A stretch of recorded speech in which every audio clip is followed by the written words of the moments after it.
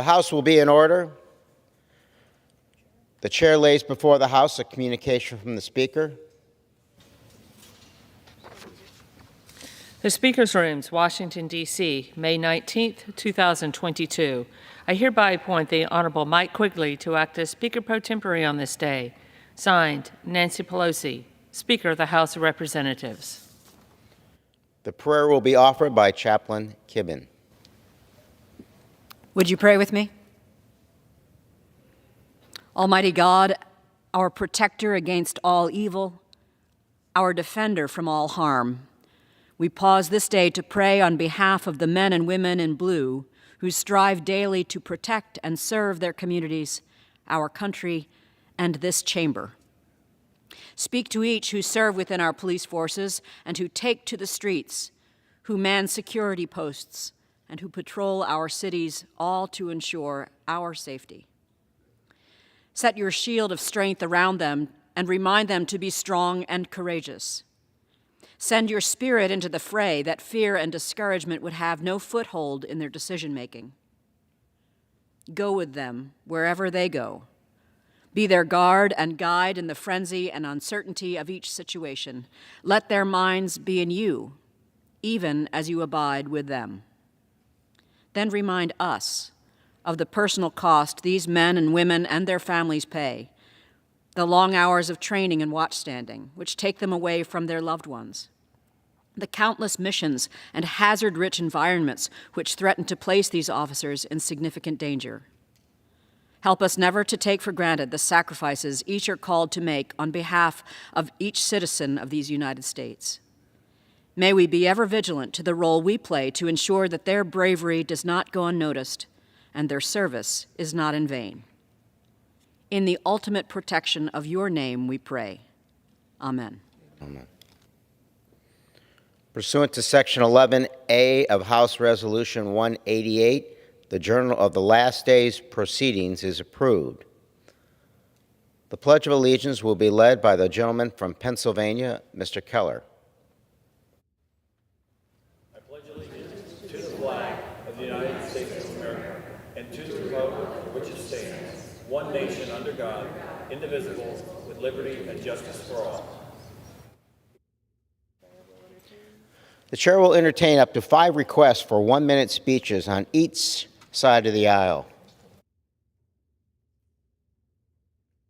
For what purpose does the gentleman from North Carolina seek recognition? I ask permission to address the House for 1 minute. Without objection, the gentleman is recognized for 1 minute. Mr. Speaker, I rise to recognize and pay tribute to a great American, Miss Ruby Mae Carnegie, a Kinston, North Carolina resident who on May 3rd turned 106 years old. Born in 1916, Miss Carnegie has been a blessing to her friends, church, and community. She continues to live in the same house in which she was born, the same house owned by her parents. Mr. Speaker, Ruby Carnegie graduated from Atkin High School during the Great Depression and then graduated from Winston-Salem Teachers College. Thereupon, she returned to her beloved Kinston and became a classroom teacher for 40 long years. Now retired, Ms. Carnegie enjoys time with her family and friends. She is a lifelong member of White Rock Presbyterian Church, where her pastor, Reverend H. Maurice Barnes, also serves as my district outreach staffer. I ask my colleagues to join me today in recognizing this great American, Ms. Ruby Mae Carnegie. Thank you, Mr. Speaker. I yield back. The gentleman yields back. For what purpose does the gentleman from Pennsylvania seek recognition? Mr. Speaker, I rise to address the House and revise and extend my remarks. Without objection, the gentleman is recognized for 1 minute. Mr. Speaker, I rise today to congratulate the Altoona Area Public Library on celebrating their 95th anniversary this month. For nearly 100 years, the Altoona Area Public Library has been a valuable resource and learning center for children and families in our community. As a child, I spent many days at this library with my mother and siblings, participating in summer reading programs that inspired a lifelong yearning for learning. From offering books and reading programs for young children to their work to provide internet access and adult education, Libraries play a critical role in our development and success of people throughout our district. During my time in Congress, I have been able to visit over 40 libraries in my district. The work that they do is essential, and I'm proud to support their continued success. Thank you, Mr. Speaker, and I yield. Gentleman yields back. For what purpose does the gentlewoman from Virgin Islands seek recognition? I ask unanimous consent to address the House for 1 minute and to revise and extend my remarks. Without objection, the gentlewoman is recognized for 1 minute. Mr. Speaker, I rise today in honor of National Police Week. We first acknowledge those law enforcement officers across our nation who have lost their lives in the line of duty for the safety and protection of others. Officers like Capitol Police Officer Brian Sicknick, who died in defense of the Capitol complex and protecting those of us in these great halls. I salute the officers of my home, the Virgin Islands Police Department, and of course, I'd like to pay tribute to my father, Leroy Alfonso Plaskett, a retired New York City police officer. My father loved to hear young children call him Mr. Police Officer. And my grandfather, Clifford Dean Plaskett, a former Deputy Police Commissioner of the United States Virgin Islands. Good police officers dedicate their lives to those they serve, their families, and the community every day. I thank each of them for their dedication and service. I yield back. For what purpose does the gentleman from Pennsylvania seek recognition? I ask unanimous consent to address the House for 1 minute. Without objection, the gentleman is recognized for 1 minute. Madam Speaker, in March, the Biden administration announced the release of 1 million barrels of oil per day from our Strategic Petroleum Reserve in response to energy prices spiraling out of control. The Strategic Petroleum Reserve is supposed to be for natural disasters and emergencies, not for cleaning up President Biden's policy failures.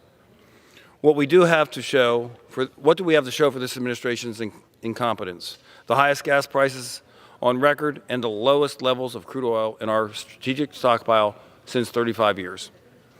President Biden and Washington Democrats aren't fooling anybody. Instead of working to alleviate America's pain at the pump, the Biden administration is intentionally suffocating domestic oil and gas production in hopes to replace fossil fuels with the socialist Green New Deal agenda.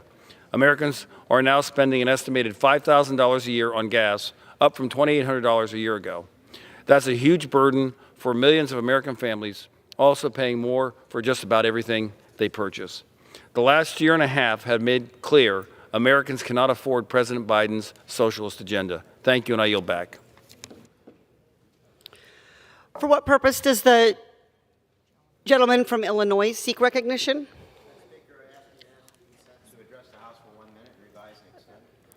Without objection, the gentleman is recognized for 1 minute. Madam Speaker, Ukraine is known as the breadbasket of Europe. It plays a vital role in the food supply as the 7th largest producer of wheat and the 5th largest producer of corn in the world. But Russia has mined Ukraine's Black Sea ports, making it virtually impossible to export grain, corn, and other food. Approximately 30 million tons of grain are stuck in Ukrainian ports as a result of the Russian blockade, nearly $15 billion of grain. As a result, food prices have soared, and the world is on the brink of a food crisis that could lead to mass unrest and instability across the globe. The United Nations World Food Program has warned that 400 million people may be at the risk of starvation. Russia has used hunger as a weapon of war before. In the 30s, Stalin intentionally caused a famine in Ukraine, eventually killing 3.9 million Ukrainians in what is now known as the Holodomor. We must take steps to end the blockade and mitigate these food shortages if we want to prevent a massive crisis. NATO must commit to reopening the Black Sea so Ukraine can fill its vital role as the breadbasket of Europe. And I yield back. For what purpose does the gentleman from Texas seek recognition? Madam Speaker, to address the House for 1 minute. Without objection, the gentleman is recognized for 1 minute. Madam Speaker, May 18th marks the 4th year since the shooting at Santa Fe High School. I remember it like it was yesterday. The next day, I drove straight to the school to lend support and comfort to the families and to try to understand how could this have happened. Later, I met with 9 of the 10 families at funerals. Days later, I met with President Trump and all the families. Weeks later, we were invited to see the rooms in the building that the horrific event took place in. Man, it was difficult. Rooms had been cleaned, but you could still see the bullet holes in the walls. Heartbreaking. Very few dry eyes there. Going forward, we must redouble our efforts to provide safe places of education for our children, their families, and all Americans. Values must be taught again. Hatred and violence have no place in our neighborhoods. It must not be tolerated, and we must all be vigilant to recognize it and to call it out loud, early, and often. Santa Fe citizens are strong and resilient, Madam Speaker. We are in the healing process, and we will pray and work toward that end that all Americans never have to experience what Santa Fe did on that day. Madam Speaker, I yield back. For what purpose does the gentlewoman from Michigan seek recognition? I ask unanimous consent to address the House for 1 minute and extend and revise my remarks. Without objection, the gentlewoman is recognized for 1 minute. Madam Speaker, I want to uplift Mother Pearl Young, 77, who was killed by a white supremacist while grocery shopping in her Buffalo community. Please look at Mother Pearl. Look at the other loved ones who were murdered. For 25 years, Mother Pearl ran a pantry where she fed people in Central Park. She loved singing, dancing, and being with her family. It is incredibly heartbreaking and honestly just sick that black folks in our country can't even grocery shop or go to church or march against police brutality without being targeted by white supremacists. White supremacy gets a pass in our country, and I've had enough of it. Prayers are not enough.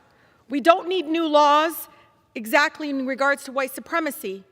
We need the will and courage to take on white supremacy as the threat it is within our country. The resources are there, but the courage is lacking.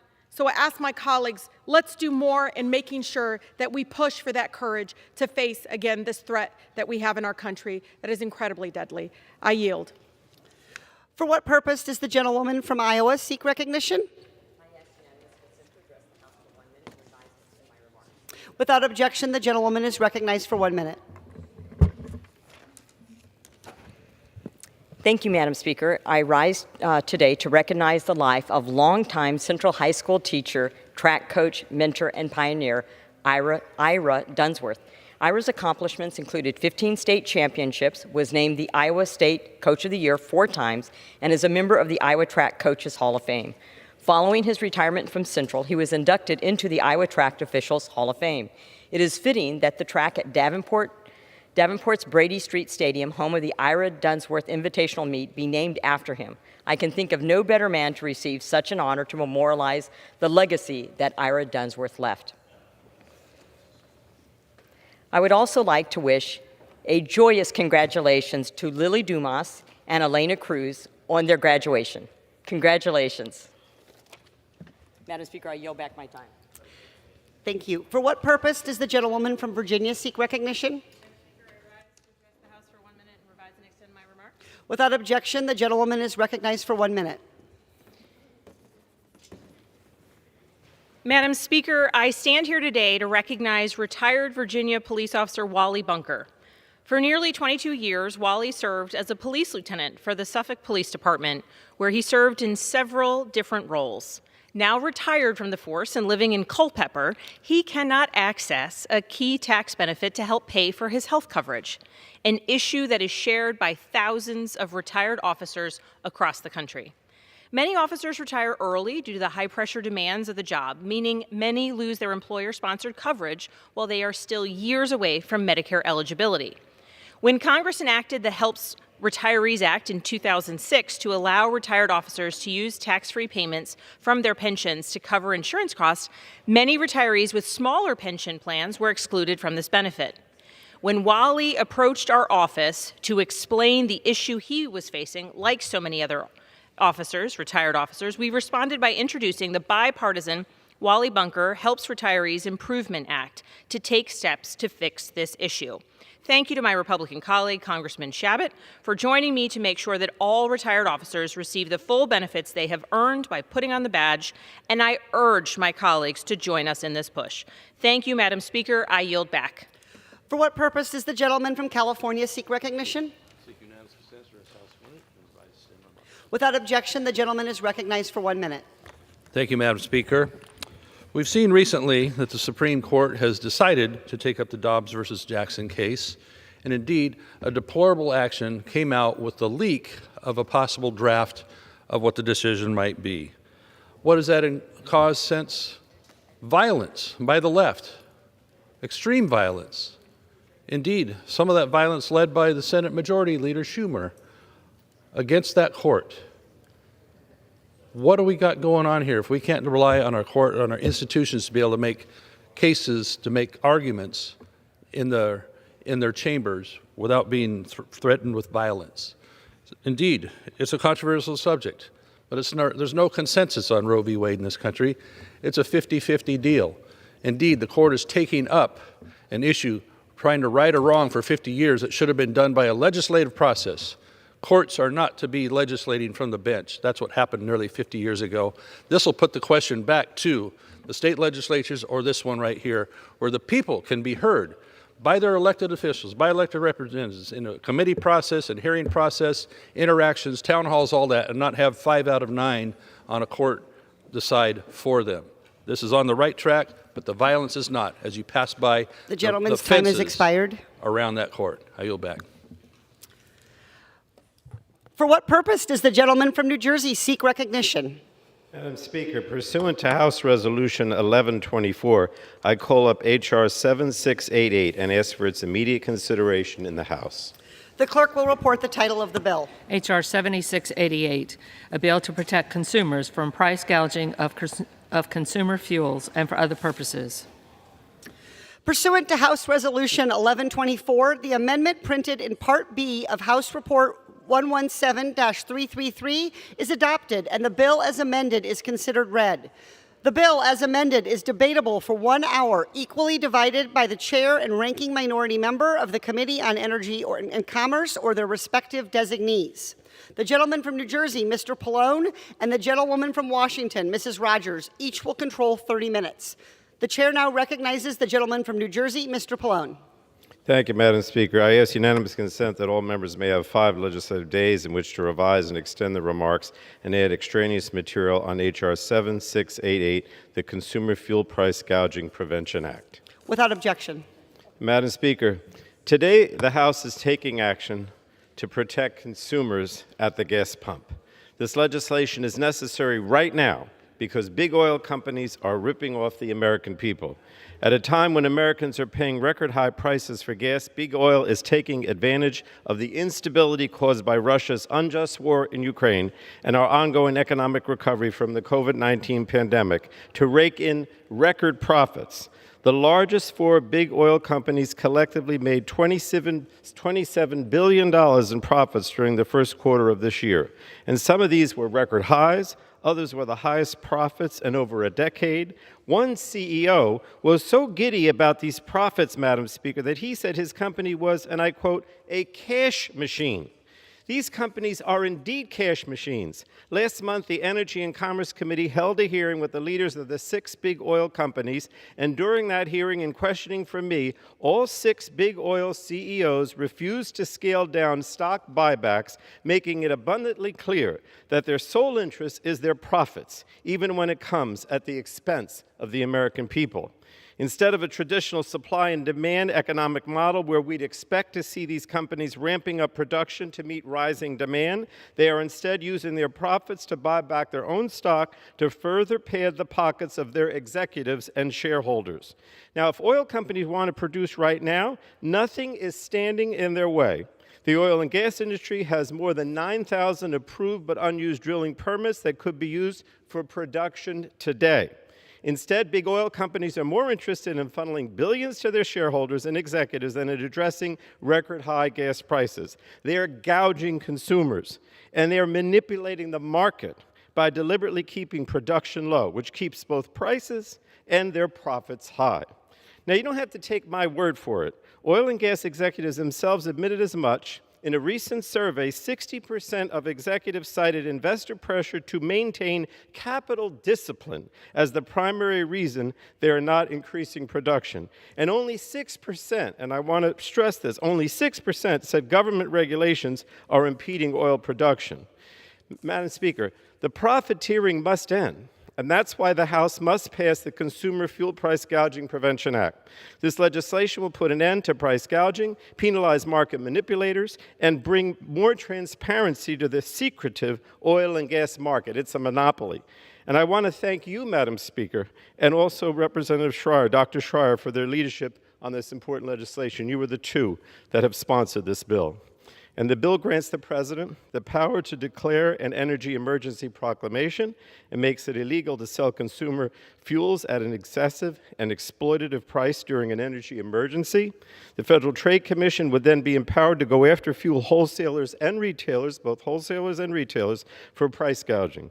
It also empowers state attorney generals, including the U.S. territories and the District of Columbia, to enforce against price gouging at the retail level. Now, this legislation bolsters FTC's ability to crack down on fuel market manipulation and doubles the maximum penalty for manipulating wholesale oil markets to up to $2 million a day for each violation. It also includes provisions that would improve market transparency and competition, which is so important since a large portion of the oil and gas pricing is done in the dark.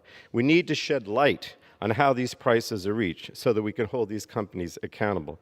Madam Speaker, let me just say, it is time we stop big oil from ripping off the American people. Let's help lower gas prices at the pump by passing the Consumer Fuel Price Gouging Prevention Act today. And with that, I reserve the balance of my time. The gentleman reserves. The gentlewoman from Washington, Mrs. Rogers, is now recognized. Thank you, Madam Speaker. America is in crisis. There's a dangerous baby formula shortage. Inflation is out of control. Gas prices surpassed $4 a gallon in every state for the first time ever and are predicted to hit $6 a gallon this summer. Let's come together. Let's come together and unleash American energy and continue to lead on reducing carbon emissions. We can do both. Instead, today the majority is pursuing government price controls on energy prices while continuing to shut down American energy. This combination will only make prices and inflation worse. This scheme comes directly from the playbook of socialist dictators. Look at places like Soviet Russia, Venezuela, North Korea.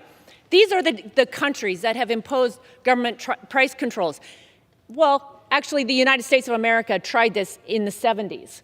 We tried this approach, and the result? Shortages, rationing, mile-long lines for gas. It was an economic and humanitarian crisis.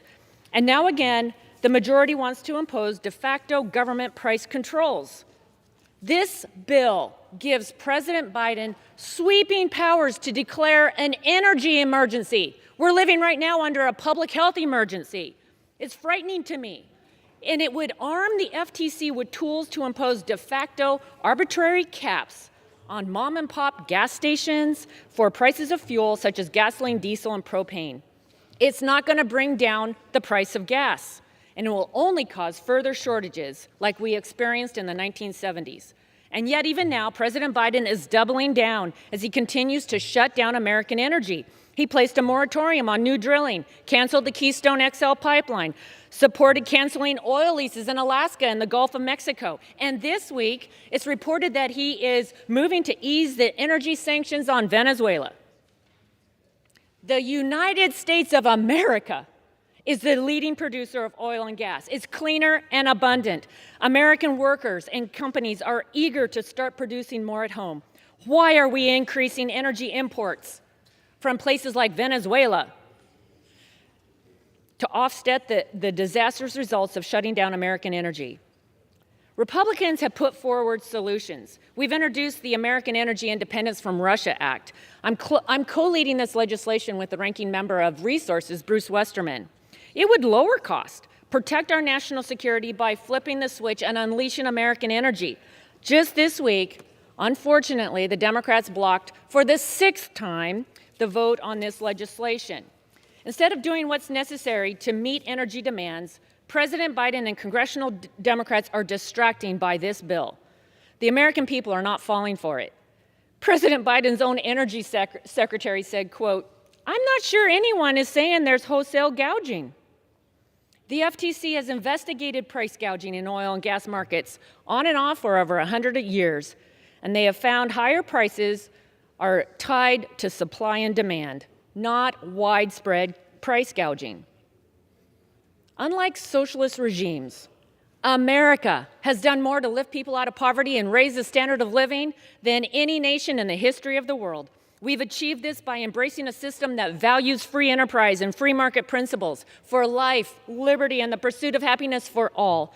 This is the promise of America. This is where we need to come together and protect this. I urge my colleagues to work together. Let's unleash American energy, restore prosperity and optimism for hardworking Americans. I reserve. The gentlewoman reserves. The gentleman from New Jersey is recognized. Madam Speaker, I'd now like to yield 3 minutes to the chief sponsor of the bill, Dr. Kim Schreier, who is a member of our committee and a pediatrician and has done so much for children and on this issue as well. I yield 3 minutes. The gentlewoman is recognized. Thank you, Madam Speaker, and thank you, Mr. Chairman. You know, at a time when people in my district and across the country are feeling the pain of high prices at the gas pump, Congress needs to be doing all we can to bring down costs. Gas prices in my neighborhood were already high, $5 a gallon. Now, for no apparent reason, just over the past week, prices are up another 10% at $5.50 a gallon. Meanwhile, neither the price of a barrel of oil nor the cost of refining have changed appreciably. This is a problem, people. What's infuriating is that this is happening at the same time that gas and oil companies are raking in record profits and then putting those dollars into stock buybacks. We understand when demand outstrips supply and prices increase, but here's the thing. Russian oil made up only 8% of our portfolio, but prices at the pump jumped more than 20%. That just feels like gouging. Some might even call it profiteering. Enough is enough. Gas and oil companies should be held accountable, should be transparent about their pricing, and should be penalized for unconscionable, excessive, or extreme price hikes during a national emergency. Many states already have laws on the books that define price gouging during a time of disaster or emergency, and yet no clear federal law prevents price gouging. The Federal Trade Commission needs more tools to crack down on price gouging and to protect customers. This bill will give the FTC the ability to go after gas and oil companies and retailers that in a time of crisis jack up prices without justification. My constituents, they just deserve a fair market. And what's happening right now feels wrong. It feels like price gouging. The price of a barrel of oil has fallen in the last month, and yet gas prices at the pump are at an all-time high. The FTC simply needs to have the power to investigate and to crack down if and when there truly is evidence of real gouging.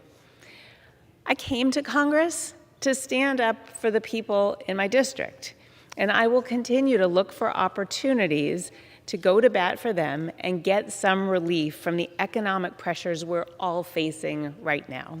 I yield back. Thank you. The gentleman reserves. The gentlewoman from Washington is recognized. Thank you, Madam Speaker. I might just highlight the FTC already has existing powers. They've used it over 100 years. In this legislation, unconsciously excessive is not even defined. At this time, I'd like to yield 2 minutes to a leader on American energy from Ohio, Bob Latta. Well, I thank the Republican leader for yielding. Madam Speaker, I rise in opposition to H.R. 7688. This bill would task the FTC to act as the arbiter for determining if price gouging is occurring. and then reset the prices, never mind the fact that the FTC has investigated gas prices for decades and has never determined that gouging is the reason for price fluctuations. Since day one, President Biden has made every effort to undermine, avoid, and restrict oil and gas production in North America. He canceled the Keystone XL pipeline, which would have transported 830,000 barrels of oil in every day from Canada and the United States. He put a moratorium on leases for oil and gas exploration on federal lands, as he said he would do during the 2020 campaign. And he has used the SEC to impose new climate regulations on investments, which has made it undesirable for individuals or companies to invest in the fossil fuel industry. And what was the result? My constituents in Ohio are currently paying the highest prices they have ever paid at the pump. There is no doubt in my mind that these prices would be even higher if Democrats like the governor of Michigan had her way and the operation of Line 5 pipeline in the upper Midwest was shut down. As the crisis continues, the president's answer is to raid the Strategic Petroleum Reserve. Since he announced his plan, the average price of gas has gone from $4.22 to $4.57. Instead of taking responsibility, President Biden has worked with House Democrats to again shift the blame through this legislation. Clearly, his administration's anti-North American energy agenda has failed the American people and resulted in more money being taken out of their pockets.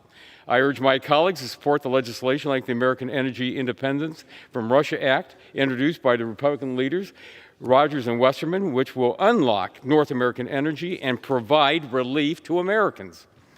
Madam Speaker, I urge a no vote on this bill, and I yield back the balance of my time. I reserve. The gentlewoman reserves. The gentleman from New Jersey is recognized. Madam Speaker, I yield myself 1 minute. I just heard my good friend from Ohio say that the FTC hasn't made any determination in the past about price gouging in the fuel industry.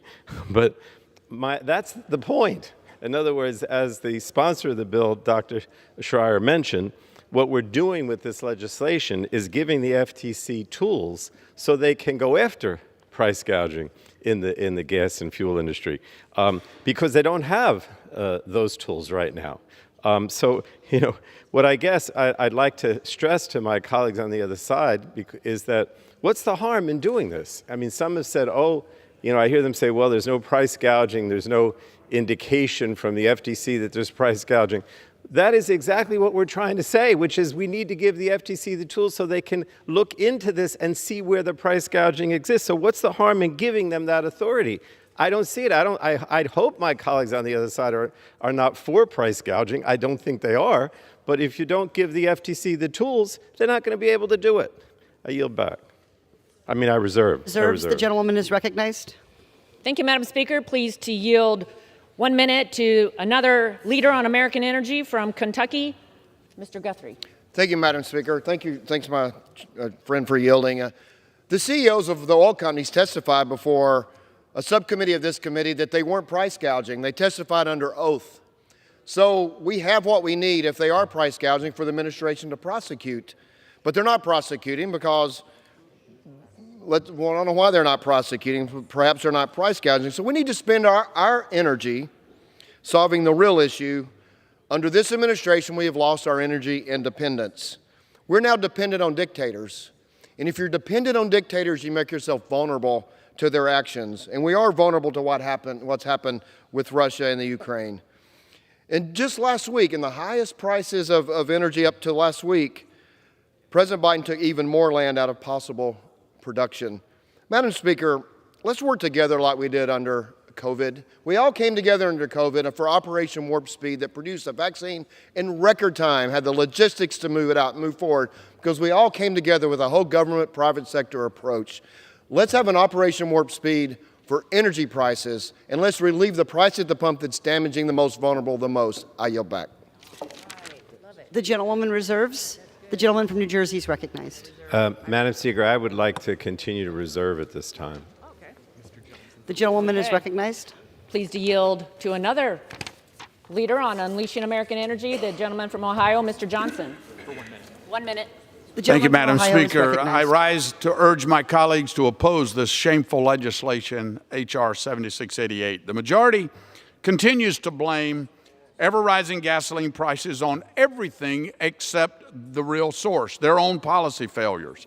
Americans know this all started on January 20th, 2021, with President Biden signing multiple anti-American energy executive orders on day one.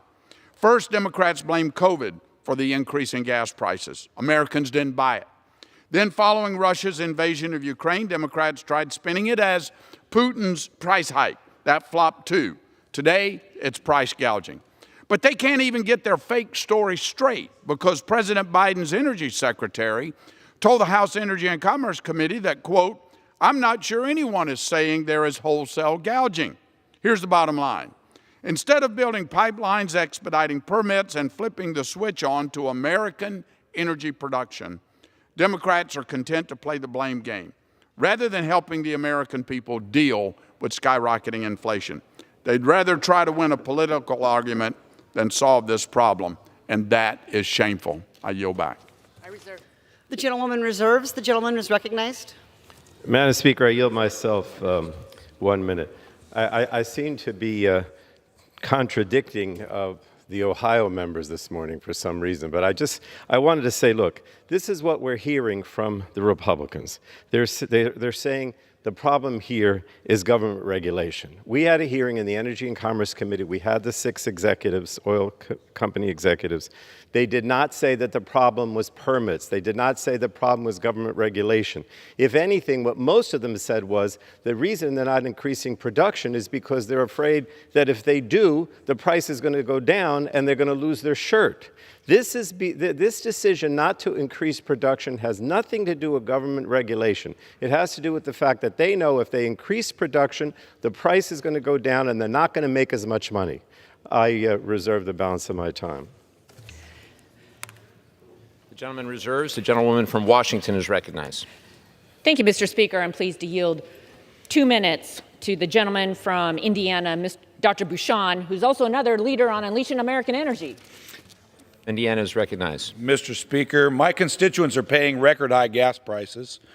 Today in Evansville, Indiana, regular unleaded gas is around $4 a gallon, which is actually low compared to some of the parts of the country, while diesel has climbed to nearly $5 a gallon or over. On average, gas prices in Indiana are over 43% higher than they were this time last year. Yet today, my colleagues on the other side of the aisle are calling on their usual game plan for who to blame when gas prices get too high: price gouging. Let's be clear, this isn't remotely close to the culprit of why Hoosiers can't afford filling up their cars.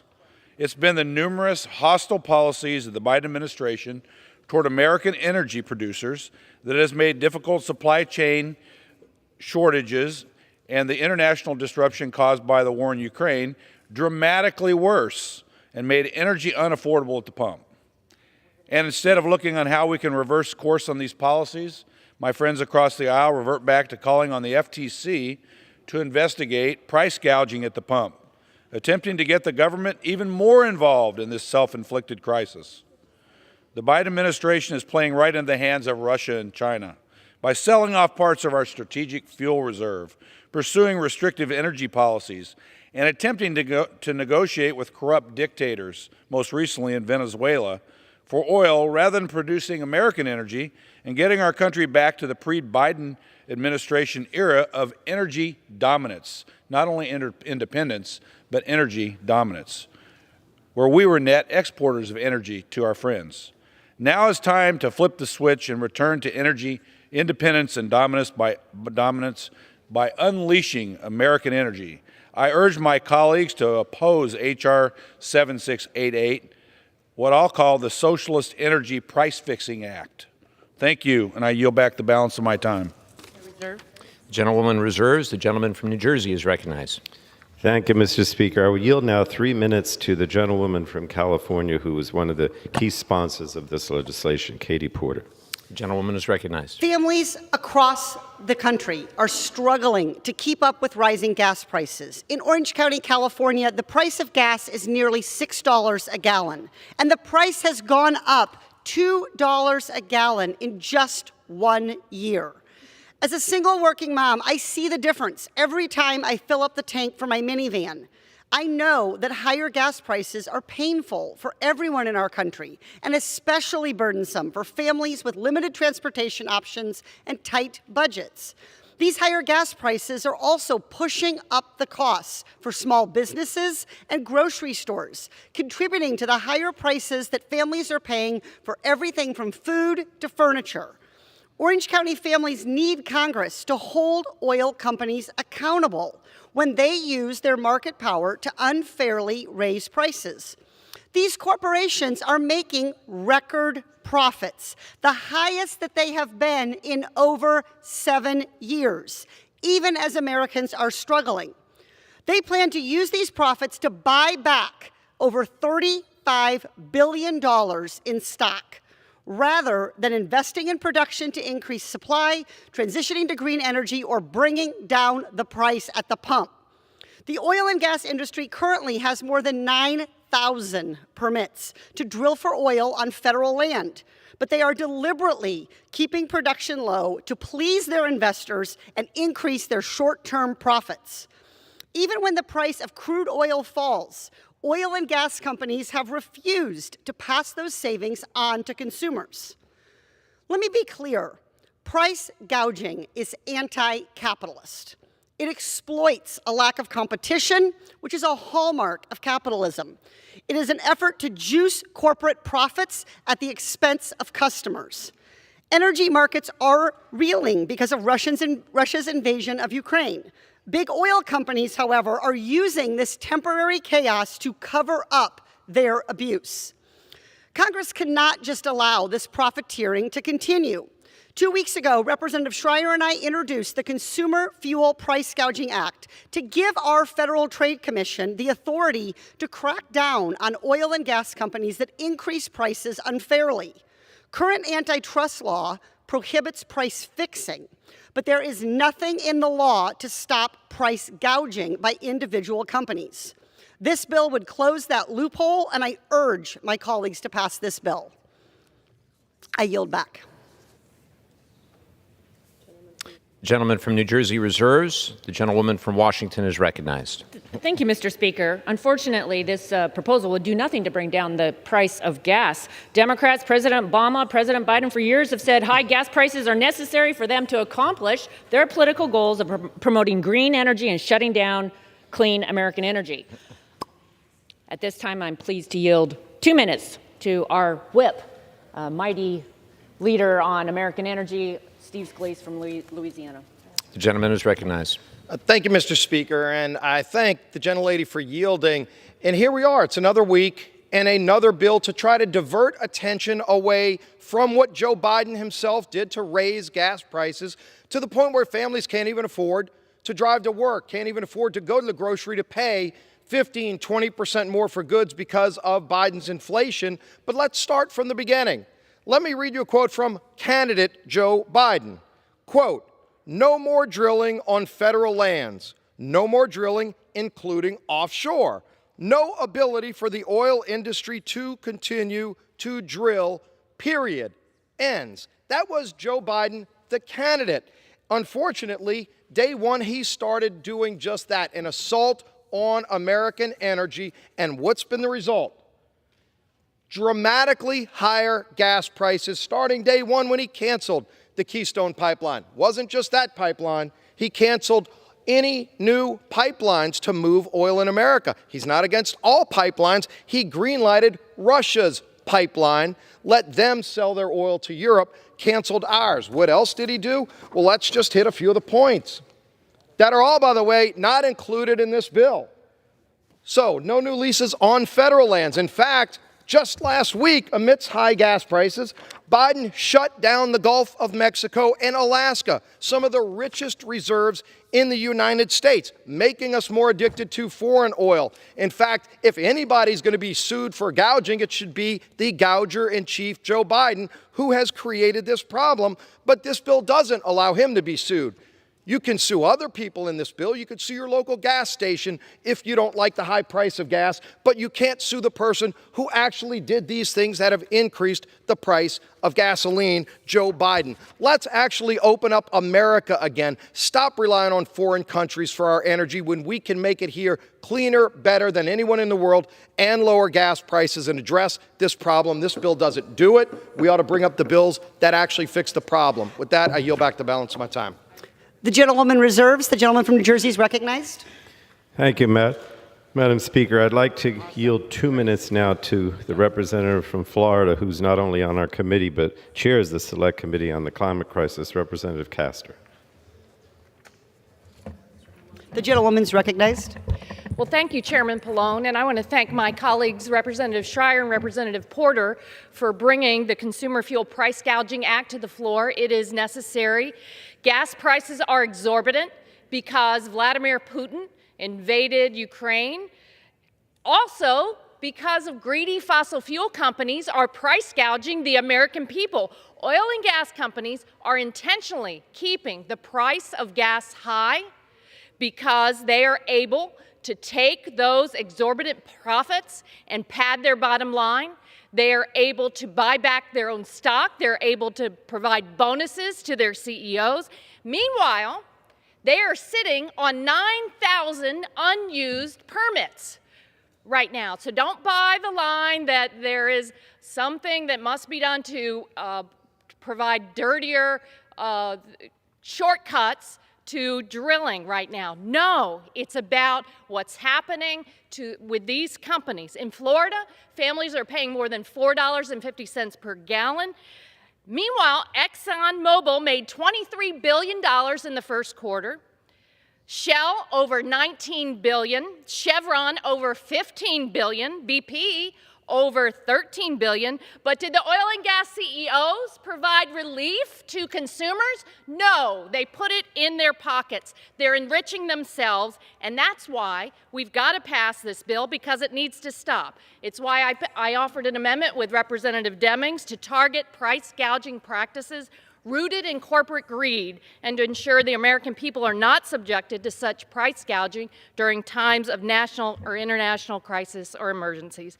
And while we fight to lower energy costs and go after price gouging by the oil and gas corporations and their CEOs, we also need to speed up clean, cheaper, renewable energy so that petro-despots like Putin and greedy oil companies do not control our lives and continue to raid our pocketbooks. Vote yes, and I yield back my time. The gentleman reserves. The gentlewoman is recognized.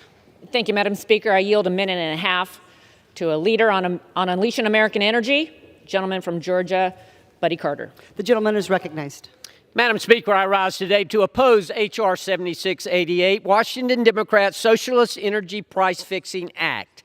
Citing the lowest level of gasoline production since 2019, J.P. Morgan is predicting that gas will reach a record $6.20 a gallon by the end of the summer.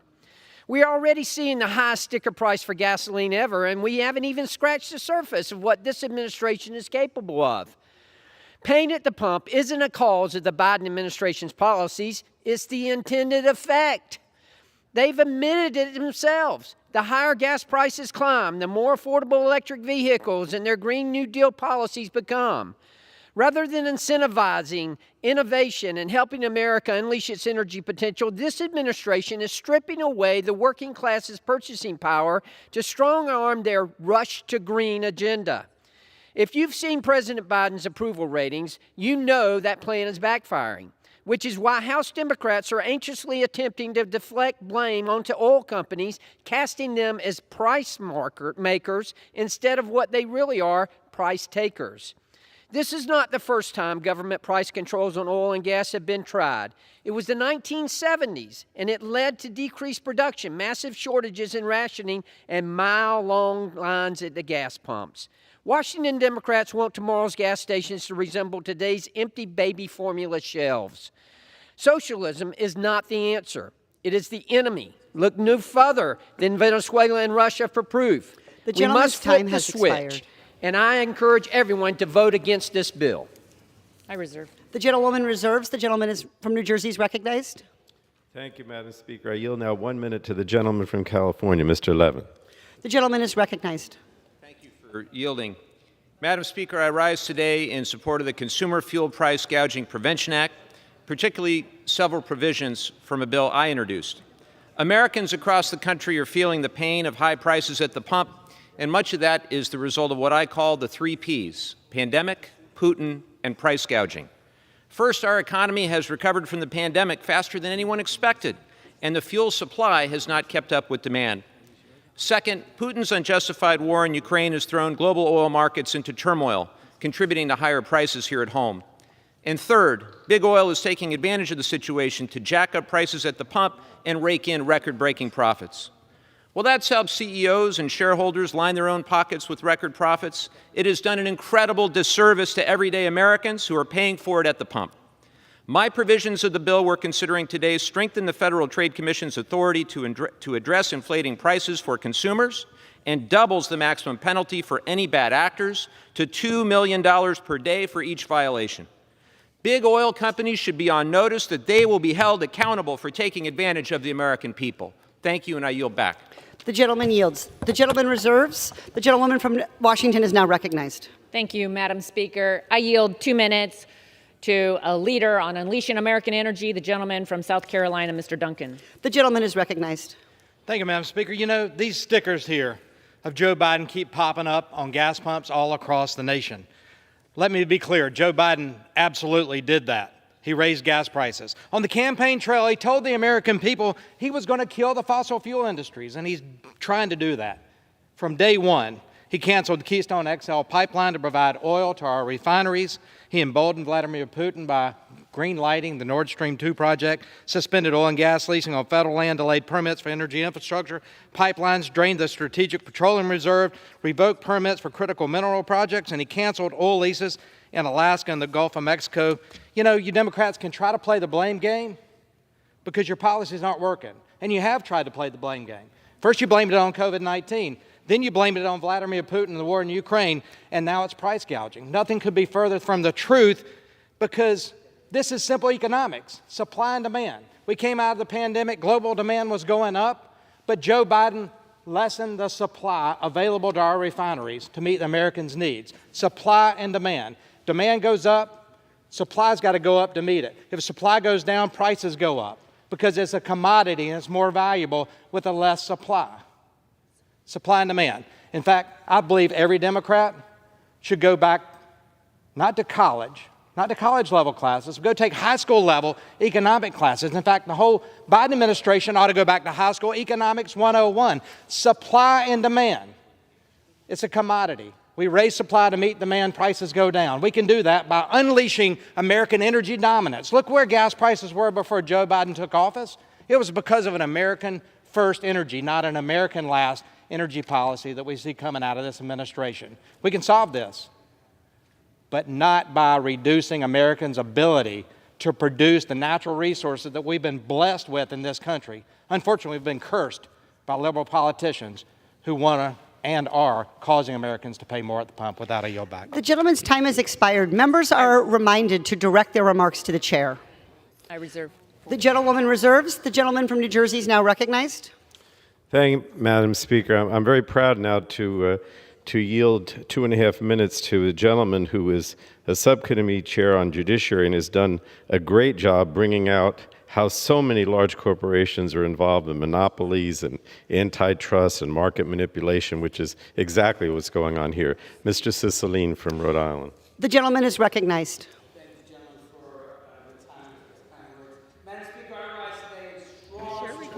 Of the Consumer Price Gouging Protection Act.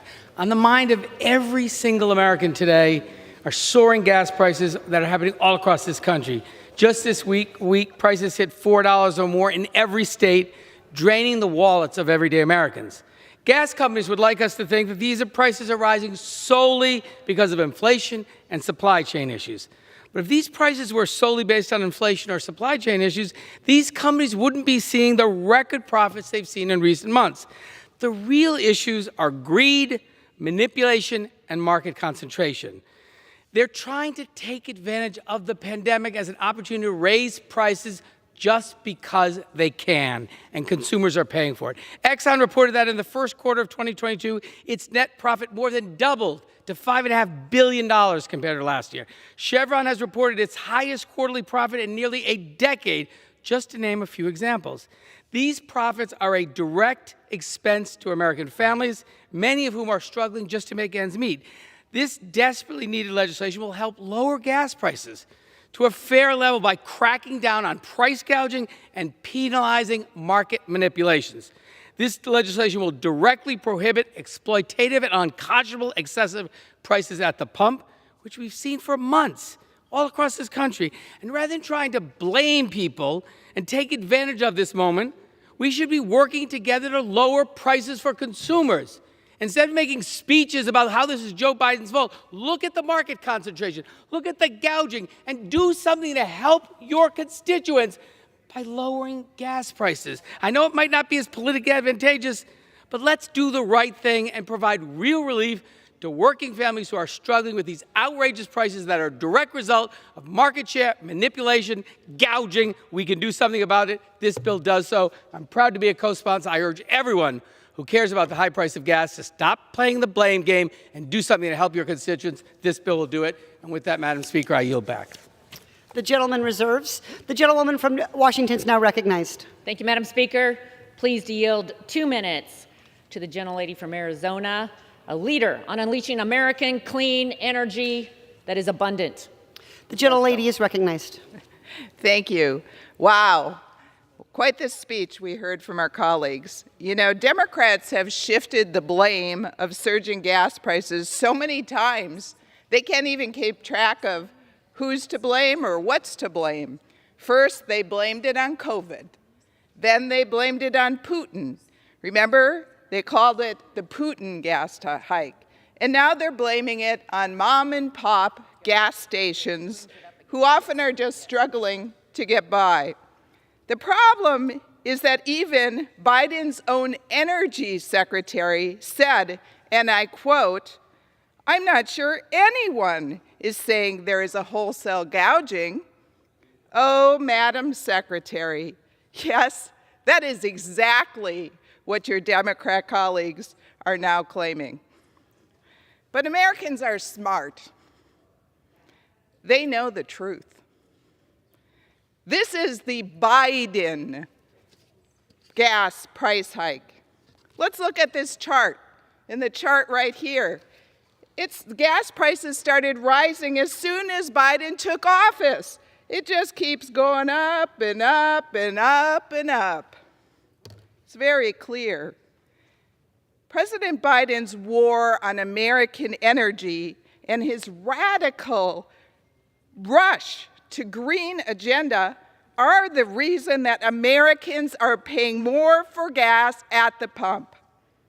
But instead of taking responsibility for their radical policies and unleashing American energy, Democrats in this bill want to use the FTC and state attorney generals to attack small businesses and take our nation one step closer to socialism. Thankfully, Republicans have the answer.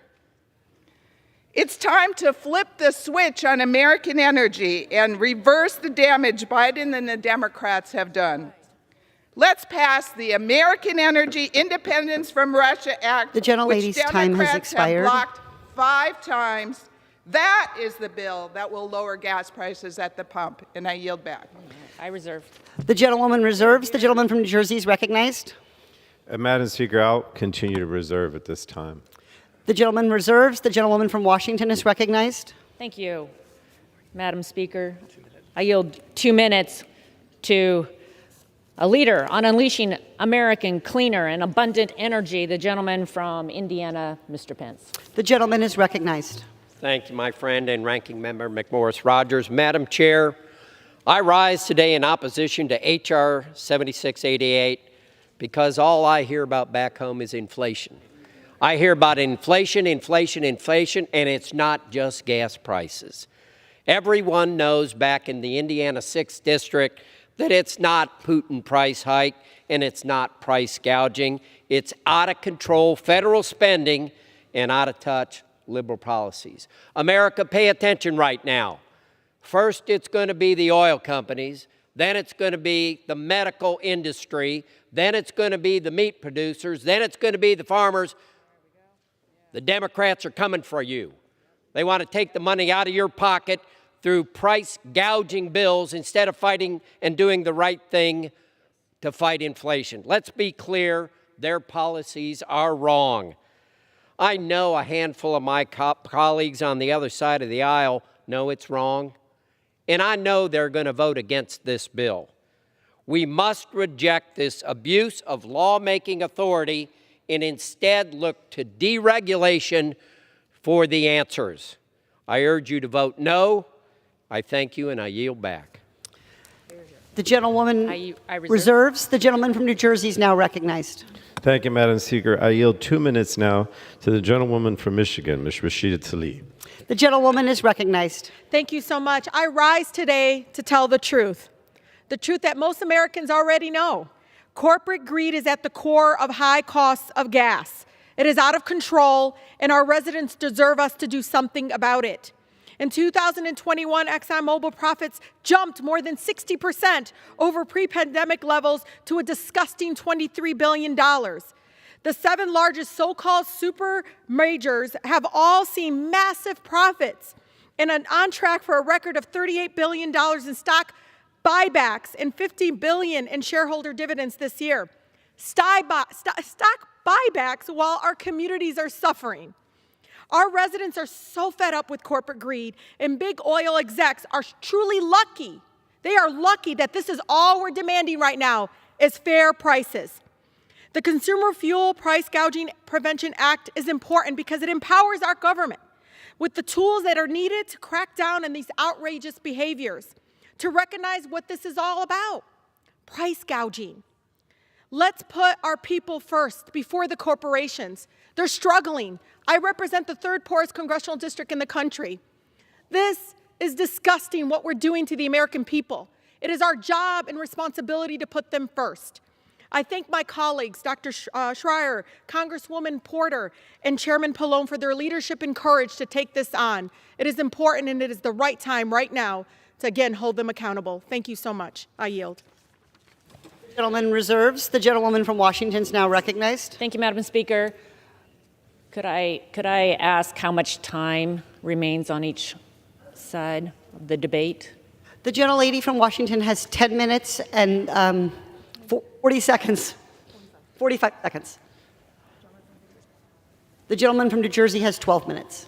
Okay, thank you. Thank you, Madam Speaker. Pleased to yield 2 minutes to the gentleman from Pennsylvania, a region that is anxious to unleash clean, abundant American energy. The gentleman is recognized. I thank the gentlelady for yielding. As we stand here today, the average price of gasoline in my hometown in Altoona, Pennsylvania, has reached $4.79 per gallon. Now, when I left to come back to Washington after voting in the Pennsylvania primary on Tuesday, it was 20 cents a gallon cheaper. And I applaud my colleagues for finally recognizing that gas prices are definitely a problem. The major price increase, it didn't occur in a vacuum. On day 1 of his presidency, Joe Biden canceled the Keystone XL pipeline, single-handedly destroying thousands of good-paying American jobs and crippling our energy industry. Just last week, President Biden doubled down on his mission to crush American energy producers by canceling 3 key oil and natural gas leases. Attempting to reverse the effects of this disastrous policy by punishing energy companies is a dangerous proposal that would not solve the crisis that is at hand. Instead of creating price controls that would lead to less production and massive gas shortages, we need to rely on the energy that lies beneath the feet of my constituents in Pennsylvania. Turn back on energy production here in America. We should unleash our energy producers to provide the resources that we need and turn away from socialist crackdowns that continue to hurt Americans more as time goes on. Price controls only lead to inflation, And with the worst inflation in 40 years right now happening, Americans cannot afford price hike legislation. I oppose this bill, and I urge my colleagues on both sides of the aisle to vote no. Thank you, and I yield. The gentlewoman reserves. The gentleman from New Jersey is now recognized. Madam Speaker, I would continue to reserve. The gentleman from New Jersey reserves. The gentlewoman from Washington is now recognized. All right. Thank you, Madam Speaker. I'm pleased to yield 4 minutes to the gentleman from North Dakota, a region with clean, abundant American energy, and he's definitely a leader for American energy, Mr. Armstrong. The gentleman is recognized. Thank you, Madam Speaker. Ever since this administration has taken office, I've always been confused as to whether their policies towards domestic energy production are thinly veiled political messaging points, or if they really truly didn't understand markets. And for the last 2 years, I have gone back and forth as to which one of those things is actually true. So at least today when we're here, we can be back to the point of where we're talking about thinly veiled messaging bills, where we get back to the normal operation of how we do majority-minority politics in the House. So the Biden administration spent their entire administration, and this is after being on the campaign, the president, while candidate, said they will use a whole-of-government approach to shut down the oil and gas industry. So January 2021, President Biden kills the Keystone XL pipeline.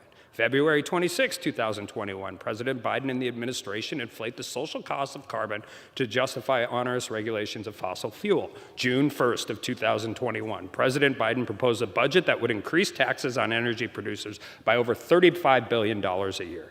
August 11th, 2021, President Biden asked foreign operators at OPEC Plus, not domestic producers, to increase supply to address rising gas prices. October 29th, 2021, President Biden and congressional Democrats proposed a methane tax on all domestic oil and gas production. November 17th, 2021, President Biden tried to redirect the blame for rising gas prices by requesting the FTC to investigate oil and gas companies on trumped-up accusations of illegal activity. February 17th of 2022, President Biden's FERC chairman pushed through changes, making it next to impossible to put midstream infrastructure or upgrade existing pipeline infrastructure. March 21st of 2022, the SEC, in an attempt to morph into the Securities and Environmental Commission, issued a proposal that would target carbon energy companies and empower activist shareholders. March 28th, 2022, President Biden, in the middle of an energy crisis, once again proposed a tax increase on domestic oil and gas producers totaling nearly $45 billion. March 30th of 2022, the FDIC chairman proclaimed that the carbon-emitting sources of energy present risk safety to the financial sector. This is starting with asking OPEC, doing two releases of the SPRO. None of these things have worked to bring down oil and gas prices because they simply don't.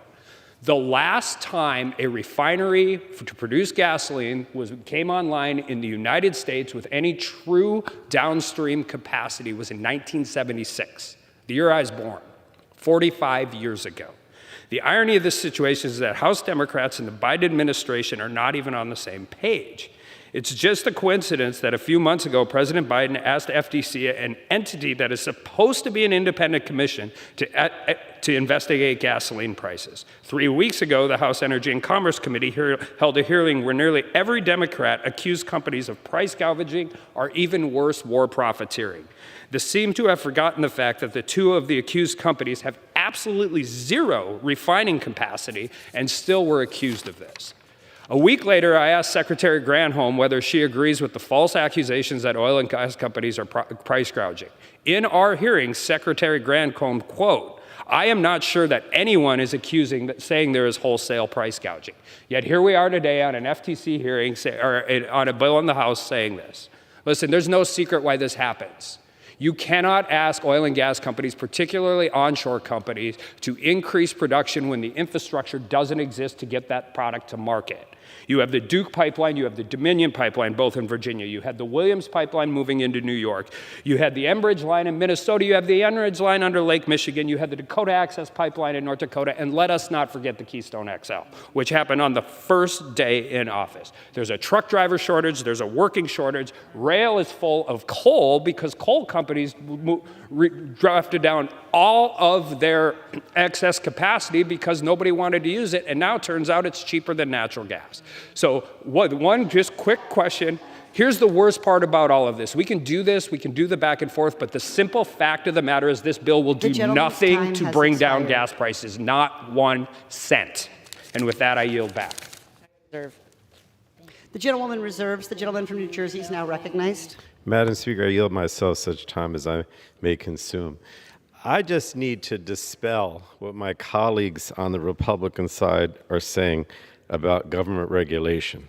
When we had a hearing which led to this legislation in the Energy and Commerce Committee, in the Oversight Committee, it was clear that the issue was not government regulation. It was not lack of pipelines. It was not inability to export LNG. It was not permits. And we have a survey beyond that, beyond the hearing, where the oil companies are saying that only 6% indicated that government regulation had anything to do with what was going on with these gas prices. It is about the market. It is about supply and demand. The GOP has mentioned supply and demand consistently here today. But the problem is that the oil companies don't want to increase production. They don't want to increase the supply. And a couple of them were honest at the hearing and said, yeah, we're not increasing production because we're afraid that if we do, the price is going to go down and we're going to go bankrupt or we're going to lose money. So yes, it is a supply and demand situation, but we as Democrats are saying, yes, increase production. That is what President Biden has said, increase production. And he's trying to get them to increase production. In fact, the production levels today are significantly less than they were before the COVID pandemic began. So look, what's happening here is the market is not working because of the market manipulation by the oil companies, because they want to keep the prices high so that they make more profit. Now, all I'm asking my colleagues on the other side of the aisle to do is vote for a bill that addresses price gouging. I haven't had any of them say they support price gouging. I mean, I hope they don't. But they say, oh, that's not the issue. Well, even if it weren't the issue, or even if you don't think it's the issue, what is the harm of giving the FTC the authority to go after oil companies if they are price gouging? What is the harm in giving them the tools to do that? Because we believe, and many people believe, that this is in fact going on. So why not give them the tools? Look at what this bill says. It's very simple. It says that it should be unconscious, that prices, when prices are unconscionably excessive, or the seller is exploiting the circumstances related to an energy emergency to increase prices unreasonably. Why not give the FTC the tools to go after someone who's charging too much and is unconscionably excessive, or exploiting the circumstances relating to the energy emergency to increase prices unreasonably? Why not give the FTC the tools to go after that? Even if you don't think it's happening, let's let them look into it. And this is what the factors are that they're supposed to look at in determining whether this price gouging takes place. Whether the amount charged by the company, the retailer or wholesaler, grossly exceeds the average price at which the consumer fuel was offered for sale by such person during the 30-day period before the date on which the emergency was issued. Whether the amount charged by the retailer or wholesaler grossly exceeds the price at which the same or a similar consumer fuel was readily obtainable in the same area from other sellers during the energy emergency period. This is common sense. This isn't, it's not like we're not giving the FTC the authority to set the price, which is what some of my colleagues said. They're not setting the price. They're simply looking into whether in a given region the wholesalers or the retailers are gouging. And if they are, then go after them. If they're not, that's fine. That's okay. But what is the reason not to vote for this legislation? There is no reason. If gouging is taking place, let's look at it. We believe strongly that it is taking place. Let the FTC have the opportunity to look at it. I reserve the balance of my time, Madam Speaker.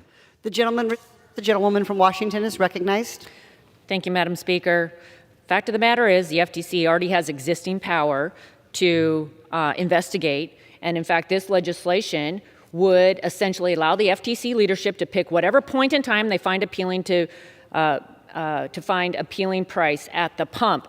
This is a distraction. It does nothing to actually bring down the price of gas that J.P. Morgan says is expected to hit $6.20 this summer. And when the American producers were in front of our committee, they in fact did say over and over that regulations are making it difficult. They say, quote, "We have outstanding permits that if they were approved would enable us to bring even more production on very soon." Madam Speaker, I'm pleased at this point to yield to a gentleman from Arkansas, Mr. Westerman. I'm going to yield him the remainder of our time. He and I are leading on the American Energy Independence from Russia Act. The gentleman is recognized. Thank the gentlelady. Madam Speaker, if you don't know where you're going, you'll end up someplace else. Even though he had a strange way of expressing it, even Yogi Berra understood the importance of planning. Abraham Lincoln got it. He said that if you give him 6 hours to chop down a tree, he'll spend the first hour sharpening the axe. My colleagues across the aisle don't seem to understand this, but we should all get it. The current 5-year Outer Continental Shelf oil and gas leasing plan is set to expire on June 30th, and we have no plan going forward. Energy security and independence doesn't just happen by chance. It takes careful planning and thorough execution. In my freshman introductory class to engineering, they taught us the problem-solving method. Define the problem, come up with a plan, and execute the plan. It's pretty simple. Yet President Biden and his administration have run roughshod over American energy resource development. They've been hamstringing energy production at every turn. As it's been said on this floor many times, on day one, President Biden halted and shut down the Keystone XL pipeline. Week one, President Biden halted all on and offshore oil and gas leases. Just last week, with everything going on just last week, President Biden canceled the 2 remaining court-ordered offshore lease sales in the current 5-year plan. What we have seen as a result of this administration's tactics, I think that what we've seen is something that Yogi Berra would describe as inflation like it's 1970s Democrat deja vu all over again. Now congressional Democrats are trying to prop up these tired, failed policies by targeting oil and gas industries for alleged price gouging. Madam Speaker, that's not a plan, it's an agenda. Ben Franklin said it. He said, if you fail to prepare, you're preparing to fail. The Democrats and the administration are planning energy failure. And the hypocrisy is astounding. Time and time again, Democrats will penalize, restrict, cut off, tax, and burden American energy industries, and yet somehow they're still shocked when the price of gas rises. I urge my colleagues across the aisle to abandon their radical energy agenda and for once work with us on an actual energy plan. John F. Kennedy said that the time to repair the roof is when the sun is shining. Madam Speaker, the storm clouds are gathering and there's a big hole in the roof. Fortunately, some of my colleagues on the other side of the aisle are finally seeing reason. Just 2 weeks ago, several Democrat members representing Texas districts sent a letter to President Biden pleading with him to publish a new 5-year plan to allow offshore energy production to continue.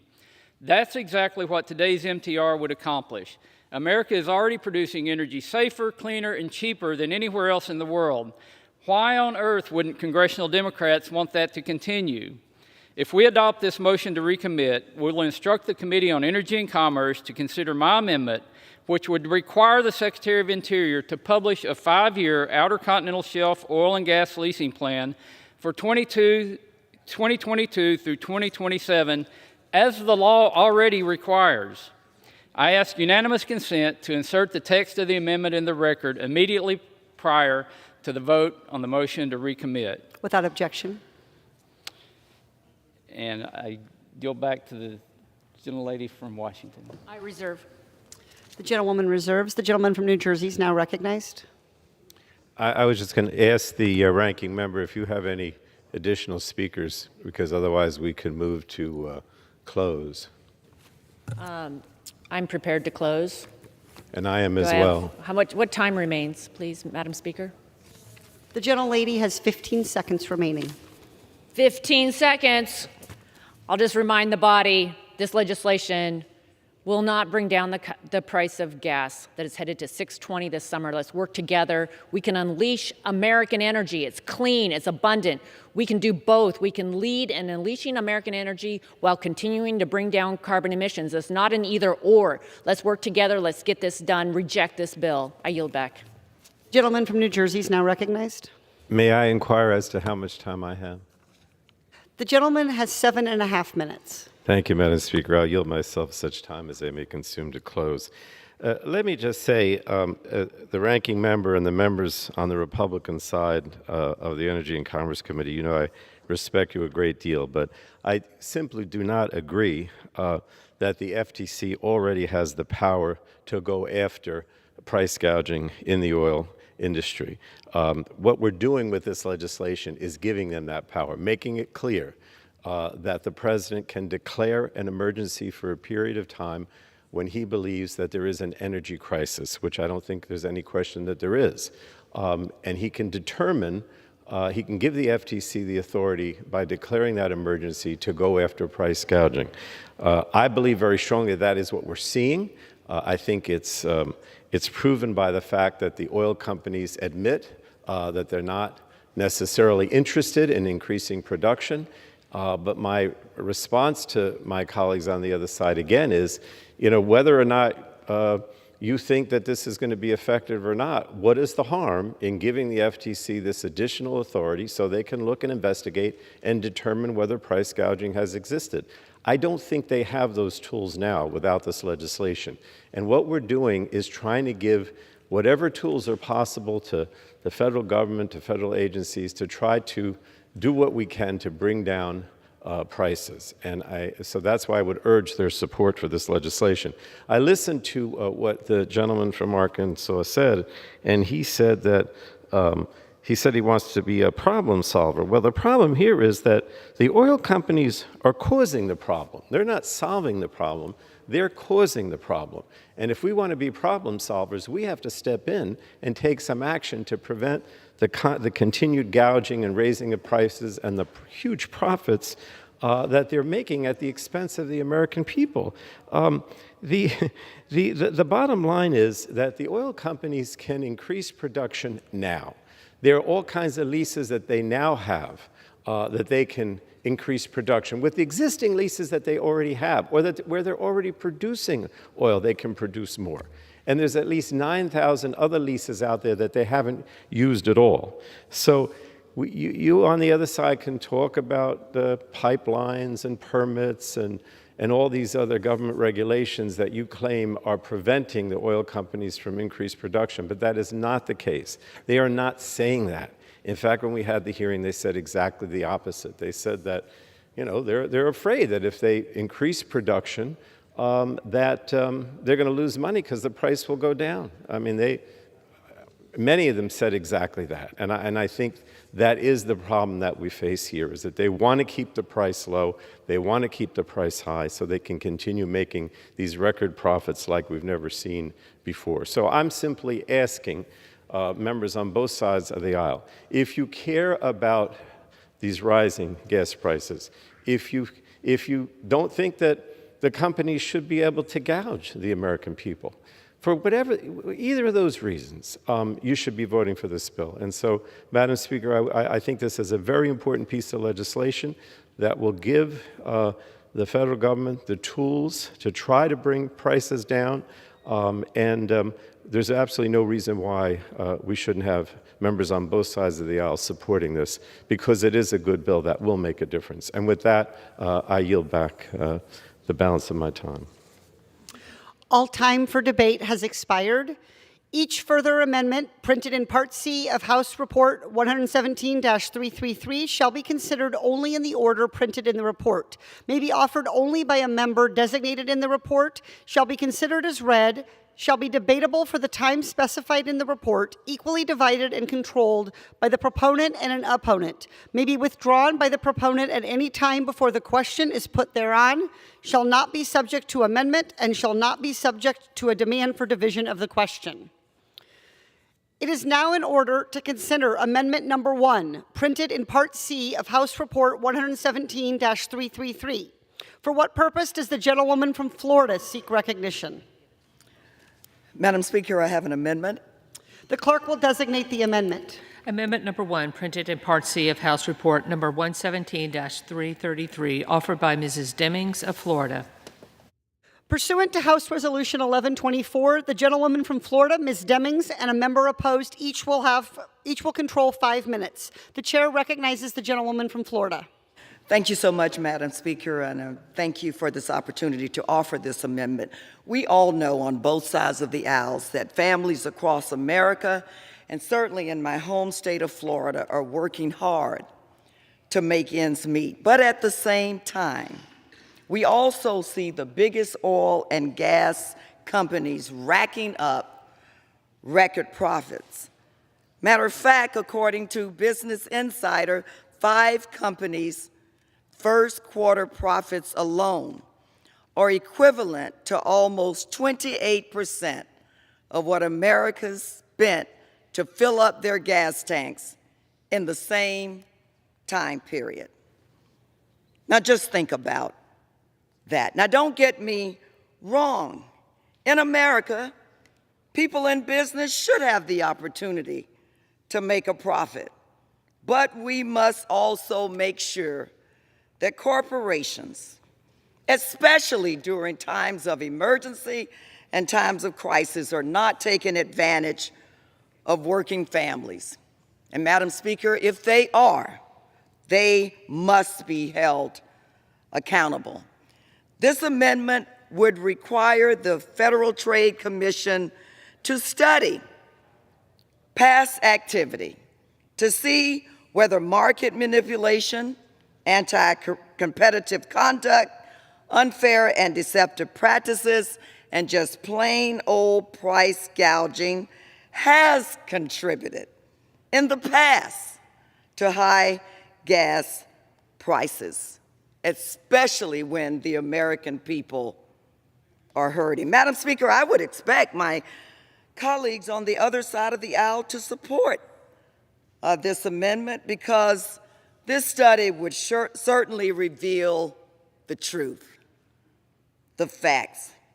Good actors would have nothing to worry about because their actions would clear them, but it would also pave the way for much needed accountability. Bad actors would be held accountable. I'm trying to figure out who exactly are my colleagues on the other side of the aisle defending.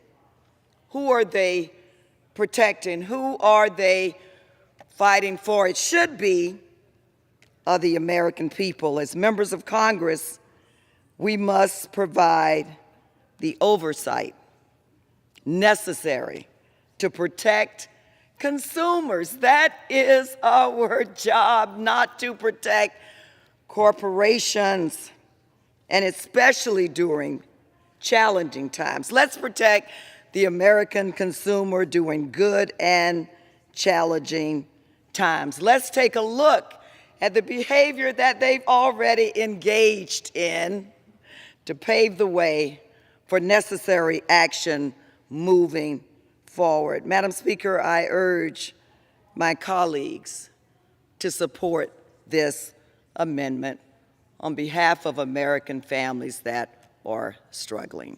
With that, I reserve. The gentlelady reserves. The gentlewoman from...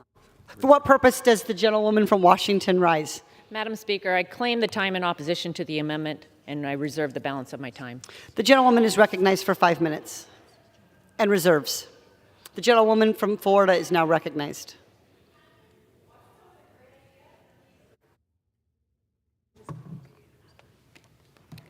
Madam Speaker, I continue to reserve. The gentlewoman from Florida reserves. The gentlewoman from Washington is now recognized. I continue to reserve. The gentlewoman reserves. The gentlewoman from Florida is now recognized. Is the gentlewoman from Washington prepared to close? Are there any additional speakers? Yes, yes. Then I reserve. You have the right to close. Florida reserves. I have the right to close. Oh, okay. The gentlewoman from Florida is now recognized. Madam Speaker, I am prepared to close. Gentlewoman is recognized. Thank you, Madam Speaker. This is a critical moment for our nation. It is certainly not a time to play politics. This is not a moment about the next election. This is a moment for us to do our jobs today and protect the people who voted for us and sent us to Congress in the first place. I don't know how my colleagues do it on the other side of the aisle, but corporations are not people. Madam Speaker, I hear from constituents in my district every day about the unbelievable prices that they have to pay, certainly at the gas pumps.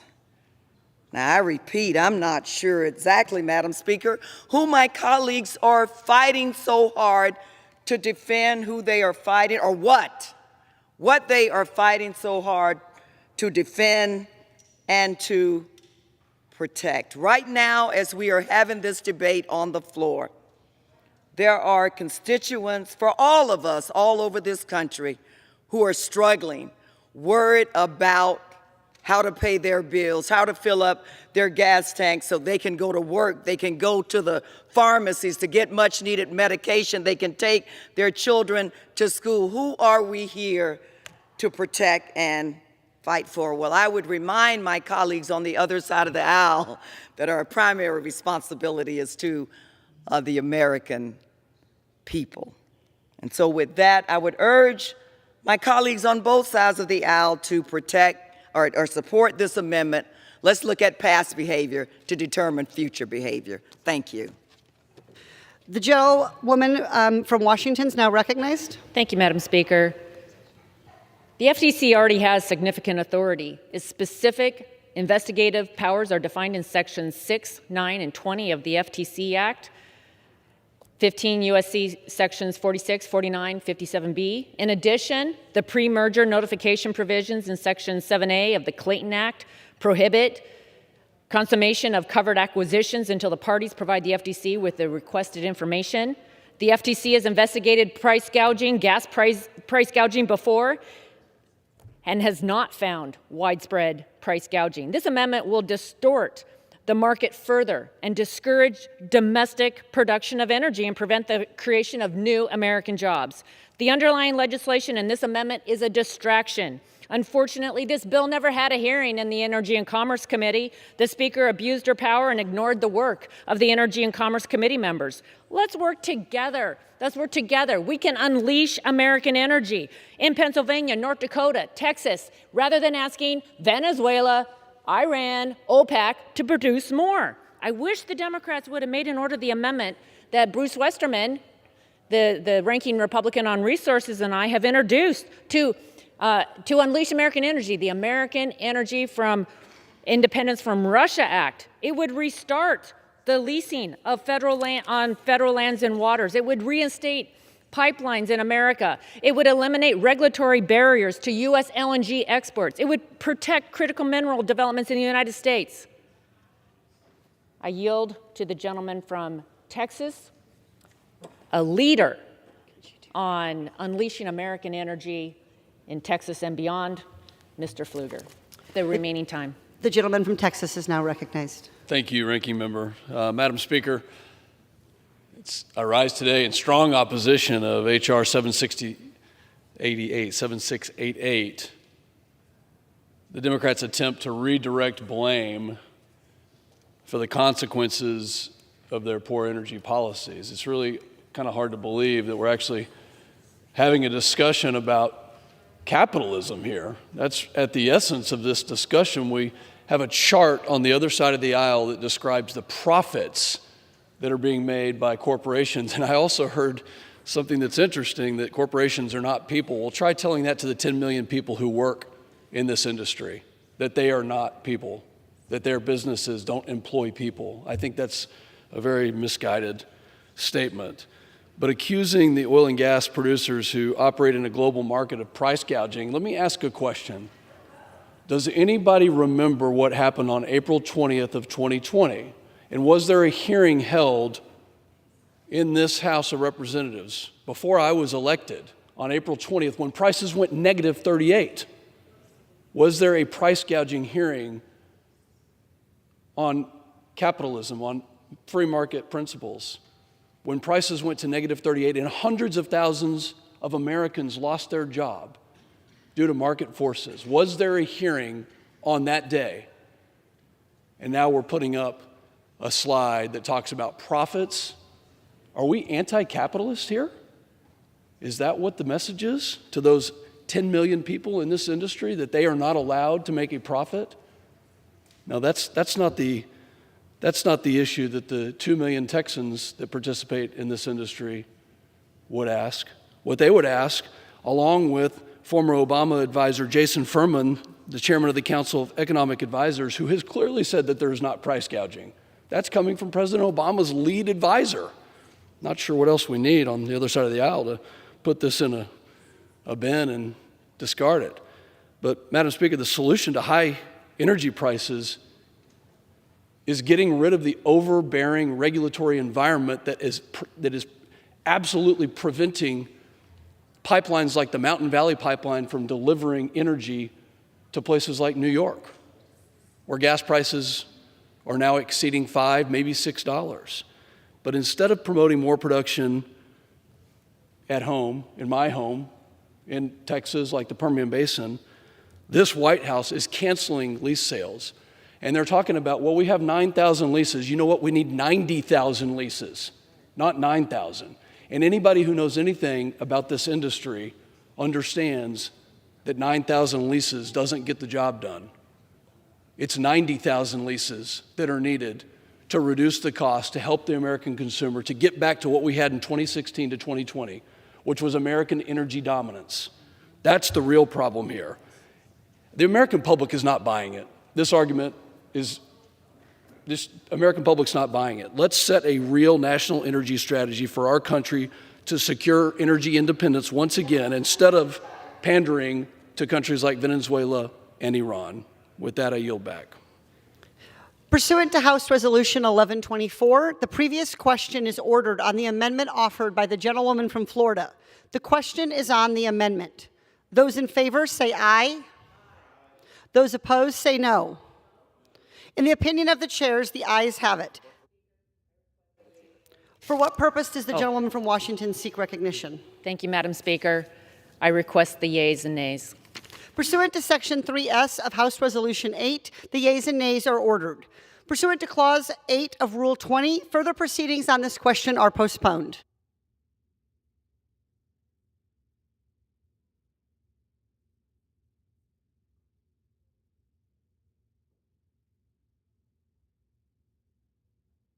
It is now in order to consider Amendment Number 2, printed in Part C of House Report 117-333. For what purpose does the gentleman from New Hampshire seek recognition? Madam Speaker, I have an amendment at the desk. The clerk will designate the amendment. Amendment Number 2, printed in Part C of House Report Number 117-333, offered by Mr. Pappas of New Hampshire. Pursuant to House Resolution 1124, the gentleman from New Hampshire, Mr. Pappas, and a member opposed each will control 5 minutes. The chair recognizes the gentleman from New Hampshire. Thank you, Madam Speaker. I rise to offer an amendment to prevent price gouging and to lower fuel prices at the pump. Families across my home state of New Hampshire are seeing gas prices rise higher and higher to an average of more than $4.62 a gallon today. Yet while they confront tighter and tighter budgets, oil companies continue to rake in record profits and pay out huge dividends to stockholders. One oil CEO has observed that his company is, quote, a cash machine. His peers would agree. 4 of the largest big oil companies collectively made $27 billion in profits during the first quarter alone this year. And during testimony before the Energy and Commerce Committee last month, 6 big oil CEOs refused to scale back stock buybacks and to help lower prices at the pump. These companies would keep overcharging consumers, our families, and our small businesses in order to keep generating higher and higher profits. Despite the fact that the price of crude oil fell over the past month, the price consumers pay at the pump has continued to escalate. Markets are supposed to be responsive to supply and demand, but in the face of renewed demand, as we've gotten people vaccinated and reopened our businesses and gotten America back on track, big oil would rather keep prices and profits high than to increase supply for families in my state. The amendment that I'm offering today will enact legislation that I helped introduce along with Congressman Mike Levin, the Transportation Fuel Market Transparency Act. It will establish a new unit at the Federal Trade Commission devoted to protecting the public interest by monitoring fuel markets to facilitate transparent and competitive market practices, target fuel market manipulation, and enable the FTC to hold bad actors accountable. The FTC should be able to go after oil companies if they willfully inflate the price of gasoline or manipulate the market. We must use every resource and every tool possible to address high costs for consumers. It's unacceptable that while Americans struggle and sacrifice, oil and gas companies are maximizing profits. And they're doing it at a time that we're recovering from a global pandemic and we're seeing a Russian invasion of Ukraine. Nothing is standing in the way of oil companies expanding production. The problem isn't government regulation. The problem is big oil keeping supply artificially low and prices artificially high, and Americans have had enough.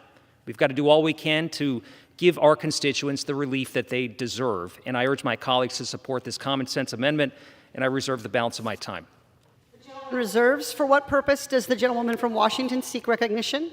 Madam Speaker, I claim the time in opposition to the amendment, and I reserve the balance of my time. The gentlewoman reserves. The gentlewoman is recognized for 5 minutes and reserves. The gentlewoman from New Hampshire is now recognized. Thank you, Madam Speaker. I urge adoption of this amendment and the underlying legislation. I yield back my time. The gentleman yields back. The gentlewoman from Washington is now recognized. Thank you, Madam Speaker. This amendment further weaponizes the FTC to go after any businesses involved in the energy supply chain, even these businesses that have no control over the price of gasoline and other energy commodities. This amendment is unnecessary. The FTC already has significant powers to investigate true price gouging via its authority guarding against, quote, unfair and deceptive acts and practices. Today's historically high gas prices are not a price gouging issue. This is a clear issue of the anti-American energy policies of the Biden administration and those that are compromising energy security in the United States and subjecting American families to pain at the pump. We need to flip the switch on American oil and gas production. The American Energy Independence from Russia Act that Congressman Bruce Westerman, the ranking Republican on the Resources Committee, and myself have introduced. It's been rejected 5 times already, but it would restart oil and gas leasing on federal lands and waters, reinstate the Keystone Pipeline, increase LNG exports by removing regulatory barriers, protect critical mineral development in the United States. This is the way that we unleash American energy. This is the way that America becomes energy independent once again. This is the way that America continues to lead in clean, abundant American energy. I oppose this amendment, and I yield the remainder of my time to the gentleman from Texas to close, Mr. Pfluger. The gentleman from Texas is recognized. Thank you. And I'd like to thank the ranking member for her leadership on this issue. So let's talk about keeping prices artificially low.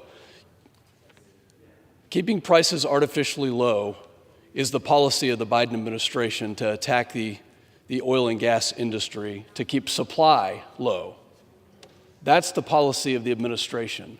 The all-out assault that started on January 20th of 2021 by canceling the Keystone Pipeline while greenlighting the Nord Stream pipeline has further weakened the United States and our allies and partners. When President Zelensky was asked, and I personally asked him this question about what Nord Stream meant to him, he said that without Nord Stream, that Russia would not have the impetus or the leverage to invade Ukraine. That was 18 to 20 days prior to the invasion. So I'd like to ask my colleagues on the other side of the aisle if their next amendment is to prevent American companies from making a profit. Maybe that's the next amendment that we're going to see, because the American public is not buying this. Biden's failed policies on energy have weakened the United States to such a degree that it's now being reported widely and today that we are going to enter one of the most horrific energy crises that we face in the United States and beyond. And Europe is already going through this. Their failed policies 20 years ago led to their point of paying $25 for an MCF of gas. That's 5 times greater than what we pay here in the United States.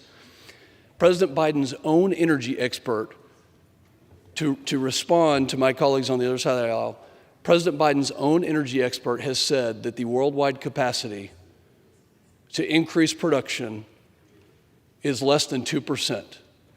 That's worldwide. And right here in the United States, when you look at the ESG issues and the assault on capital and access to capital, we do need an investigation. And the investigation needs to look into that assault and needs to look into the picking of favorites that this administration has used and the weaponization of every tool possible. American energy security is national security. It's time to put Midland over Moscow, not the opposite way. And I'd like to yield back to the ranking member. Thank the gentleman. Recognized. Thank you. Bottom line, this amendment and the underlying bill will do nothing to bring down the price of gas. And unfortunately, Americans are experiencing it every single time that they go to the pump. I urge the majority to change the direction. Let's unleash American energy. We can produce more in the United States of America. We can bring down the price of gas, and we can provide relief to hardworking Americans that every time when they go to the gas pump right now, they're seeing a new record. It's $80 to fill up. In fact, they don't even fill up anymore because they cannot afford it. American energy independence is critical to our economy, is critical to our national security. We need to take heed of what's happening in Europe, Putin's aggression in Ukraine. American energy and American energy independence is critical to our future. The Democrats have long said high gas prices are part of their agenda. President Biden and the Democrats have said we need high gas prices in order to accomplish this new agenda, new energy agenda that we see imposed upon us right now that is causing the high gas prices. Reject the amendment, reject the underlying bill. I yield back. Pursuant to House Resolution 1124, the previous question is ordered on the amendment offered by the gentleman from New Hampshire. The question is on the amendment. Those in favor say aye. Those opposed say no. In the opinion of the chairs, the ayes have it. Agreed to. For what purpose does the gentlewoman from Washington rise? Thank you, Madam Speaker. I request the yeas and nays. Pursuant to Section 3S of House Resolution 8, the yeas and nays are ordered. Pursuant to Clause 8 of Rule 20, further proceedings on this question are postponed. Proceedings will resume on questions previously postponed. Votes will be taken in the following order. Amendment number 1, amendment number 2, a motion to recommit if offered, and passage of the bill if ordered. The first electronic vote will be conducted as a 15-minute vote. Pursuant to Clause 9 of Rule 20, the remaining electronic votes will be conducted as 5-minute votes. Pursuant to Clause 8 of Rule 20, the unfinished business is on the question of Amendment 1, printed in Part C of House Report 117-333, offered by the gentlewoman from Florida, Ms. Demings, on which further proceedings were postponed and on which the yeas and nays were ordered. The clerk will redesignate the amendment. Amendment number 1, printed in Part C of House Report number 117-333, offered by Mrs. Demings of Florida. The question is on the amendment offered by the gentlewoman from Florida. Members will record their vote by electronic device. This will be a 15-minute vote.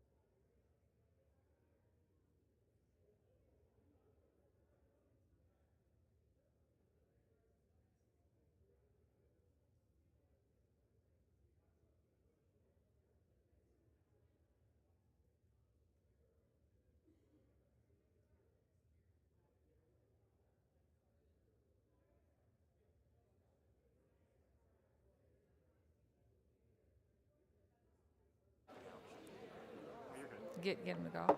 For what purposes, the gentleman from South Carolina seek recognition? Madam Speaker, as member designated by Mr. Wilson of South Carolina from the House, Mr. Wilson will vote nay on amendment number 1.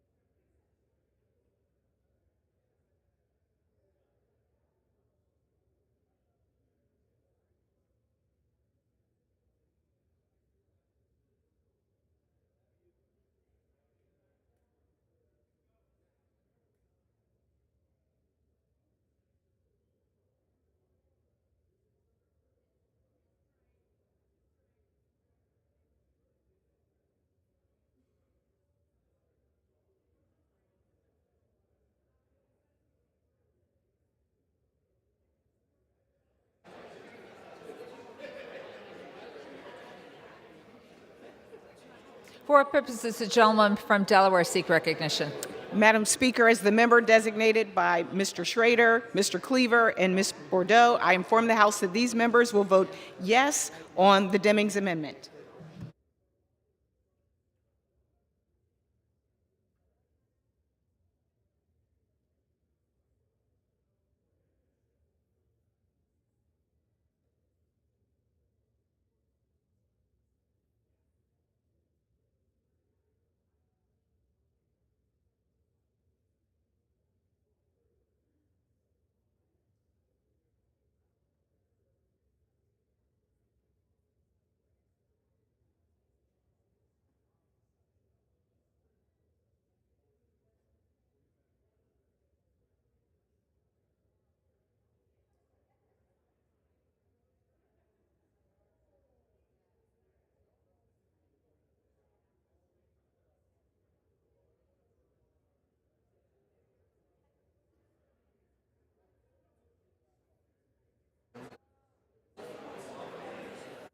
For what purposes, the gentleman from Arizona seek recognition? Madam Speaker, as the member designated by Mr. O'Halloran, I inform the House that Mr. O'Halloran will vote yes on the Demings amendment.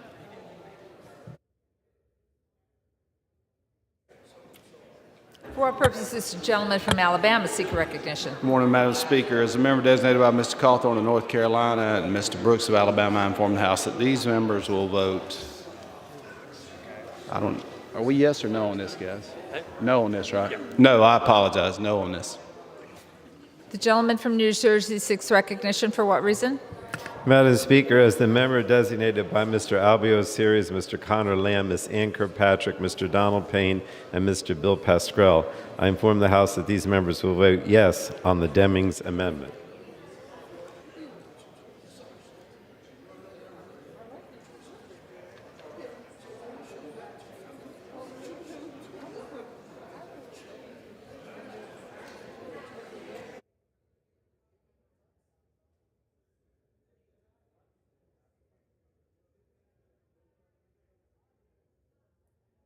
For purposes, gentleman from Indiana seek recognition. Madam Speaker, as a member designated Mr. McHenry of North Carolina and Ms. Sparks of Indiana, I inform the House that Ms. Sparks and Mr. McHenry will both vote no on Amendment 1.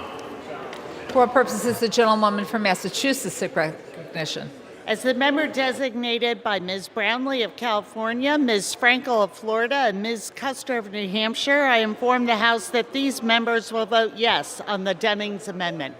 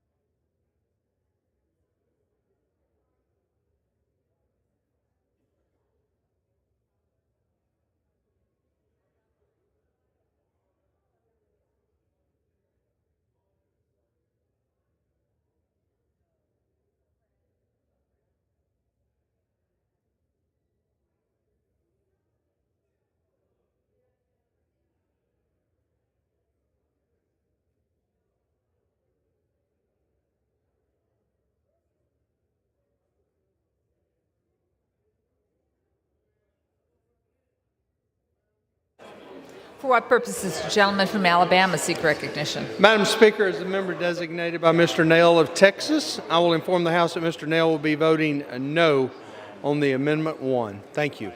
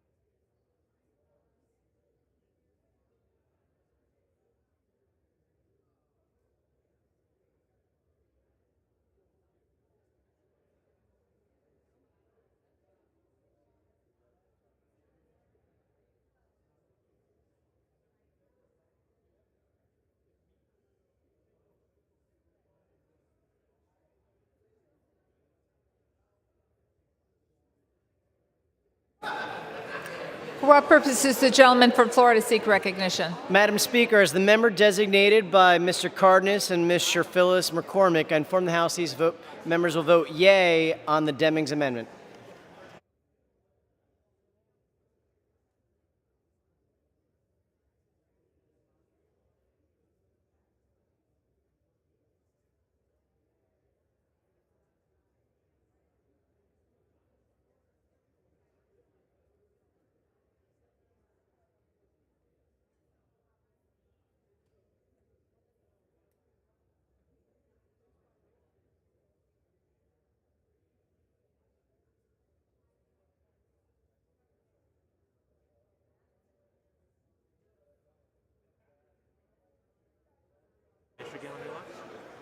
For what purposes, the gentleman from Michigan seek recognition. Madam Speaker, as the member designated by Mr. Stauber of Minnesota, I inform the House that Mr. Stauber will vote no on Amendment 1.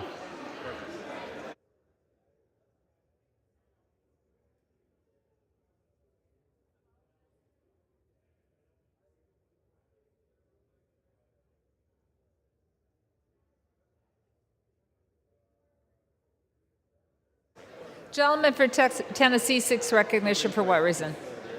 Madam Speaker, As the member designated by Mr. Bilirakis of Florida, Mr. Desjardins of Tennessee, and Mr. Palazzo of Mississippi, I inform the House that Mr. Palazzo, Mr. Desjardins, and Mr. Bilirakis will vote nay on amendment number 1. Thank you.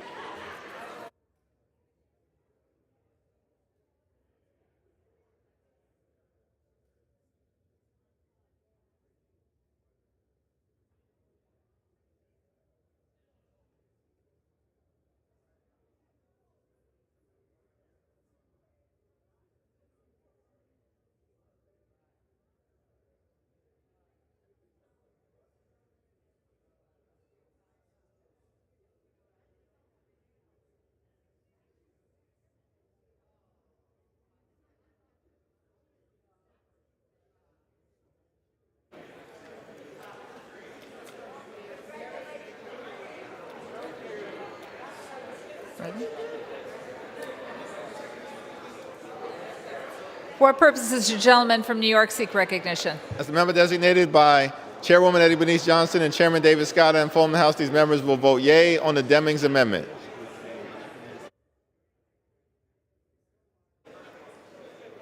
For what purposes does the gentleman from Illinois seek recognition? Madam Speaker, as a member designated by Mr. Espaillat of New York, I inform the House that he will vote yes on the Demings amendment.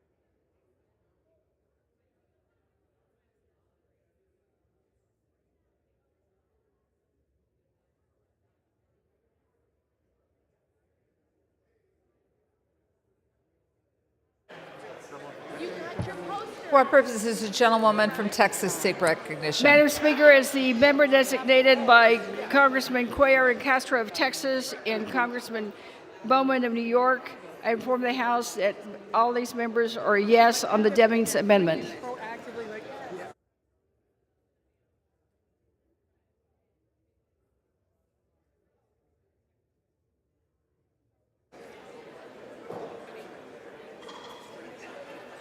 For what purposes does the gentleman from Rhode Island seek recognition? Madam Speaker, as a member proudly designated by Ms. Sewell of Alabama, Ms. Jackson Lee of Texas, Mr. Keating of Massachusetts, I inform the House that these members will vote yes on the Demings amendment.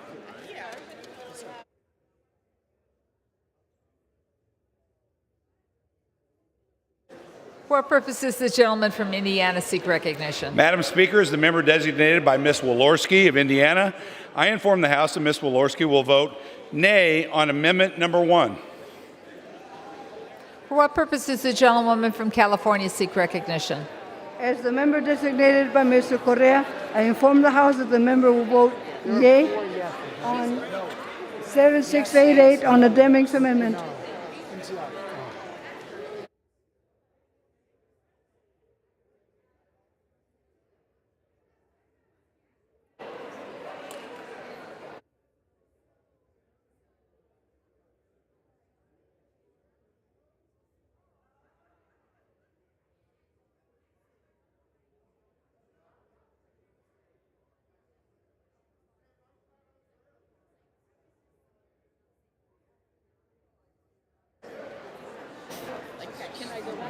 For what purposes does the gentleman from Utah seek recognition?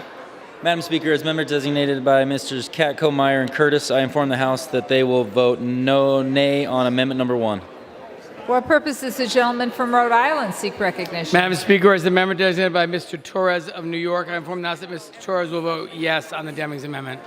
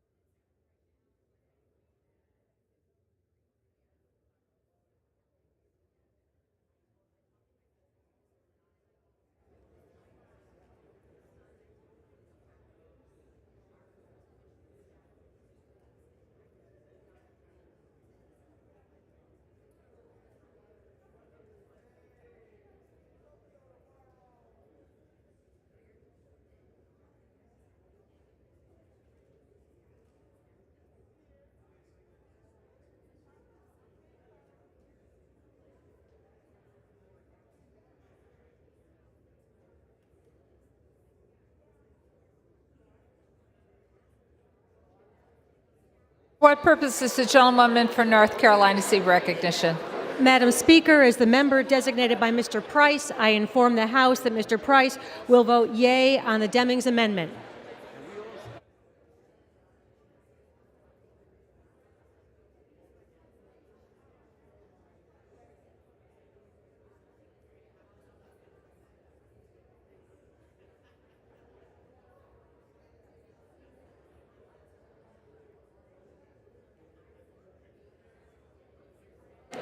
For what purpose does the gentleman from California seek recognition?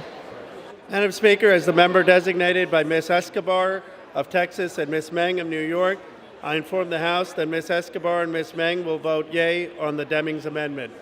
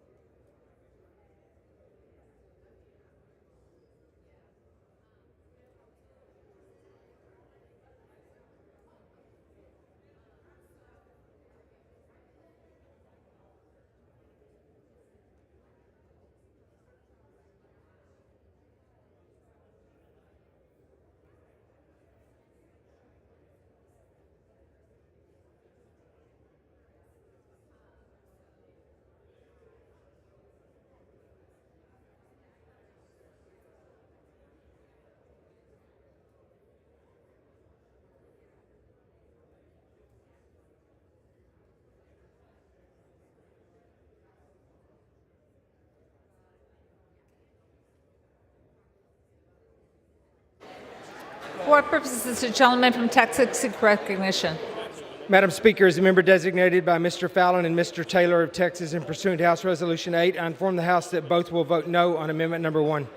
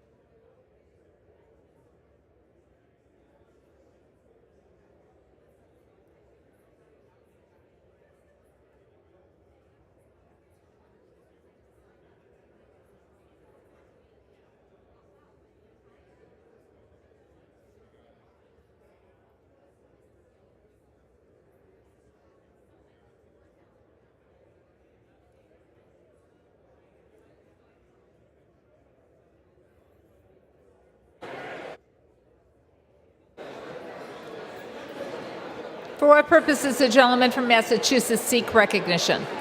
Good morning, Madam Speaker. As the member designated by the Honorable Mr. James Langevin of Rhode Island, and pursuant to House Resolution 8, I'd like to inform the House that Mr. Langevin will vote yes on agreeing to Amendment Number 1 offered by Ms. Demings. Thank you.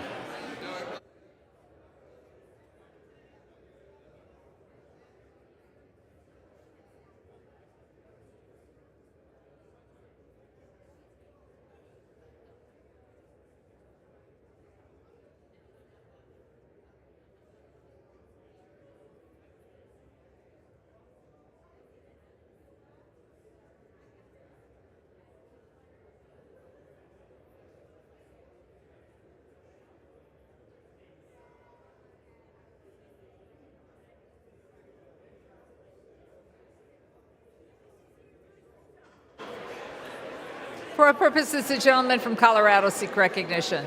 Madam Speaker, as the member designated by Mr. Boyle, Mr. Delgado, Mr. Delgado, Mr. Moulton, Ms. Lee, and Ms. Wilson, I inform the House that these 4 members will vote yes on the Demings Amendment. They changed it up.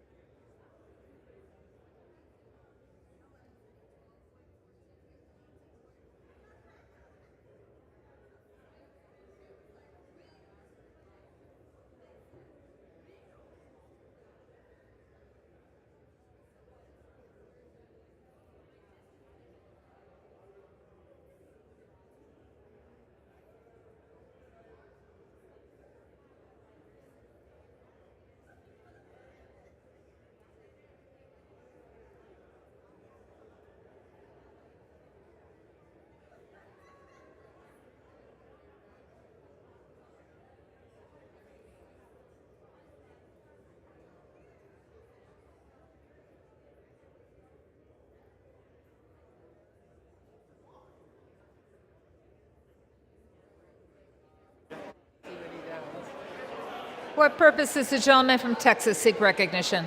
Madam Speaker, as the member designated by Mr. Gosar of Arizona, I inform the House that Mr. Gosar will vote nay on Demings Amendment 1.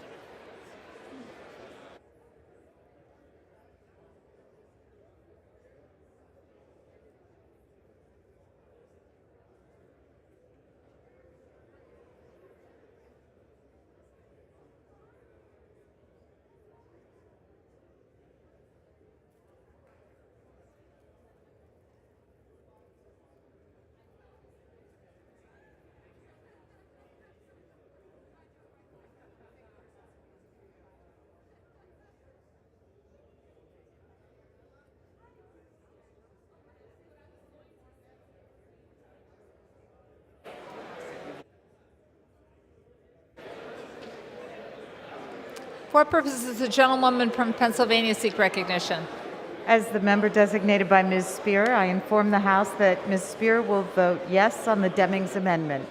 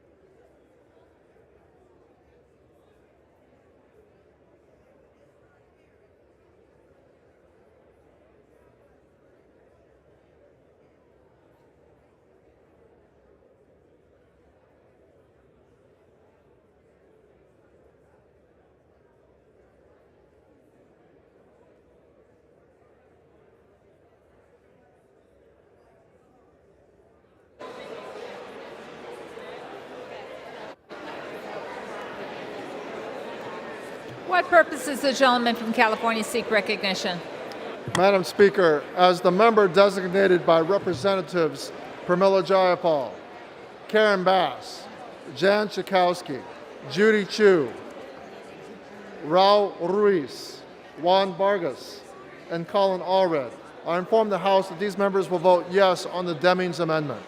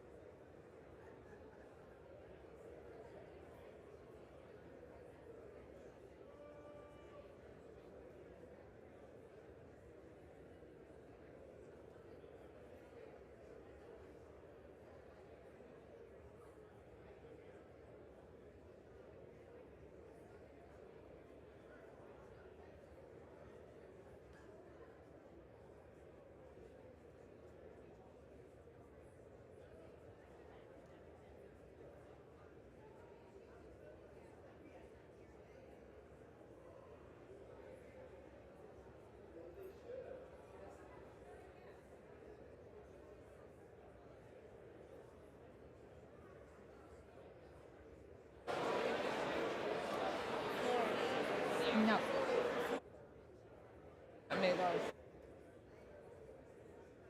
What purpose does the gentleman from Virginia seek recognition? Madam Speaker, as a member designated by Ms. Trahan, Mr. Cohen, Mr. Ryan, Ms. Eshu, Mr. McKeechin, and Mr. DeSagne, and Mr. Swazi, I inform the House that these 7 members will vote yes on the Demings Amendment. What purpose does the gentlewoman from Florida seek recognition? As the member designated by Mr. Jimenez of Florida, I inform the House that Mr. Jimenez will vote no on Amendment 1. Thank you.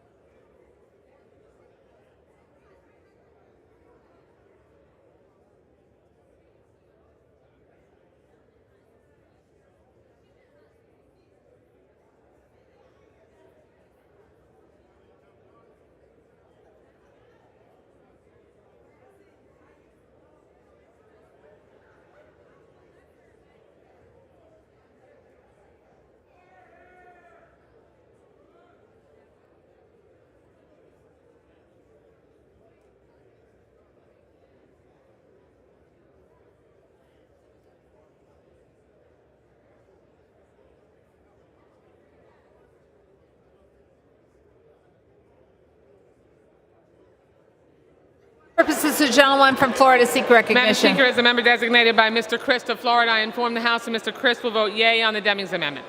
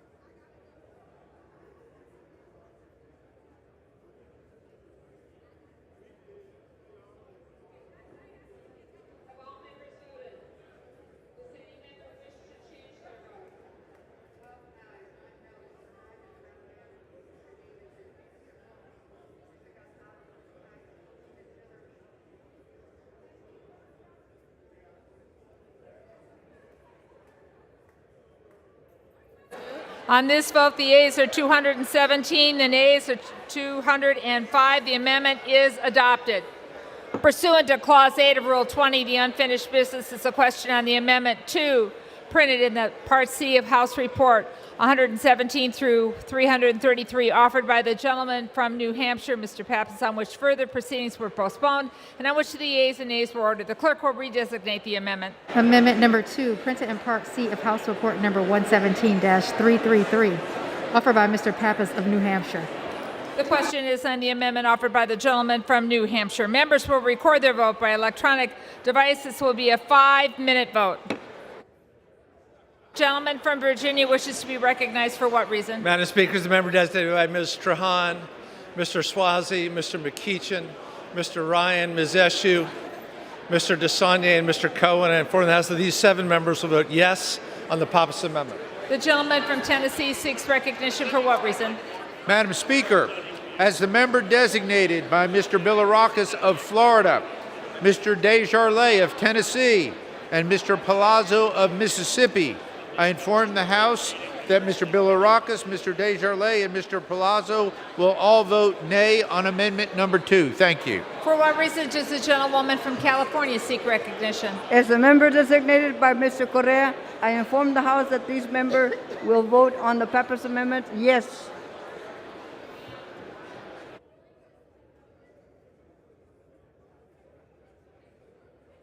Does the gentleman from Michigan seek recognition? Madam Speaker, as the member designated by Mr. Stauber of Minnesota, I inform the House that Mr. Stauber will vote no on Amendment 2. For what purpose does the gentlewoman from Texas seek recognition? Madam Speaker, as a member designated by Mr. Cuellar and Castro of Texas and Mr. Bowman of New York, I inform the House that these members will vote yes on the Pappas Amendment. Gentleman from Alabama seek recognition. Madam Speaker, as a member designated by Mr. Nails of Texas, I inform the House that Mr. Nails will be voting no on Amendment number 2. For what purpose does the gentleman from California seek recognition? Madam Speaker, as the member designated by Representatives Pramila Jayapal, Karen Bass, Jan Schakowsky, Judy Chu, Raul Ruiz, and Juan Vargas, and Colin Allred, I inform the House that these members will vote yes on the Pappas Amendment.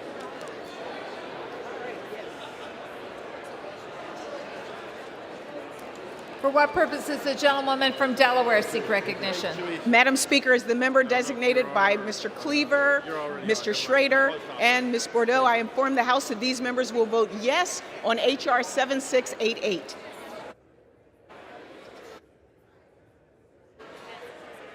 For what purpose does the gentleman from Massachusetts seek recognition? Madam Speaker, as the member designated by the Honorable Mr. James Langevin of Rhode Island and pursuant to House Resolution 8, I'd like to inform the House that Mr. Langevin will vote yes on agreeing to the amendment number 2 offered by Mr. Pappas. Thank you.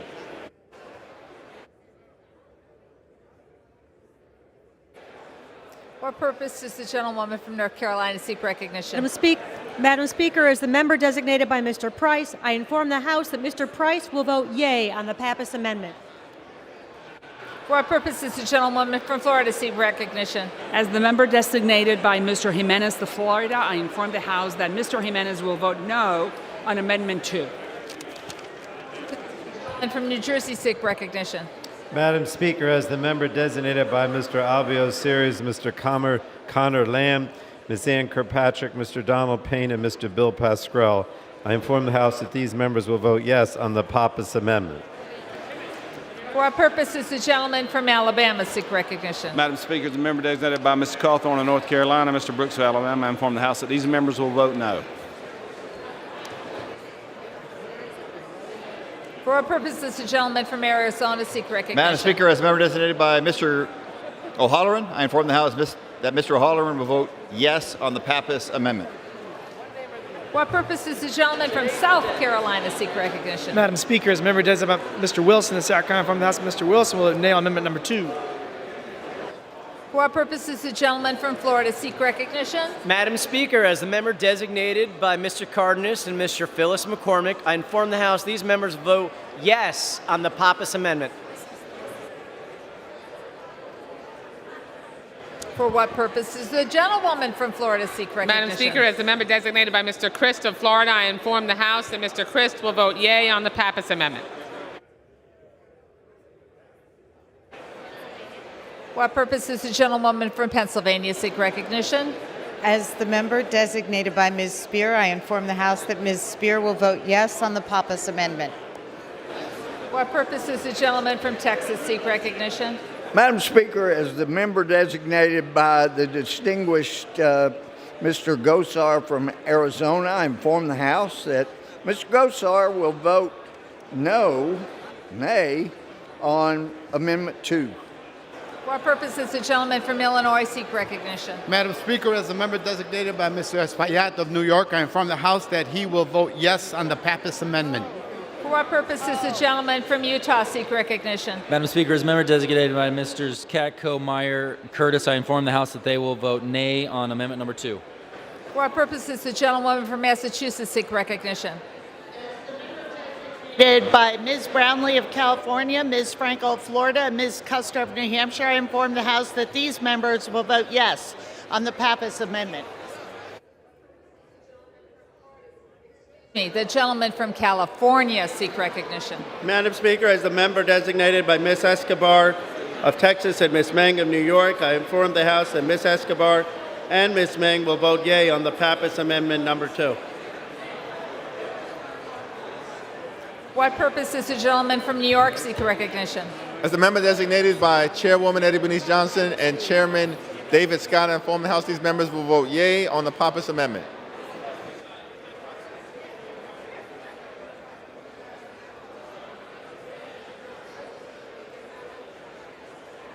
What purpose does the gentleman from Rhode Island seek recognition? Madam Speaker, as a member designated by Mr. Torres of New York, Mr. Keating of Massachusetts, Ms. Sewell of Alabama, and Ms. Jackson Lee of Texas, I inform the House that these members will vote yes on the Pappas Amendment.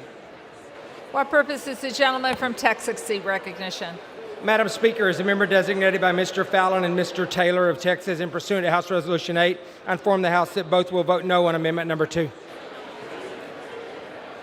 What purpose does the gentleman from Colorado seek recognition? Madam Speaker, as a member designated by Ms. Wilson, Ms. Lee, Mr. Moulton, and Mr. Delgado, I inform the House that these members will vote yea on the Pappas Amendment.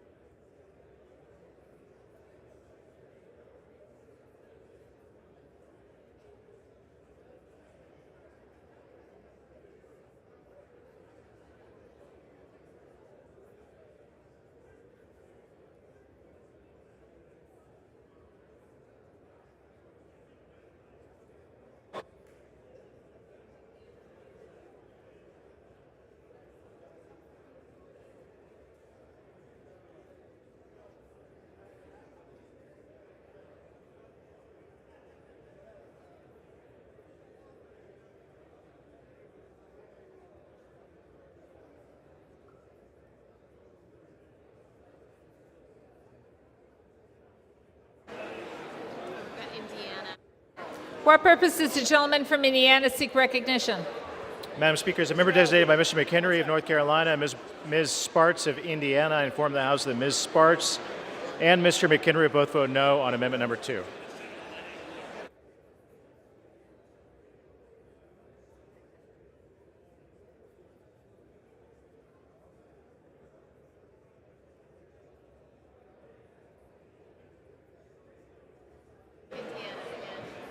For what purpose does the gentleman from Indiana seek recognition? Madam Speaker, as the member designated by Ms. Walorski of Indiana, I inform the House that Ms. Walorski will vote nay on amendment number 2.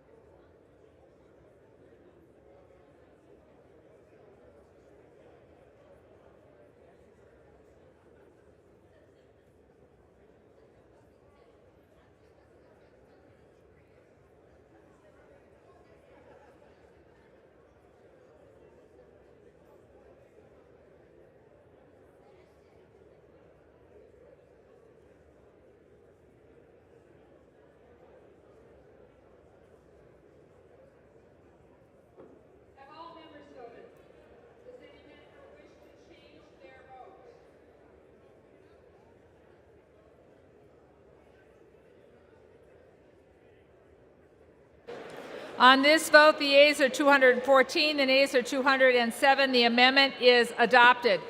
The previous question is ordered on the bill as amended. The question on engrossment and third reading of the bill. Those in favor say aye. Those opposed say no. The ayes have it. Third reading. A bill to protect consumers from price gouging of consumer fuels and for other purposes. For what purpose does the gentleman from Arkansas seek recognition? Madam Speaker, I have a motion to recommit at the desk. The clerk will report the motion.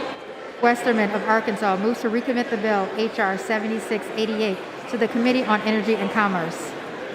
Pursuant to Clause 2B of Rule 19, the previous question is ordered on the motion to recommit. The question is on the motion. All those in favor say aye. All those opposed, no.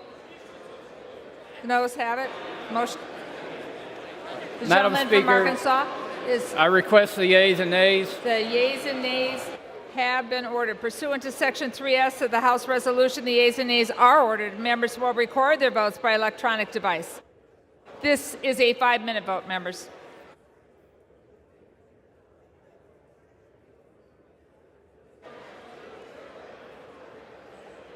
For what purpose does the gentleman from Alabama seek recognition?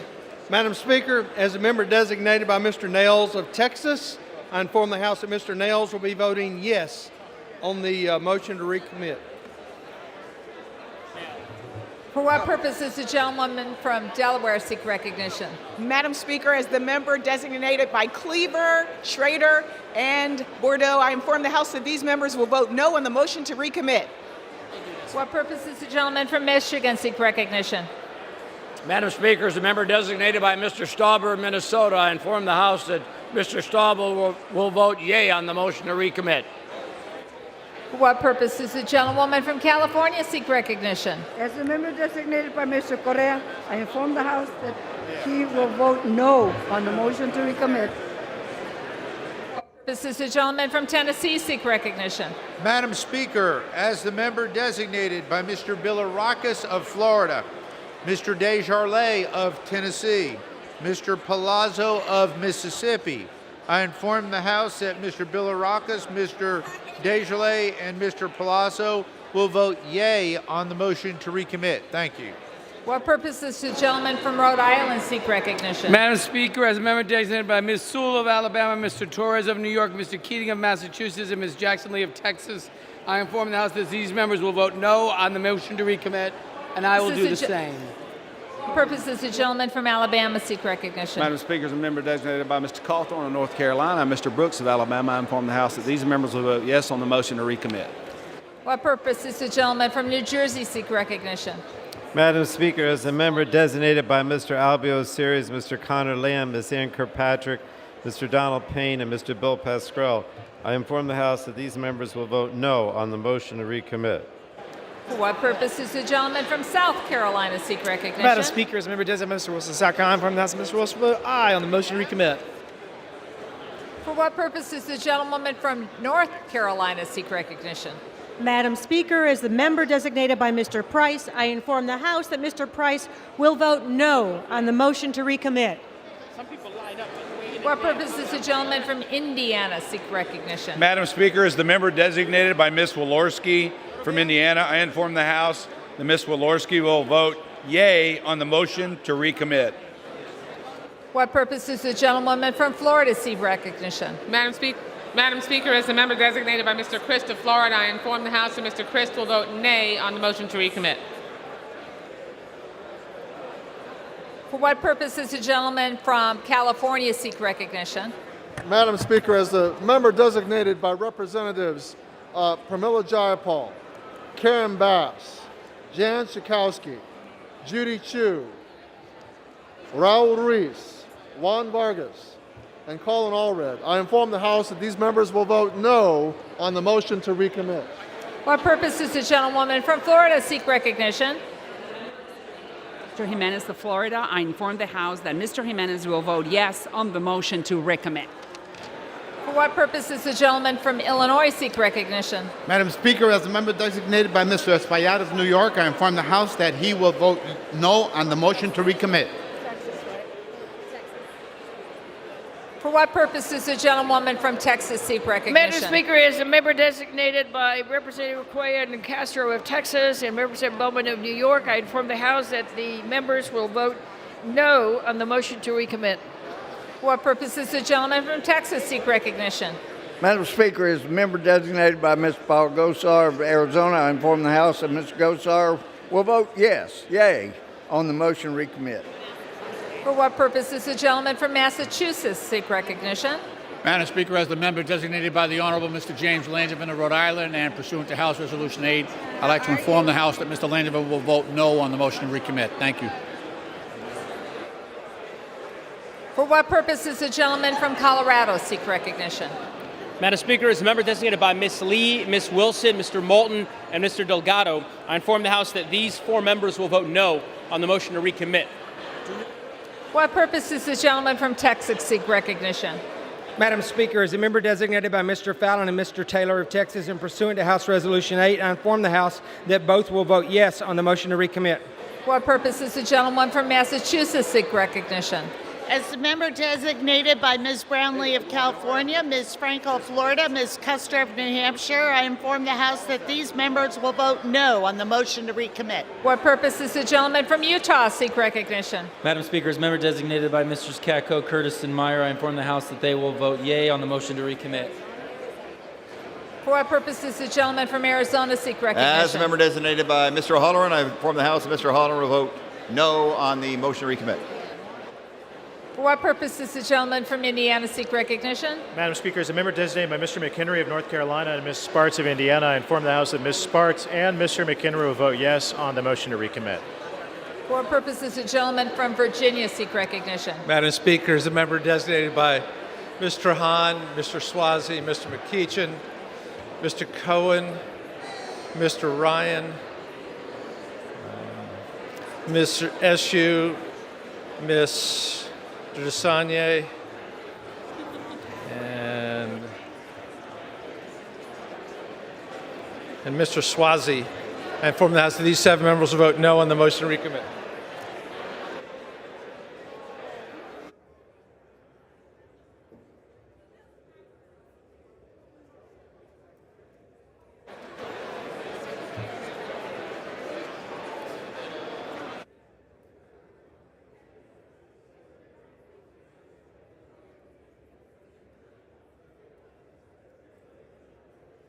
What purpose does the gentleman from Florida seek recognition? Madam Speaker, as the member designated by Mr. Cardenas and Mr. Phyllis McCormick, I inform the House that these members will vote no on the motion to recommit.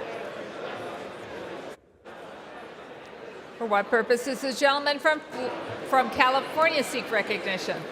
Madam Speaker, as a member designated by Ms. Escobar of Texas and Ms. Meng of New York, I inform the House that Ms. Escobar and Ms. Meng will vote nay on the motion to recommit.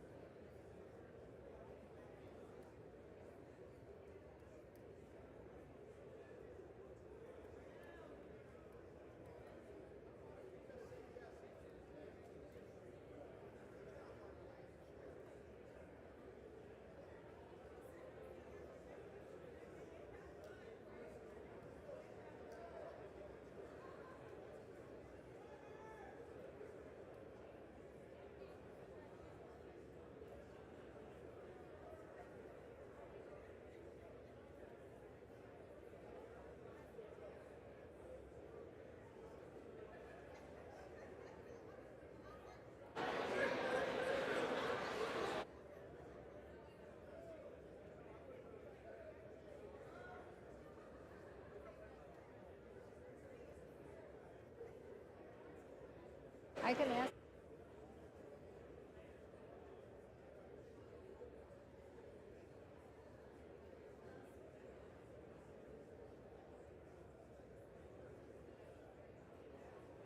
What purpose does the gentleman from New York seek recognition?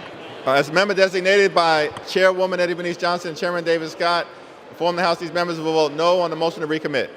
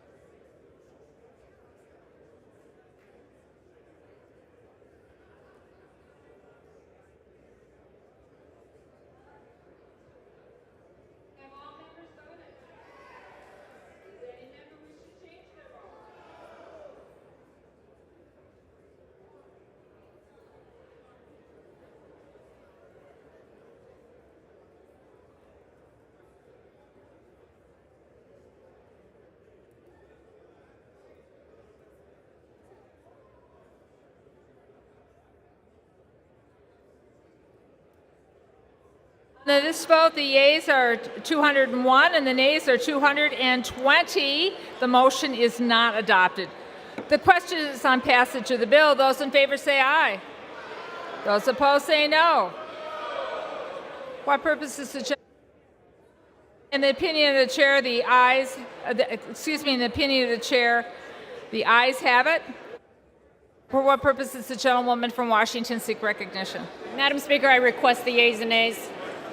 Pursuant to Section 3S of House Resolution 8, the yeas and nays are ordered.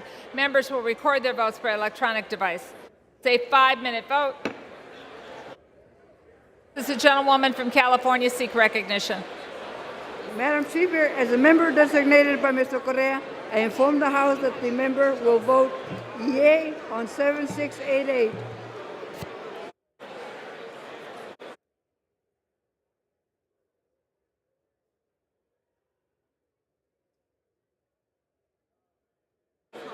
For what purpose does the gentlewoman from Florida seek recognition? As the member designated by Mr. Jimenez of Florida, I inform the House that Mr. Jimenez will vote no on H.R. 7688.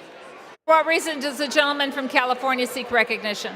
Madam Speaker, as the member designated by Representatives Pramila Jayapal, Karen Bass, Jan Schakowsky, Judy Chu, Raul Ruiz, Juan Vargas, and Colin Allred, I inform the House that these members will vote yes on H.R. 7688. For what purpose does the gentleman from Tennessee seek recognition? Madam Speaker, as the member designated by Mr. Bilirakis of Florida, Mr. Desjardins of Tennessee, and Mr. Palazzo of Mississippi, I inform the House that Mr. Bilirakis, Mr. Desjardins, and Mr. Palazzo will vote nay on H.R. 7688. Thank you. For what purpose does the gentlewoman from Delaware seek recognition? Madam Speaker, as the member designated by Cleaver, Schrader, and Bordeaux, I inform the House that these members will vote yes on H.R. 7688. For what purpose does the gentleman from Indiana seek recognition? Madam Speaker, as the member designated by Ms. Walorski of Indiana, I inform the House that Ms. Walorski will vote nay on H.R. 7688. For what purpose does the gentleman from Massachusetts seek recognition? Madam Speaker, as the members designated by the Honorable Mr. James Langevin of Rhode Island and pursuant to House Resolution 8, I'd like to inform the House that Mr. Langevin will vote yes on final passage of the Consumer Price Gouging Act. Thank you. For what purpose does the gentleman from Alabama seek recognition? Madam Speaker, as the member designated by Mr. Troy Nels of Texas, I inform the House that Mr. Nels will be voting no on H.R. 7688. For what purpose does the gentleman from New Jersey seek recognition? Madam Speaker, as the member designated by Mr. Albio Series, Mr. Connor Lamb, Ms. Ann Kirkpatrick, Mr. Donald Payne, and Mr. Bill Pascrell, I inform the House that these members will vote yes on H.R. 7688. For what purpose does the gentleman from South Carolina seek recognition? Madam Speaker, as member designated by Mr. Wilson, I inform the House that Mr. Wilson will vote nay on H.R. 7688. For what purpose does the gentlewoman from North Carolina seek recognition? Madam Speaker, as the member designated by Mr. Price, I inform the House that Mr. Price will vote yea on H.R. 7688. For what purpose does the gentleman from Michigan seek recognition? Madam Speaker, as a member designated by Mr. Stauber of Minnesota, I hope to inform the House that Mr. Stauber will vote nay on H.R. 7688. For what purpose does the gentleman from Rhode Island seek recognition? Madam Speaker, as the member designated by Ms. Sewell of Alabama, Mr. Keating of Massachusetts, Mr. Torres of New York, and Ms. Jackson Lee of Texas, I inform the House that these members will vote yes on H.R. 7688, and I will join them in that vote. For what purpose does the gentleman from Pennsylvania seek recognition? Madam Speaker, as a member designated by Mr. Kitzinger of Illinois, I inform the House that Mr. Kitzinger will vote no on H.R. 7688. For what purpose does the gentlewoman from Texas seek recognition? Madam Speaker, as a member designated by Representative Cuellar of Texas, Castro of Texas, and Bowman of New York, I would like to inform the House that these members will vote yes on H.R. 7688. For what purpose does the gentleman from Alabama seek recognition? Madam Speaker, as a member designated by Mr. Cawthorn of North Carolina and Mr. Brooks of Alabama, I inform the House that these members will vote no. For what purpose does the gentleman from Arizona seek recognition? Madam Speaker, as a member designated by Mr. O'Halloran, I inform the House that Mr. O'Halloran will vote yes on H.R. 7688.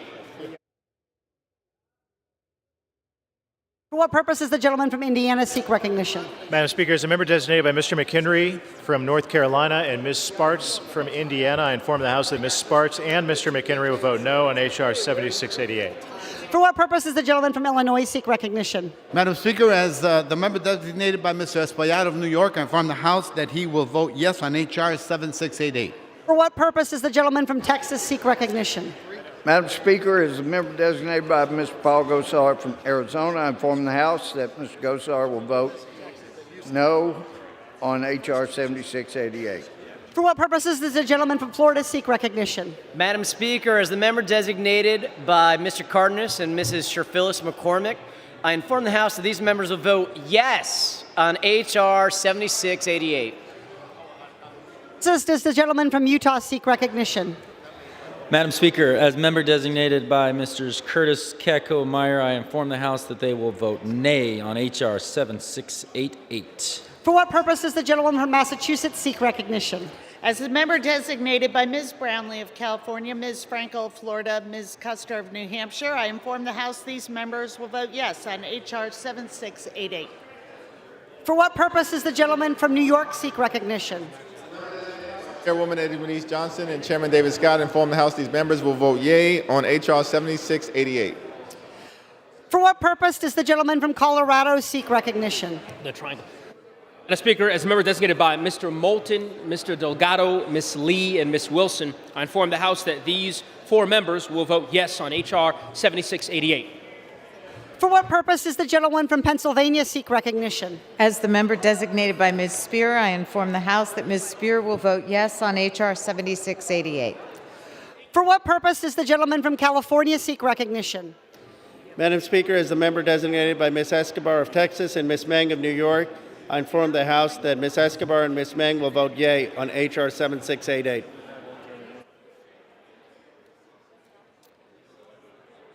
For what purpose does the gentlewoman from Florida seek recognition? Madam Speaker, as the member designated by Mr. Christ of Florida, I inform the House that Mr. Christ will vote yea on H.R. 7688.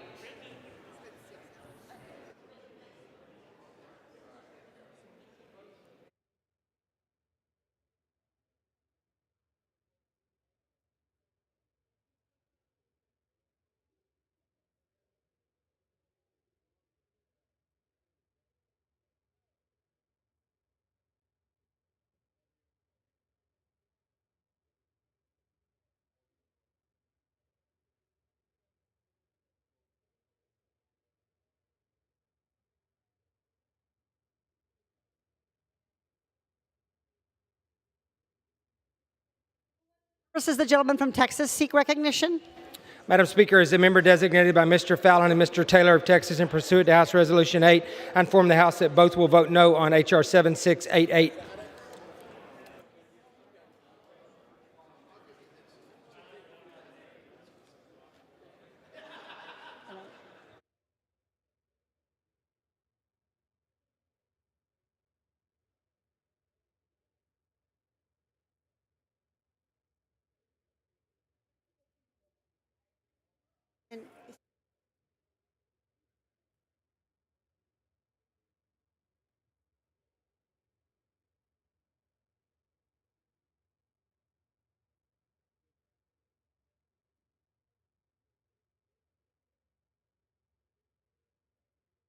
For what purposes does the gentleman from Virginia seek recognition? Madam Speaker, as a member designated by Ms. Eshoo of California, Ms. Trahan of Massachusetts, Mr. Cohen of Tennessee, Mr. McEachin of Virginia, Mr. Desani of California, Mr. Swazi of New York, and Mr. Ryan of Ohio, I inform the House that these 7 members will vote yes on H.R. 7688.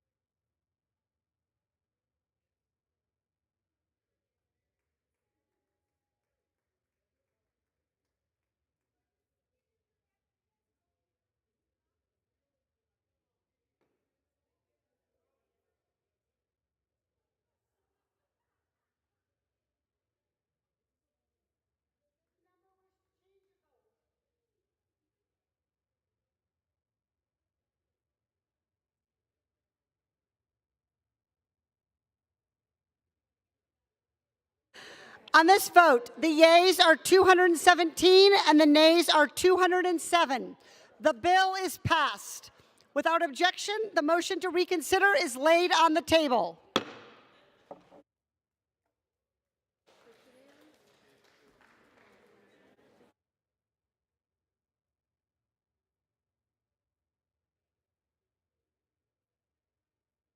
We'll now entertain requests for 1-minute speeches.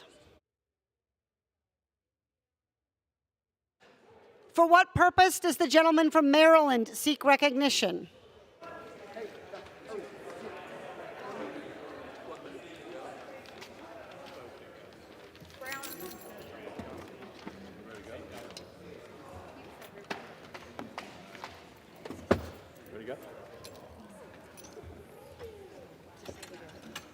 Purpose does the gentleman from Maryland seek recognition? Madam Speaker, I rise to acknowledge the dedicated service of Wallace Simpson, who is Does the gentleman ask unanimous consent to speak? Yes. Without objection, the gentleman is recognized for 1 minute. Yes, thank you. I rise today to acknowledge the dedicated service of Wallace Simpson, who is retiring after more than 3 decades of providing chamber security for the House Sergeant at Arms. Today is his last day. Wallace has commuted to Capitol Hill every day from our shared hometown of Baltimore. I can tell you the commute back and forth can be grueling, demoralizing even, and the fact that Wallace has stuck with it for more than 30 years is a testament to his commitment to the job. Over the years, Wallace and I have bonded over the shared passion for all things Baltimore, especially the Baltimore Ravens. Wallace graduated from Evanston High School and Coppin State College, and he loves to eat crabs, too, both in Baltimore and wherever there are crabs, before landing a job at Westinghouse Defense, where he worked on fighter jets. He was hired by the U.S. House of Representatives in 1991 and has provided chamber security since 1995. He stood sentry through September 11th, earthquakes, inaugurations, joint sessions of Congress, State of Unions, and everything in between. Wallace is happily married to his wife of 28 years, Marshall, with whom he shares 5 children, 10 grandchildren, and 3 great-grandchildren. When he's not protecting us here on the House floor, Wallace enjoys painting portraits, landscapes, drawing on his degree in graphic arts. I hope Wallace finds more time to enjoy this passion and cheering on the Ravens with a crab cake and a natty bow in the coming months and years. Wallace, on behalf of the entire U.S. House of Representatives, I want to thank you for keeping us safe all these years. It's with great pride that I congratulate you and your well-deserved retirement and wish you continued happiness in your next chapter. I yield back. For what purpose?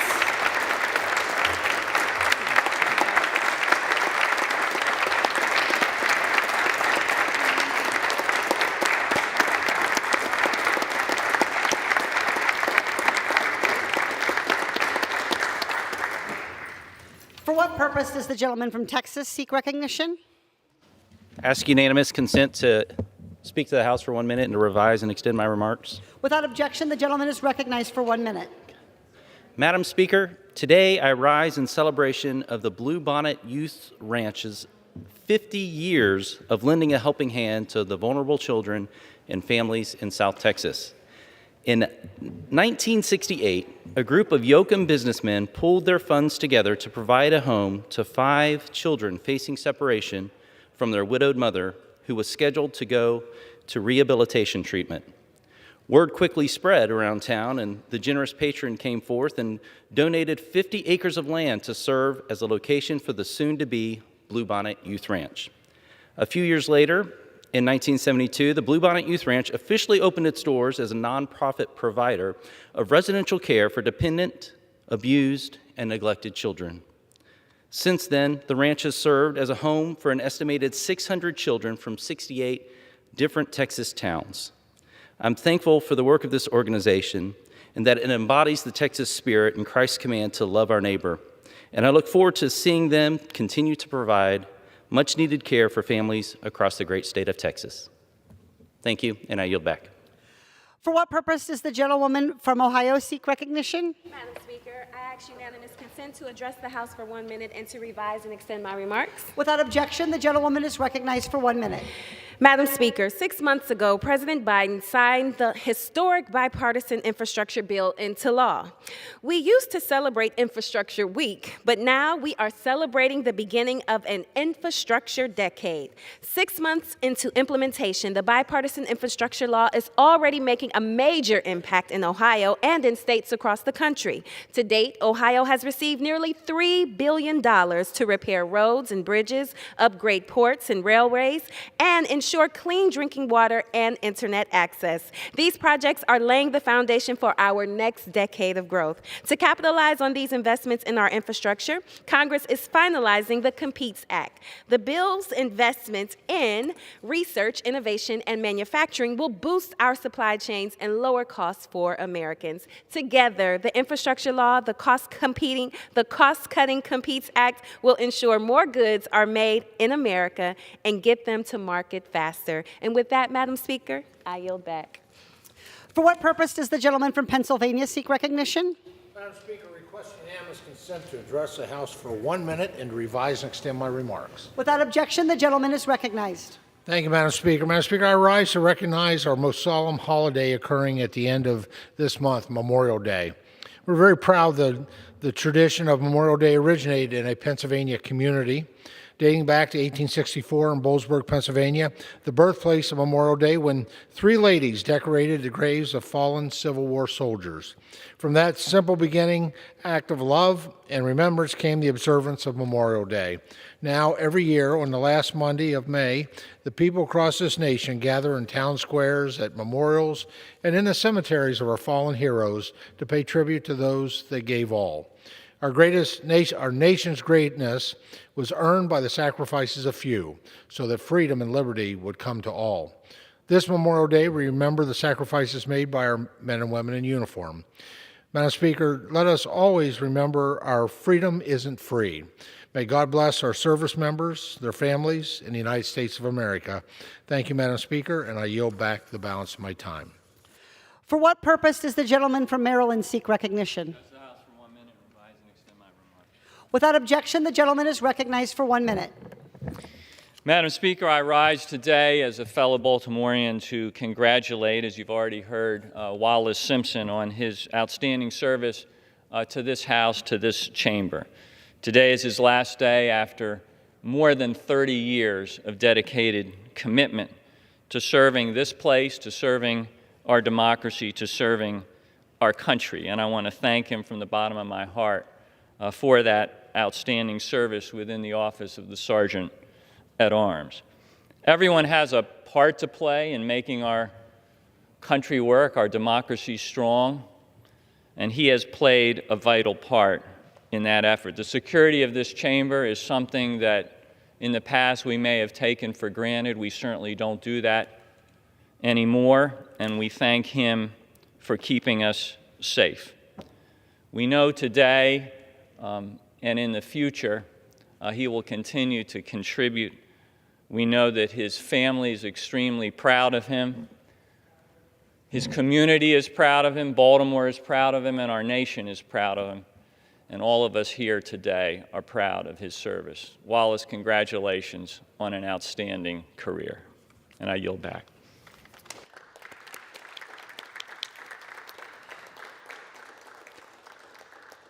For what purpose does the gentleman from Tennessee seek recognition? I ask unanimous consent to address the House for 1 minute and to revise and extend my remarks. Without objection, the gentleman is recognized for 1 minute. Madam Speaker, today I rise in support of Middle Tennessee mothers and fathers worried about finding baby formula to feed their children. My heart especially goes out to those looking for specialty formulas. My own 13-month-old son, Sam, uses a formula for sensitive stomachs. My wife and I struggled for some time to find a formula that worked for him. There is no excuse that in the United States of America, the world's most productive bastion of capitalism, that parents cannot find enough baby formula to feed their newborns and are forced to rely on formula imported from foreign countries.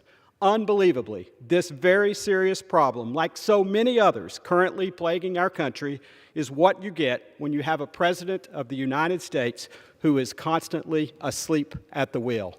Thank you, Madam Speaker, and I yield back.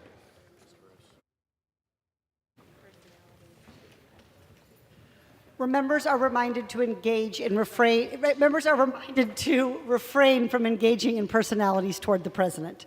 For what purpose does the gentleman from Maryland seek recognition? Madam Speaker, I ask unanimous consent to address the House for 1 minute and to revise and extend my remarks. Without objection, the gentleman is recognized for 1 minute.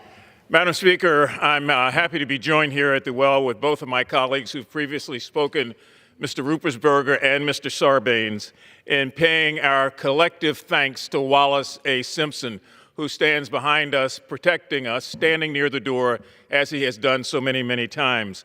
Wallace has served this House, both Democrats and Republicans, for 33 years, oftentimes putting his family and other things that are very important behind the fact that coming to work here today was always more important to him. He has, through his work, continued to protect this institution through many, many speakers and many, many members and many, many presidents. And so we are happy and honored, all of us who represent the greater Baltimore area, to again say congratulations, but most of all to say thanks for his 33 years, 20 of which he served with his brother Joe Simpson in the same capacity protecting this House. Aside from the fact he is a dedicated Ravens and Orioles fan, as he should be, he's also a great fan and believer in democracy. And that's the one thing that has united all of us around this chamber year after year after year. His son has applied now to serve this institution, his son Alan, and we're hoping that he comes in and gives us 33 additional years. So on behalf of all of us, Wallace, thank you for a job well done in service to your country. We honor you, we salute you, and most of all, we say thank you. Madam Chair, I yield back. Thank you.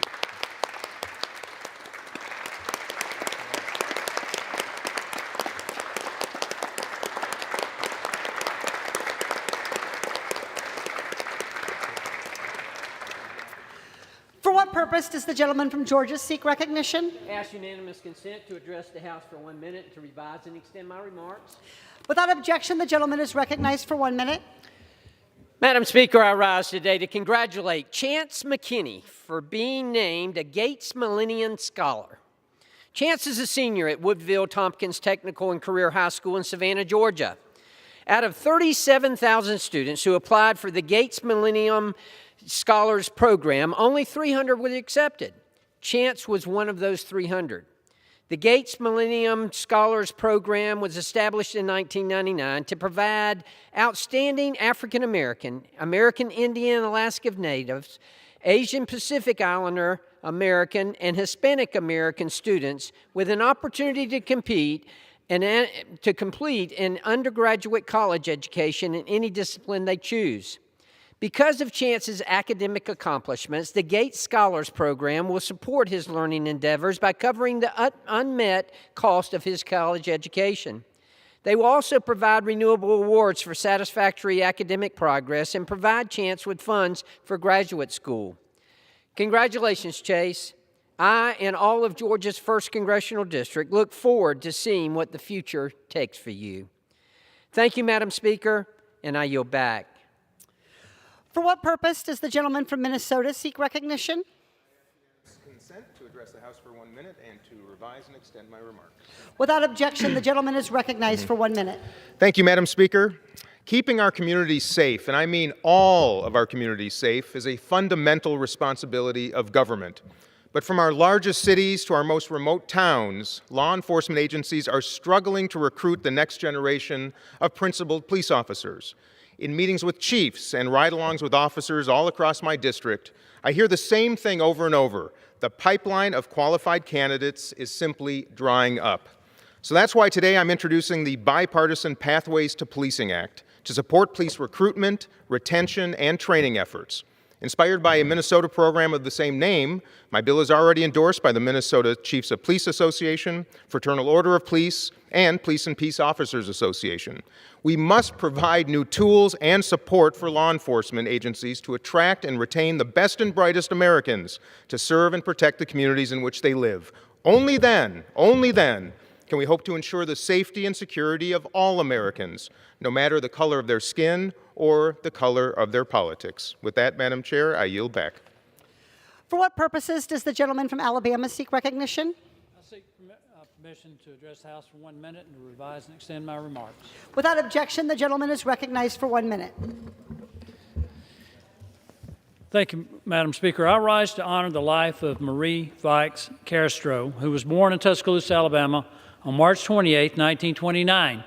She attended Tuscaloosa High School and later enrolled at the University of Alabama.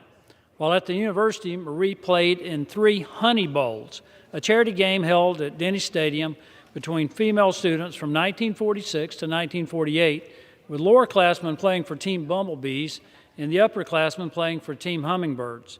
In 1948, Marie played the position of quarterback. Now at the age of 93, she has the distinction of being the oldest living former quarterback of a University of Alabama football team. Marie graduated from the university in 1950 with a degree in institutional management. After graduation, she went on to earn a master's degree and her private pilot's license. Her love of aviation was influenced by her brother James Vikes, a radio operator on a B-24 bomber during World War II, who paid the ultimate sacrifice for our country over Romania in 1944. Marie met her husband, the late Air Force Colonel Lawrence Castro, while working with the Alabama Civil Air Patrol.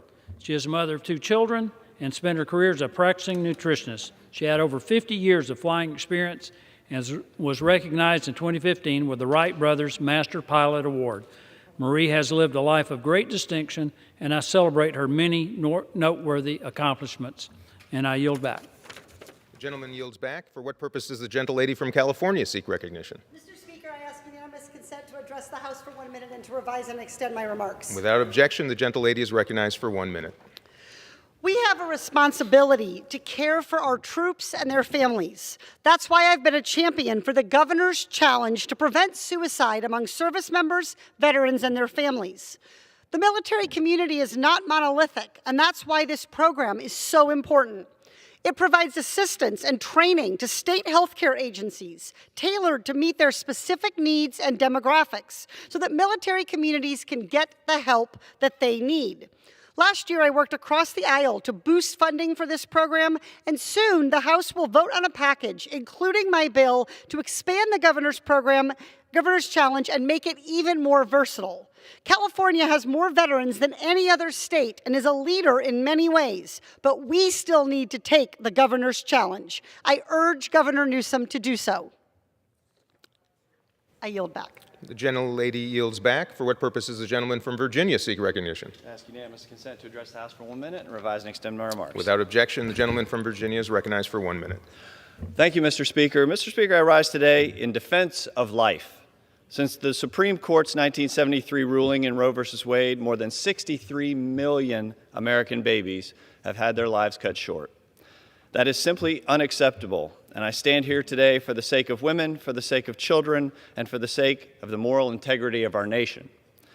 They say follow the science, which tells us that preborn humans are in fact humans. But unfortunately, the pro-abortion left has decided that human does not automatically grant the right to life, and that humans should only be accorded this right under certain circumstances. That mindset is a travesty, and legal abortion will go down in history as a great stain on the United States. Thankfully, it appears as though the Supreme Court may be poised to right this tragic error and overturn Roe v. Wade. God willing, come this summer, state legislatures across the nation will truly be able to defend the unborn without the constraint of Roe. And here in Washington, I will continue to be a voice for the voiceless and stand for life as we fight to protect the unborn. I yield back. For what purpose does the gentleman from Wisconsin seek recognition? I'd like to speak for a minute. Without objection, the gentleman is recognized for 1 minute. Thank you. As we break for a couple weeks here, or at least we go back home to do our work for a couple weeks, I want the American public to be aware that the huge inflation we have, which is making food more expensive, gas more expensive, and especially putting housing out of the reach, part of the American dream, out of the reach of our young people, that this inflation didn't just appear from nowhere. It appeared because of overspending government programs. We started off this session with the American Rescue Plan, which sounds good, but was, I think, probably the most fiscally irresponsible package I've ever seen. We still have a president hoping he can pass the Build Back Better plan, which would make things even worse. We remind the American public that when we overspend, dollars have to be printed by the Federal Reserve. Those dollars get distributed throughout the economy, and we have a situation in which the money supply goes through the roof. That's where the spending comes from. I beg Americans to not ask for Congress for articles that we cannot afford, because Congress will not say no. And far too much of my time is spent here holding meetings with group after group after group, sometimes representing very wealthy people who want more government money. Please, America, stand up to the politicians, stop asking for more money, and stand up to President Biden, and don't let him appropriate anymore. Thank you very much. The chair lays before the House a communication. The Honorable, the Speaker, House of Representatives, Madam, pursuant to Section 1091B1E-F of the National Defense Authorization Act for fiscal year 2022, I am pleased to appoint the following member to the National Security Commission on Emerging Biotechnology, Dr. Angela M. Belcher of Lexington, Massachusetts. Signed sincerely, Kevin McCarthy, Republican leader. Under the Speaker's announced policy of January 4, 2021, the gentleman from Texas, Mr. Gomert, is recognized for 60 minutes as the designee of the Minority Leader. Thank you, Madam Speaker. At this time, I would like to yield such time as he may consume to the gentleman from New York, Mr. Jacobs.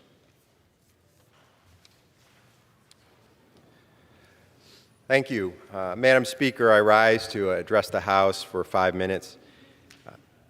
Catherine Cat Massey, 72, Pearl Young, age 77, Robert Drury, age 32, Ruth Whitfield, age 86, Geraldine Talley, age 62, Celestine Cheney, age 65, Aaron Salter, age 55, Haywood Patterson, age 67, Andrew McNee, age 53, Margus Morrison, age 55. Madam Speaker, these are the names and the ages of the 10 people who were brutally and senselessly murdered in my hometown of Buffalo, New York, last Saturday.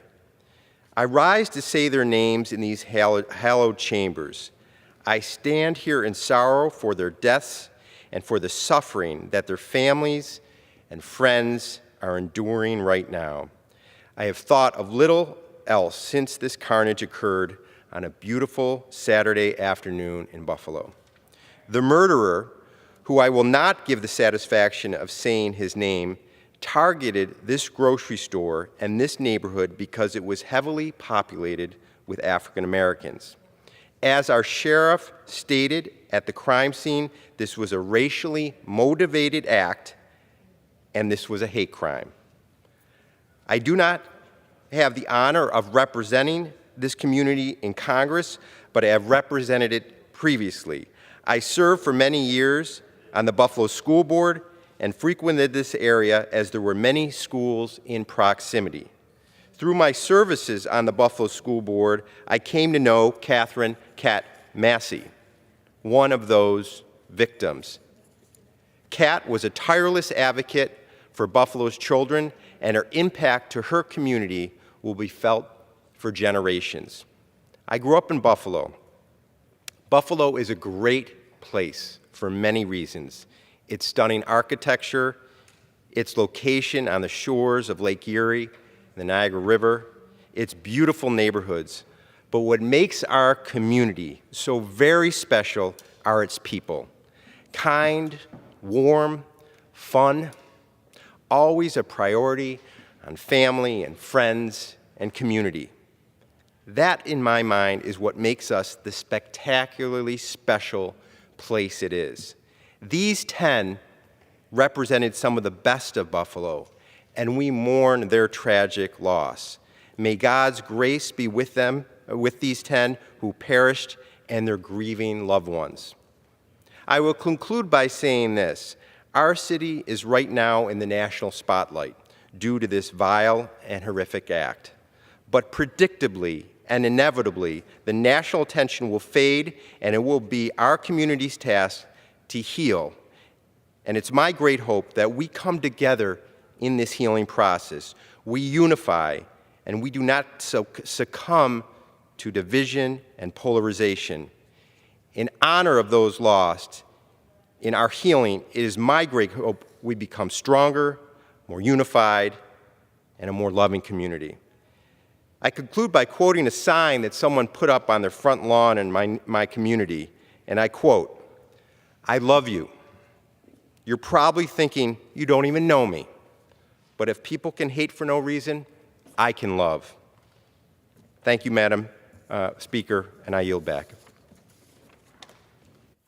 My friend from New York, well-considered comments. At this time, I would like to yield to my longtime friend from Arkansas, Mr. Hill, for such time as he may consume. Well, I thank my good friend from Texas for a few minutes this afternoon on the House floor, and I thank him for his long service to this House and to the people of Texas. Louis Gohmert has set the standard for constituent service, and the people of East Texas are grateful for his many years of service and the months to come. So thank you, my friend. Madam Speaker, I rise today to pay tribute to the resounding response and intense unity that all of us as Americans have witnessed by the NATO alliance since the barbaric invasion of Ukraine on the 24th of February. The history of civilization tells us that freedom and the peace and stability necessary for free people to pursue their interest, their pursuit of happiness, is not the natural state. Rather, man's fallen nature gives rise to tyranny, domination, and violence.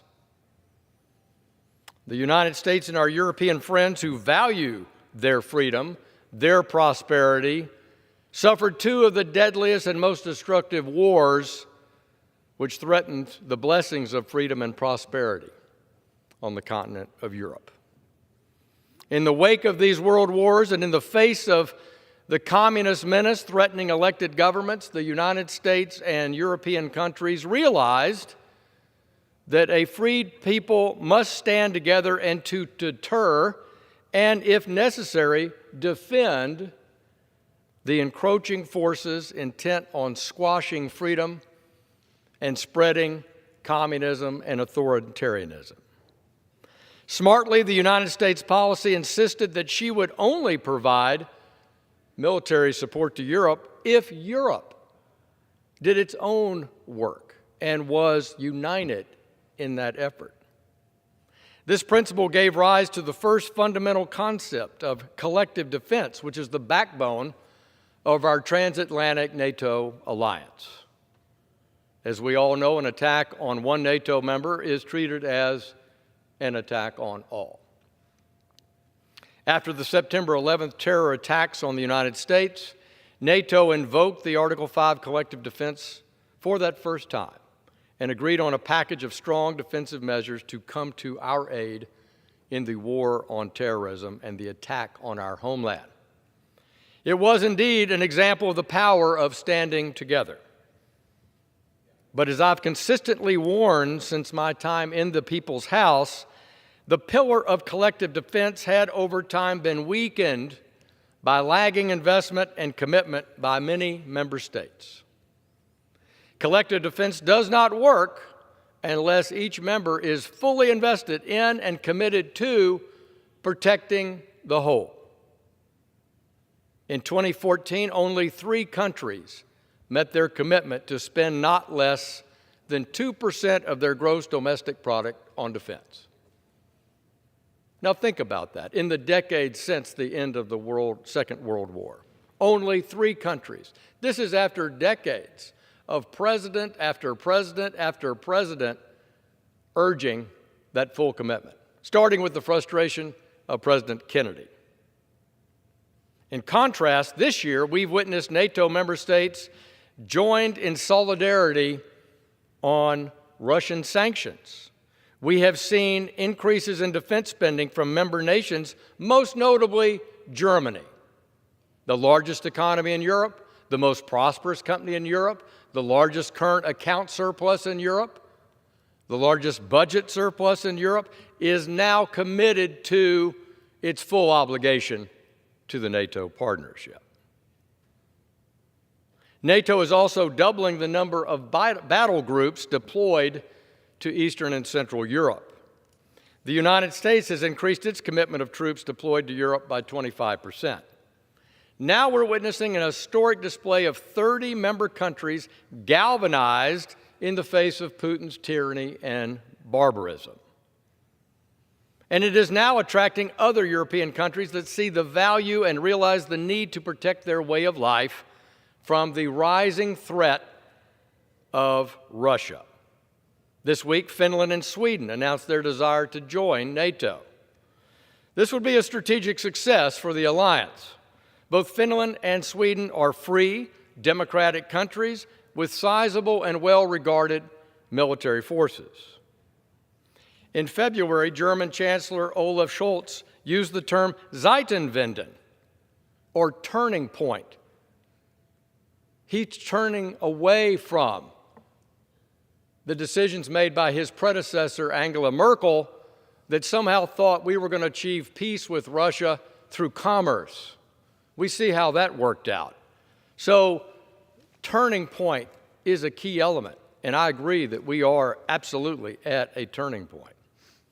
As anti-democratic forces aspire to great power conflict, a free Europe has thankfully turned towards that proven collective defense of NATO. NATO members, and therefore the alliance itself, are living up to its promised ideals. NATO is as strong as it's ever been in the past 73 years. Putin must realize the catastrophic consequences that he will subject the Russian people to if he dares to go toward a NATO member. In addition to military leadership, the United States must do and use its global capabilities and amazing energy resources in this great country in support of its European allies.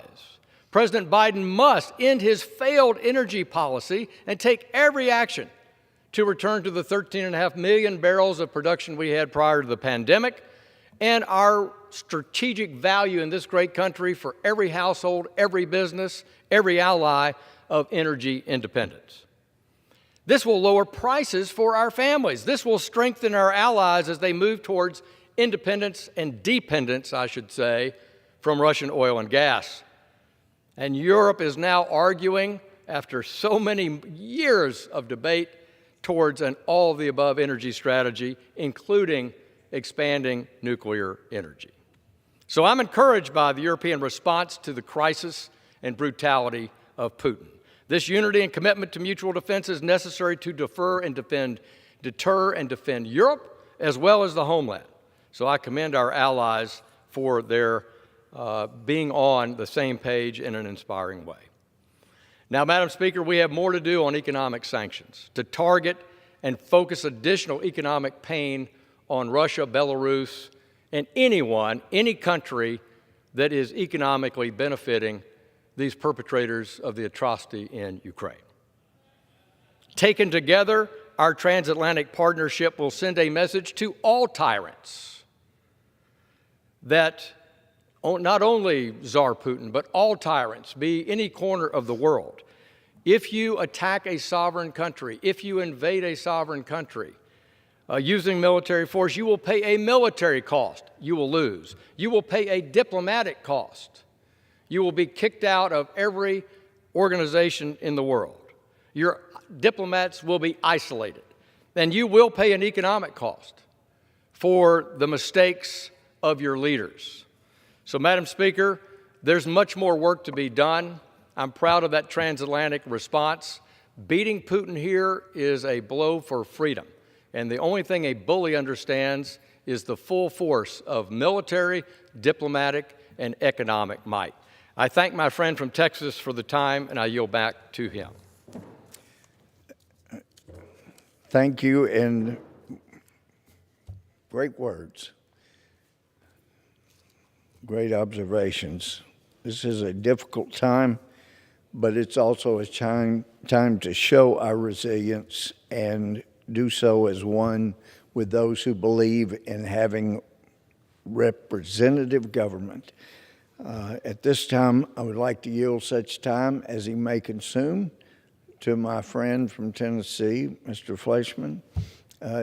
It's an honor having known him for so many years and become such good friends.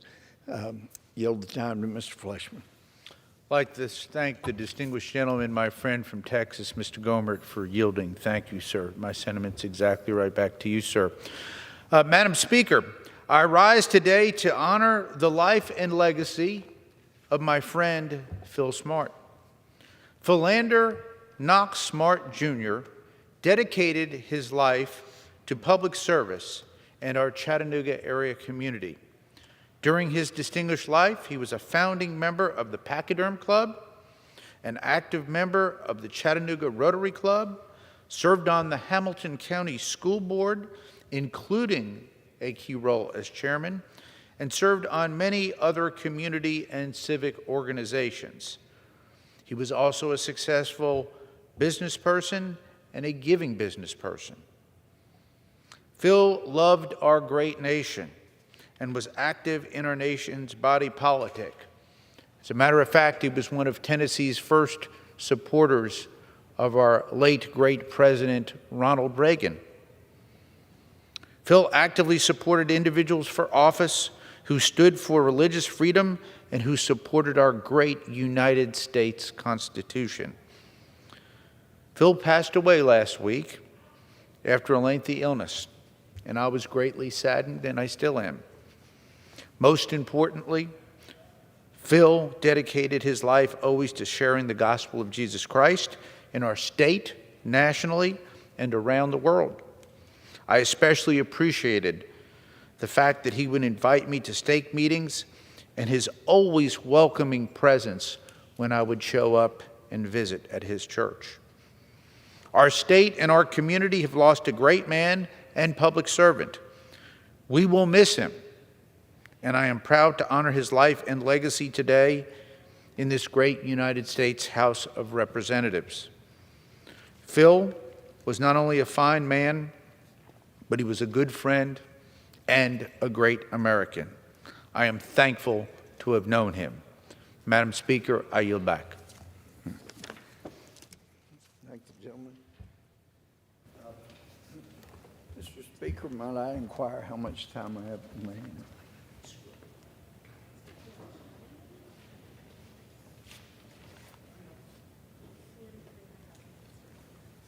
The gentleman has 43.5 minutes remaining. Okay. Thank you, Mr. Speaker. To follow up on comments by my friend Mr. Hill from Arkansas, how fortunate the United States has been to have had Donald Trump as president when NATO was languishing, when there was no resolve that we could discern that would allow NATO to stand up to evil actions that were in the future to be taken by the leader there, Mr. Putin. Our allies in Europe did not seem to appreciate American President Trump, questioning them about utilizing and becoming so dependent on Russian oil, and pointing out that, gee, we're spending American money to put troops in Europe and keep so many there to protect you when you're paying money to Russia and growing dependent on them so they could blackmail you for the future and extort concessions from you. And by the way, you, as a part of NATO, are expected to spend 2% on your own defense. You haven't been doing that, and you're going to start doing that. Thank goodness President Trump took those actions. It didn't make him popular with leaders in Europe, but right now, even those who didn't care for Mr. Trump, President Trump, they can surely see the value of the things, the stands he took, and the goading that he provided to get them to help prepare to stand up for their own defense. Otherwise, they would have been in position to start falling like dominoes. But because they started spending more of their money on defense and started trying to take actions that would not make them so reliant on Russian oil, they're in a better position than they would have been had we not had a president named Trump to stand up for what was right, stand up for a Republican form of government. And that's not Republican Party. It's an elected representative form of government. We call it a democracy. Many people do. It's really more of a democratic republic. We had the leader from the Hellenic Republic, Greece, gave a terrific speech here. And as I mentioned to him, I was glad he mentioned Pericles, because Pericles doesn't get enough credit for the inspiration that he provided, the logic that he provided to so many of our founders who wrote and spoke about his brilliance. That's something we're not getting a lot of in our schools. As education has now taken so much of its direction from the federal government and the Department of Education, we have schools that have increasingly been eliminating lessons in government and lessons in what it takes to sustain a republic. That's why Ben Franklin said, it's a republic, madam, if you can keep it.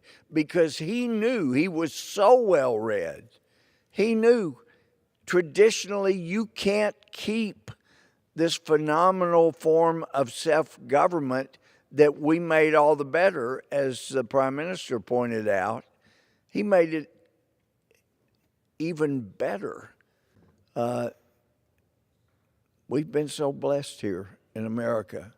People take it for granted, and they do not understand that you can't sustain this self-governance if you are not teaching people what it takes to sustain it. Now, we heard the majority leader. We know he would not knowingly, intentionally misrepresent the facts, but apparently not aware of the true facts, that we don't have a majority that supports a replacement theory. We do not have a majority that fears minorities becoming the majority. No, in fact, the majority of Republicans, the huge majority, have no fear of minorities becoming a majority. Our concern about the mass influx of people that have never been educated to what it takes to have a self-governing country is that you lose it. Now, I've pointed out for years, people say, oh, you must hate Hispanics because you want a secure southern border. It's exactly the opposite. I look at the Hispanic culture and I see three basic, and I know it's usually not good to generalize, but I see, generally speaking, three commonalities. You have most Hispanics have a faith in God, they have a devotion to their family, and they have a hard work ethic. Those are three things that made America the greatest nation in the history of the world.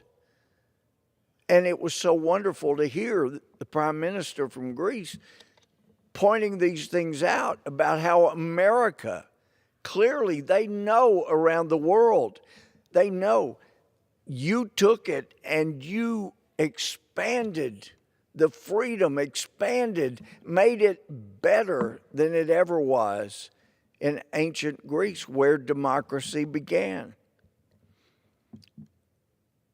Years ago, there were, I think, 4 or 5 members of Congress. We had stopped. We had made a trip to the Philippines. We went to see our American troops that were training Filipino troops to fight against radical Islam that was existing and had created so much chaos in some parts of the Philippine Islands. But we stopped on the way back to refuel at the Maldives Islands, and we were having lunch with some of their leaders. And I was talking to one of them. They're such gorgeous islands, beautiful white beaches, water crystal clear, just beautiful. But he was telling me, you know, we're a new democracy, and he said there's always rumors about a military coup taking power.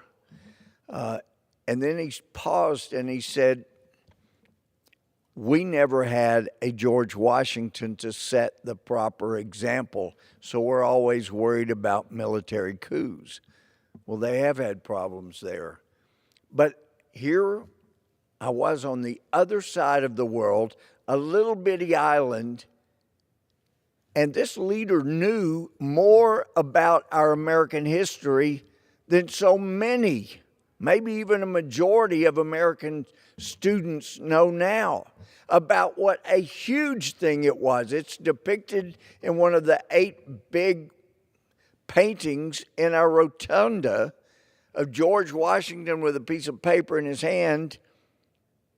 That was his resignation. He copied 13 that he sent to each governor, and this one was the original that he presented to the Continental Congress there in 1783. He had won the revolution as the head of the military. He could have been like Napoleon and been an emperor. He could have been czar, dictator, whatever, king, whatever. In fact, some wanted him to become, in essence, a king. And there he was. Congress had even given him authority to make all kinds of contracts and pay whatever he needed to pay to win the revolution. And here he was with all that power. Could have been, say, in essence, here's all the power back. I'm going home. Incredible. That was historic. And so many don't know. But leaders like the Prime Minister here this week, he knew. The Maldives, the little bitty islands, they knew. But when we have an administration like the current one, that basically, despite their saying they have secured the border is not secure. People are flooding in, and we don't fear having minorities be the majority. What some of us are concerned about is people flooding in out of control that have not been educated in what it takes to sustain a republic. Because I've heard this from other leaders in what we consider free countries around the world, and they're getting scared. They see what's happening in America and they don't you understand? When you lose your freedom in America, there will be no more freedom in the world. This week, Ronald Reagan has been quoted a number of times, that, and the Prime Minister mentioned as well, that freedom is never more than one generation away from extinction. But for America to lose our freedom, which is what is in the process of happening when you take more and more right of the American people and give it to the federal government, and you give more and more right to the Department of Justice and Intelligence to spy on the American people, and you have an Attorney General who seizes more and more power and says, we're going to start spying on people that raise questions at school board meetings. You are jeopardizing self-government. And to even think about creating a disinformation board that truly was, it's been put on pause, a ministry of truth. The government gets to tell you what you can believe and not believe. Might as well just start calling us the Soviet Union. Good grief, I can't believe how close we have come to what George Orwell, using his pen name, described in 1984. As I've said before, it's appearing that the main thing he got wrong was a year. It wasn't 1984, it's now. But people have got to wake up. And for those, and I've heard it around everywhere I go, including the airport here, the airport in Texas, you've got to do something about the price of gasoline, price of diesel. It's making everything go up. I don't have money to fill my tank. Well, who caused that? The Biden administration. Who caused the shortage of formula? The Biden administration. And we already got a question from TV station back in Tyler, Channel 19. They always try to pick things apart. Well, I didn't vote for this new bill that's supposed to fix baby formula. Well, I can tell you, giving millions of dollars to the FDA or the Biden administration is not going to produce one drop of baby formula. And in fact, if they were going to be the ones to fix things, they would never have allowed us to get to this point. But what happened? Without any regard for what would happen, they went after the Abbott facility, and it turns out none of the formula was found to have been contaminated. Yet they created this shortage, and now this administration thinks the solution is more government, more money to the government. If we could just get more money, more people employed in the government, we can fix anything. No, that's why we have a shortage, because government is not the answer. Government is not the answer to getting cheaper gasoline prices and diesel prices and stopping inflation. Government right now is creating, has been creating inflation. It's time to allow the incredible economy that wants to grow and wants to be a pie that is not a zero pie where everybody just gets smaller shares. No, it grows. We get a bigger pie. And nobody explains the economy and what can help fix things in this body better than my friend from Arizona, Mr. Schweiker. And at this time, Mr. Speaker, I would like to yield back the time so it may be assumed by the gentleman from Arizona. Under the Speaker's announced policy of January 4th, 2021, the gentleman from Arizona, Mr. Schweikert, is recognized for the remainder of the hour as a designee of the minority leader.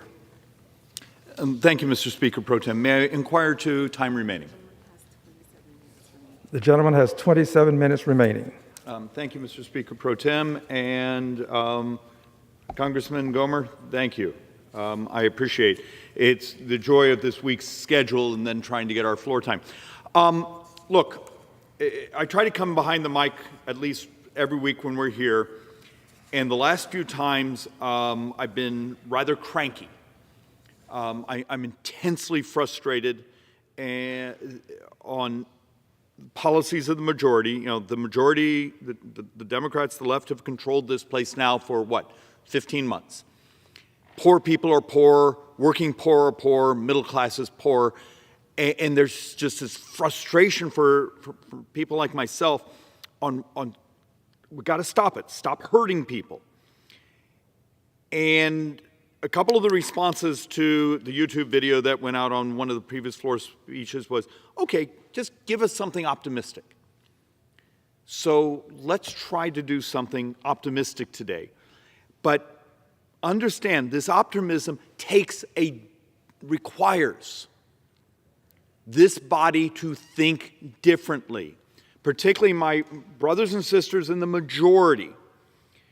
On occasion, you're going to have to back away from who writes checks, and start to think about what would the future look like if we would just even fixate, focus, consider, listen to some of these ideas. First one, and I've been to the floor multiple times on this, and I'm not going to even start with the debt chart, which used to be a tradition, but I would often stand here with this chart saying, hey, you do realize in the next 29 years, we're functionally heading to, what is it, like $112, $115 trillion of borrowed money in today's dollars. And the thing we are terrified to tell the American people is 75% of that is functionally Medicare. The other 25% is the shortfall in Social Security. It's demographics. But when you break it apart, that $80+ trillion of borrowing that's in today's dollars, that is the shortfall in Medicare, 31% of that is just diabetes. 33% of all healthcare spending in the United States is diabetes. If you wanted to lower the cost of healthcare, if you wanted to make healthcare more available and accessible, you got to stop doing what this place has been doing for a couple decades now, where we play the game on who pays and who gets subsidized. Obamacare, the ACA, was about who gets subsidized and who had to pay. The Republican alternative had some of the same sin, and heaven knows Medicare for All is purely a financing scam. It isn't about what we pay. So let's actually do some things that are hopeful. We've been tracking the theory behind this for a couple years now.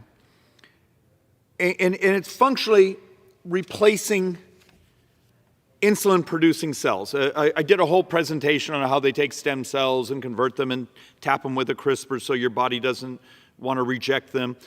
But the fact of the matter is we've now had a couple people who've been cured of type 1 diabetes. Now, it's a proof of concept study. They've begun phase 1. Right now, the FDA has them on a pause as they're working out dosing.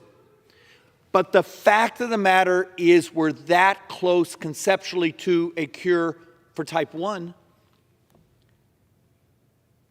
And the fact of the matter is the premise works for type 2, but you got to deal with some of the ancillaries, which are really uncomfortable conversation. I represent, we believe, the population with the second highest diabetic population in the world, one of my tribal communities. Mr. Speaker, and many of the others here, we may have urban populations that have diabetic populations, are rural poor. The fact of the matter is, wouldn't it be amazing if Republicans and Democrats in this place were fixating on this concept of, we're going to fixate on curing the misery. We're not going to go out and build a bunch more clinics and say we care, so live with your misery. The concept that there's a chance that if we put our resources in the right place, just like Operation Warp Speed did, remember how many people here said, you can't do that in a year, but they did it. And then we could actually have the more difficult debate here of, if this is cure for type 1, how do you move into type 2? What do you do for lifestyle, health, what we eat?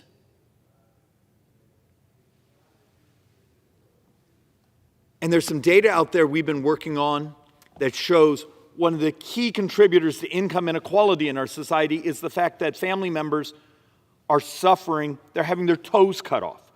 It's health. So we hear speech after speech after speech after speech here about income inequality, the working, the poor, da. But how about embracing technology and taking a run at it? And yeah, there's a chance it doesn't work. But we're talking trillions and trillions of spending in our near future just on diabetes. Isn't it worth investing in ending the misery?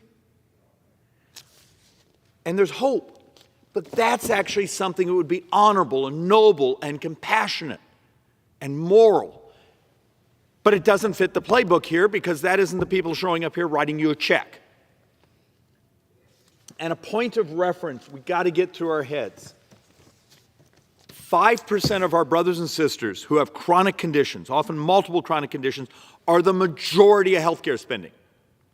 So if 5% is functionally 50% of all the spending, what happens if you help cure some of those chronic conditions? You want to have an impact on the cost of healthcare. Stop thinking of it as a financing problem. Think of it as a cures issue. And I will argue this is optimistic. It's hopeful. We're in a time of technology miracles. And when was the last time you had anyone, particularly from the majority, talk about something that was optimistic, that could make the poor less poor, make society healthier, and provide opportunity that didn't also require government running our lives? In many ways, this does just the opposite. It sets us free. And this isn't pie in the sky. Some of this is happening around us. I mean, this week, I should have brought the picture, but FDA approved a home COVID test that does more than COVID. It actually also does detects flu and RSV, and it's a home test, and it's been approved. So this isn't utopian. It exists.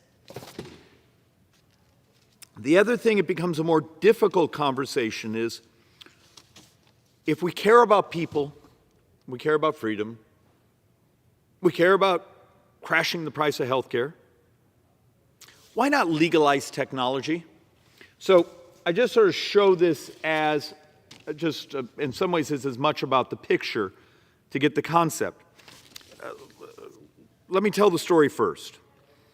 A few years ago, I'm reading some of the crazy blogs and research stuff that, I sit on an airplane 10 hours a week. And there's this story about this material science professor who has built this thing that you blow into and instantly, well, pretty instantly, tells you have a virus. Can figure out sort of the category of the virus, and then turns around and can ping off your medical records on your phone, and theoretically could actually order your antivirals. And the newer generations are doing much more than just the category of virus. They're picking up bacteria. There's even one out there that the researchers say we can pick up a number of dead cancer proteins, because when a cancer cell dies, it throws off that dead DNA strip. It's functionally a flu kazoo. I thought you'd like that name. What's the problem with that technology? In this place, it's illegal. You'd have an algorithm writing a prescription. You'd have a pharmacist filling a prescription. The Social Security Act says you will see a doctor, not an algorithm, not something you can have in your home medicine cabinet that you can blow into. But do we actually care about people? Or do we care about the people lining up at our offices who want to slow down the technology? Think of the lobbying that goes on in this place to stop telehealth. The fact of the matter is, I've done telehealth here for a dozen years. And the number of times my office was full of people say, we really like the technology, but we need to slow it down. We don't think you have enough cost controls. They would do anything because it changed the economics of delivering healthcare. Pandemic hit. To the majority's credit, a piece of legislation I'd worked on for years, they grabbed that language, plugged it in. That's our telehealth expansion we have today. You do realize it goes away. The expansion on telehealth goes away when the pandemic's declared over. And there's people lobbying on Capitol Hill to make sure that happens.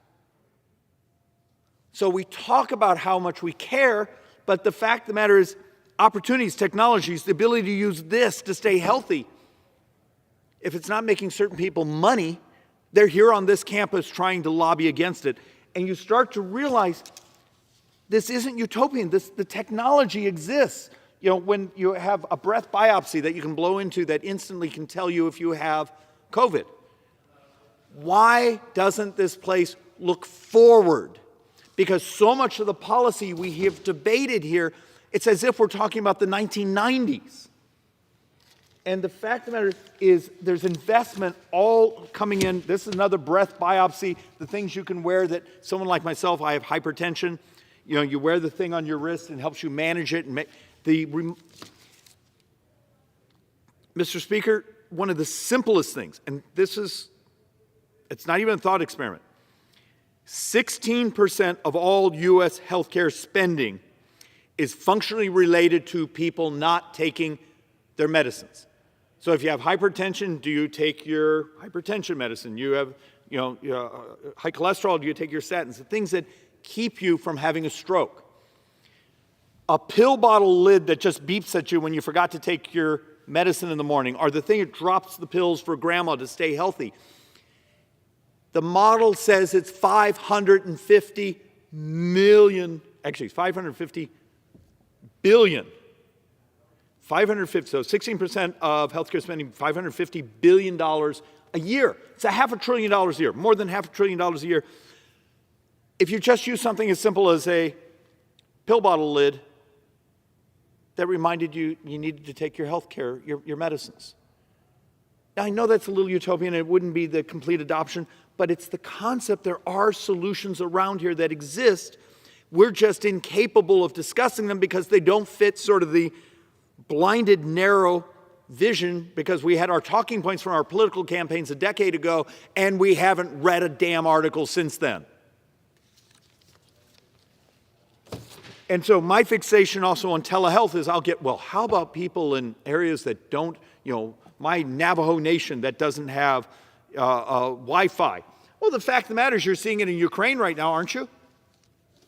When you have satellite broadband that's available to functionally every place in North America right now, wouldn't it be moral, cheaper, more efficient, and actually forward-looking, saying, hey, maybe the solution for the family is in the middle of rural America, give them the plate-shaped satellite dish, and boom, they have Wi-Fi.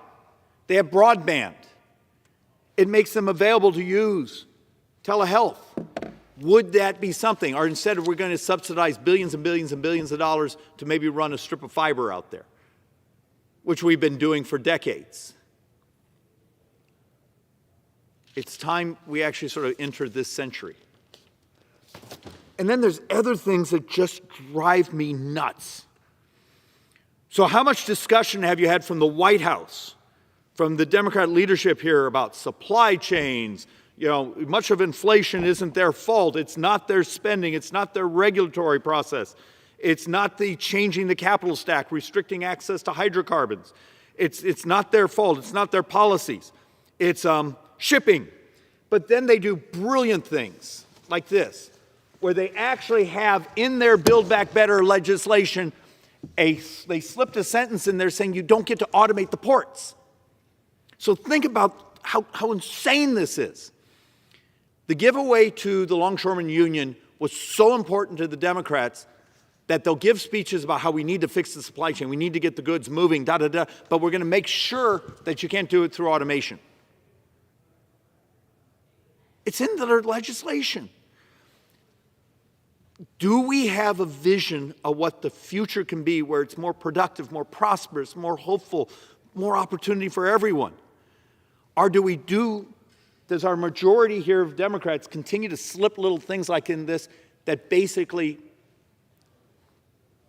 calcify the misery that's in our communities right now?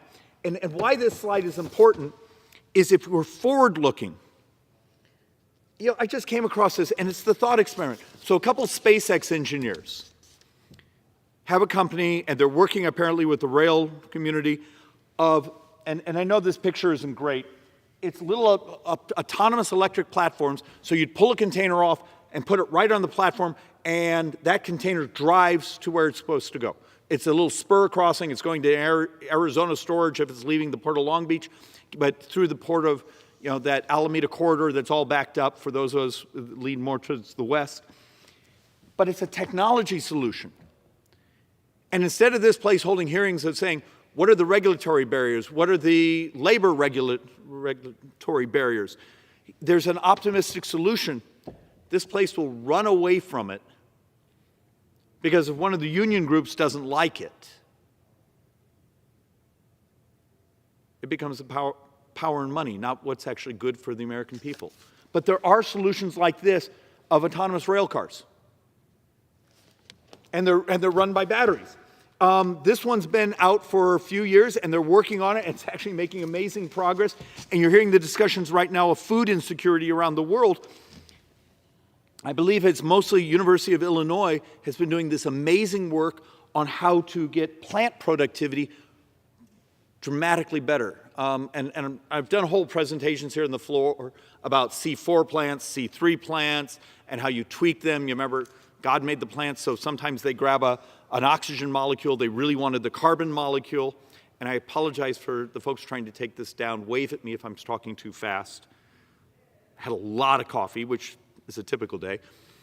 But the optimism of what would this mean to feeding the world? What would this mean to inflation? What would this mean just for the morality of there being the efficiency of you need less food or fuel, water, fertilizer, if the technology is real? And the early reports, it's pretty darn impressive.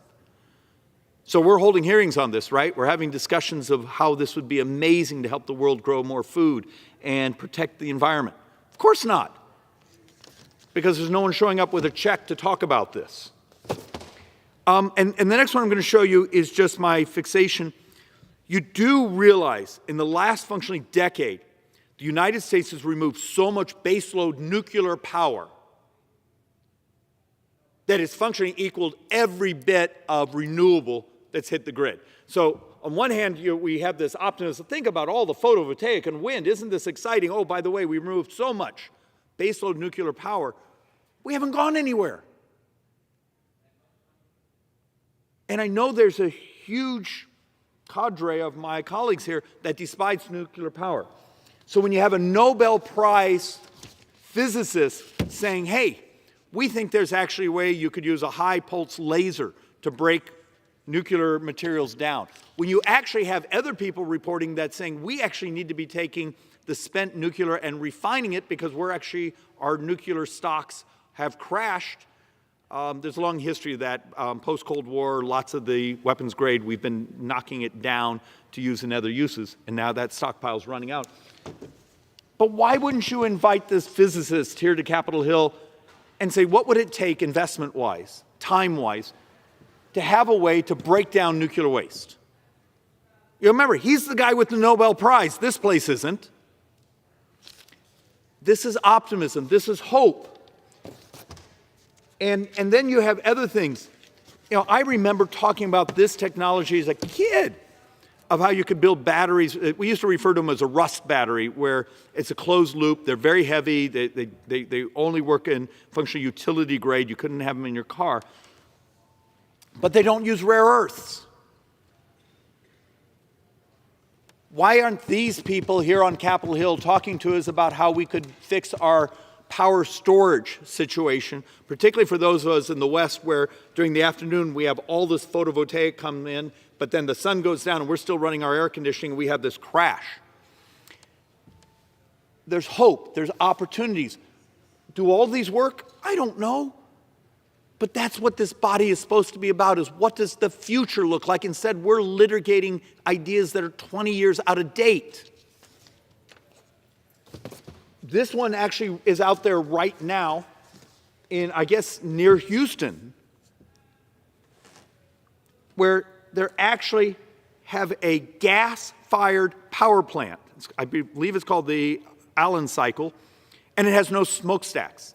They basically use the throw-off to spin.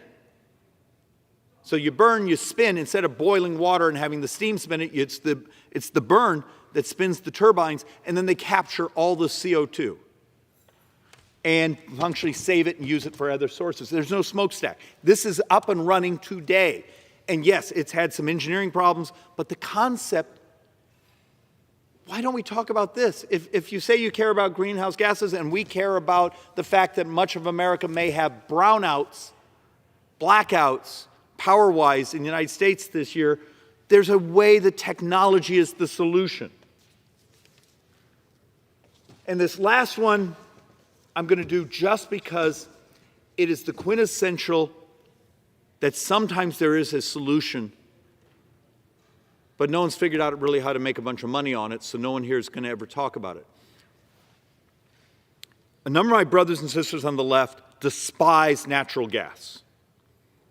I'm fascinated with it because you do realize a couple of years ago, the expansion of fracking and natural gas got us within a couple hairs of actually the Paris Accords, without us even being part of the Paris Accord agreement. And it was because of natural gas. And my brothers and sisters on the left who despise natural gas, well, it's the excuse of, well, there's methane. There's methane leakage. And methane is like 9-to-1 in the global warming calcs, even though its half-life is disputed a bit. Okay, so if we had a way to deal with the methane bleed, would my Democrat colleagues functionally let Wall Street, let pension plans, everyone else finally go back to investing in natural gas? Well, there's a number of research out there that said, hey, did you know that if you can take kitty litter, clay, I think they tag it with some copper oxide, it becomes a methane sponge. And it's really, really cheap. It's functionally clay. Why wouldn't we have a hearing about this and have a discussion saying, you're saying we could be going back to extracting lots of natural gas because the price is off the charts? And why this is so important is, do not let someone lie to you and say, well, the reason your gas prices, the reason the natural gas prices are so high is, Russia's invasion of Ukraine. The futures market last September, October was telling us that fuel prices were about to go off the charts. It had already begun. It was substantially because of the cancellation of pipelines, permits, and the capital stack, the threat that the Securities and Exchange Commission was going to require all sorts of disclosures.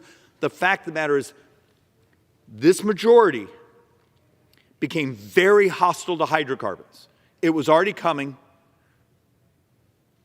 The Russian invasion just made some of these prices that you're going to suffer through this summer happen earlier. And part of the excuse is, well, natural gas, yes, it's half the environmental load of maybe coal, but they still hate it, because of that methane. Okay. How about if I came to you and said, it doesn't cure all the problem, but it would cure part of it. There's a solution. So, Mr. Speaker, my last comment. This place has been miserable for the last 15 months. It's been dour, it's been angry, it's been sad. Wouldn't it be interesting if somewhere in here, our colleagues on the left and the right just held a few hearings and said, what does the future look like for technology disruption that's good for poor people, it's good for the working poor, it's good for the middle class? Instead of sort of this march towards screw them, let them suffer, because our ideology is more important than what's really going on, because both parties here deserve to be judged by not our words, not our virtue signaling, but what we actually accomplished. Take a look at what we did when we had the full majority. Go take a look at the economy in 2018, 19, first quarter of 2020, because we fully intend to judge you for what you did this 2 years.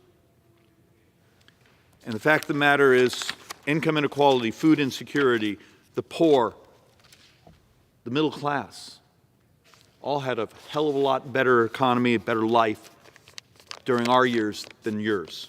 And with that, Madam Speaker, I yield back.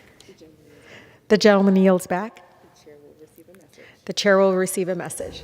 Madam Speaker, a message from the Senate. Madam Speaker, Madam Secretary. I have been directed by the Senate to inform the House that the Senate has passed without amendment H.R. 7691, an act making emergency supplemental appropriations for assistance for the situation in Ukraine for the fiscal year ending September 30th, 2022, and for other purposes. Under the Speaker's announced policy of January 4, 2021, the gentleman from Texas, Mr. Green, is now recognized for 60 minutes as the designee of the Majority Leader. Thank you, Madam Speaker. And still I rise, Madam Speaker. And I rise today to express my sympathies and my condolences to the families of the many who have suffered from hate. More specifically, the families who have lost loved ones to hate. The latest example that is being discussed quite widely now is what happened in Buffalo. 13 people wounded. Majority of them, the overwhelming majority, African Americans. Some were white. But I express my sympathies and my condolences to all persons who have family members who have suffered from hate violence. And I do so because I understand that sympathies and condolences are important. People need to know that you care. But I also know, Madam Speaker, that sympathies and condolences are not enough. It's not enough now to express our sorrow. It's important to express our sorrows, but it's not enough. Too many have died. And the truth is, this impacts all segments of society. The African American community had 9 people murdered on June 18, 2015, at the Charleston, South Carolina church shooting. The Asian community, 8 people murdered March 16, 2021, at the Atlanta Spa shooting. The Jewish community, 11 people murdered on October 27, 2018, at the Pittsburgh Tree of Life Synagogue shooting. The Latino community, 22 people murdered on August 1st, 2019, at the El Paso Walmart shooting. The Muslim community, 2 people murdered on August 13, 2016, at the New York City mosque shooting. And the LGBTQ community, 49 people murdered on June 12, 2020, at the Pulse nightclub shooting. This impacts all of our communities. All are at risk. And the truth is, this continues because too many people in this country tolerate hate. Those who tolerate hate perpetuate hate. Too many people tolerate hate. It's time for all to speak up. And if we're going to do something about this, we have to acknowledge something. The person who did this in New York, state of New York, Buffalo, this person has to be prosecuted to the fullest extent that the law allows. The fullest extent. But we also have to understand something else. as it relates to this person and the many others who have engaged in this kind of horrific activity. Self-proclaimed white supremacists, persons who travel some great distance so that they can find persons of African ancestry that are suitable for assassination. Happened in Texas at the Walmart. Happened in New York now, at Buffalo. Person travels some 200 miles. Saying that we care is important, but dealing with this hate is more important. And we have to realize that for all of these people who perform these dastardly deeds that must be punished, we must realize that they were not born with this hate in their hearts. This is not expressing sympathy for them. This is understanding how it is we find ourselves having to mourn all of these persons who've been murdered, massacred, assassinated. And if we understand that they weren't born this way, then we have to ask ourselves, how did they become the dastards that would commit such heinous crimes? I have in my hand something that is fairly succinct, something from a movie. I have the lyrics to the song, You've Got to Be Taught. You've got to be taught. You've got to be taught to hate and fear.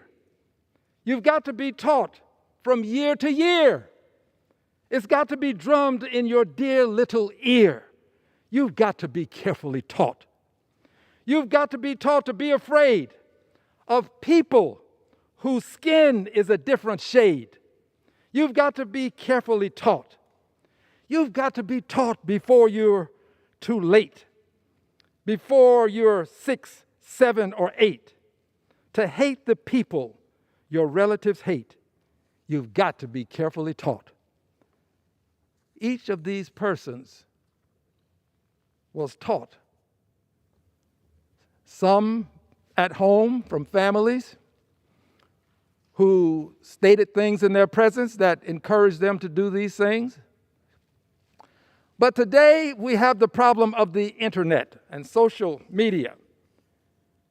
Today we have the ability for young people, with and without their parents' knowledge, to receive information, disinformation, fabrications, insidious prevarications, to receive this kind of horrible information online, with and without their parents knowing.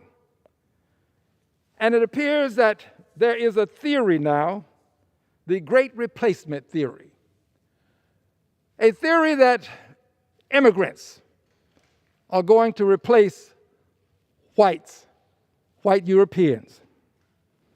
And it appears that this young man, this dastard in New York, the state of New York, city of Buffalo, that this person decided that this theory was enough to motivate him to commit these crimes. We have to fight evil speech with our just speech, the speech that can counteract the evil messages that are being purveyed.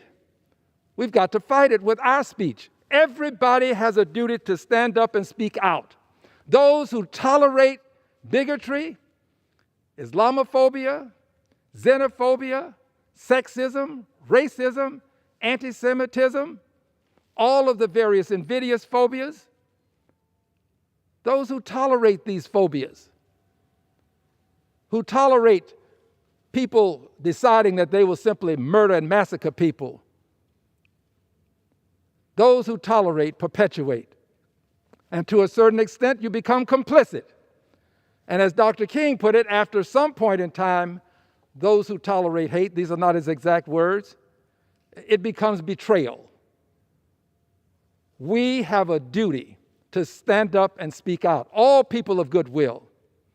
So I ask today, where is the business community?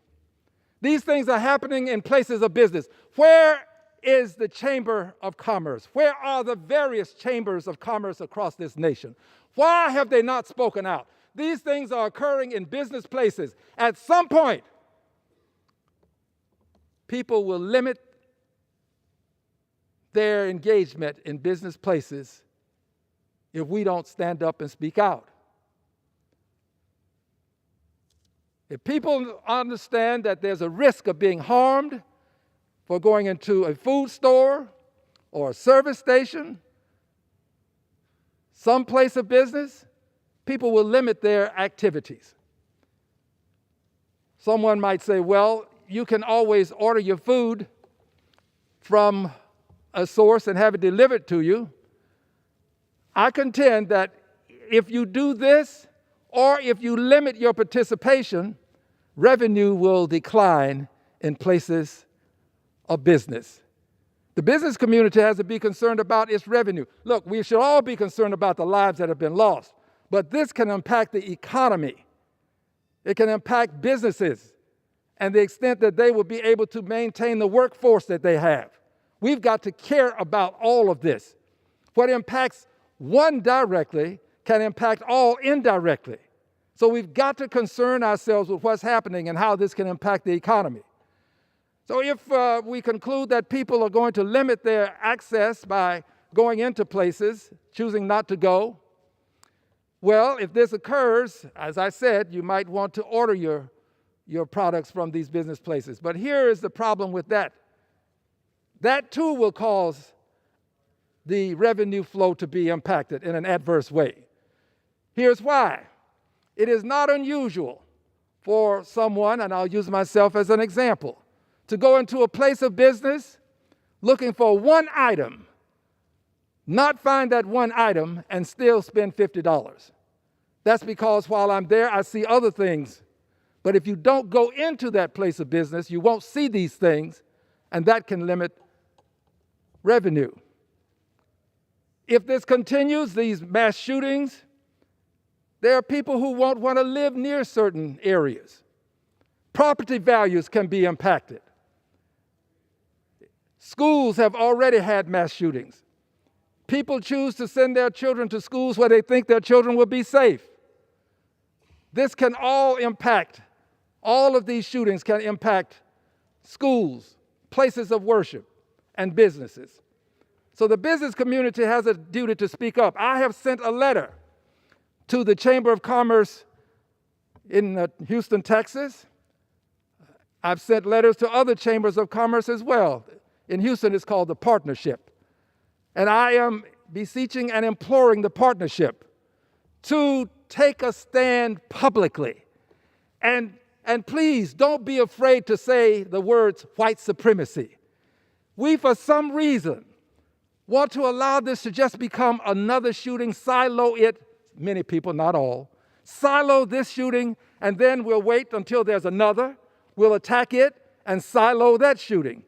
Friends, it's the hate that we have to prosecute. Prosecuting the criminals is always important.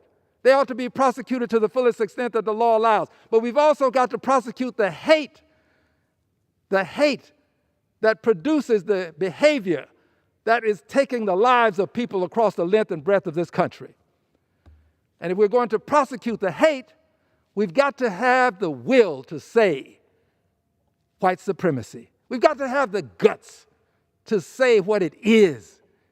Our failure to say what it is leaves things too nebulous. We don't want there to be any confusion about what's happening. I'm on Homeland Security. We've had many hearings where experts have made it clear to us that white supremacy is a threat. Quite frankly, in my opinion, it's a form of domestic terrorism. And you've got to have the courage to say it. You've got to say it. So I'm imploring the business community to take a stand, hold a press event, and denounce white supremacy and all of the evil associated with it. The business community has to take a stand.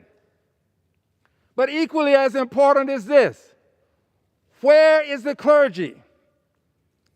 Where is the clergy? Where, more specifically, are the white evangelicals? Why is your voice muted? Why aren't you out front with other members of the clergy denouncing this openly out in the public? There ought to be an assemblage of clergy, black, white, brown, whatever colors, denouncing this. We are at a seminal moment in time that can impact the rest of our time. And it's time for us to take a stand against hate. So I ask the clergy, I ask you, please do your part. Come be out with the business community, clergy and business community. It's important for this type of unity to take place. The words we say can make a difference. Emily Dickinson said, a word is dead until it's said, some say. I say it just begins to live that day. And I agree with this. Words can make a difference. There are many other things that we can do. We can pass laws here, and we should, and we have. But we need the cooperation of the business community, the clergy, and all other businesses, all other communities to become a part of this effort to denounce white supremacy. And in the effort to do so, it's important that we not allow ourselves to tolerate the hate that's in our immediate environment. On your job, you experience it, you've got to speak up, speak out. If you see it, you've got to say it.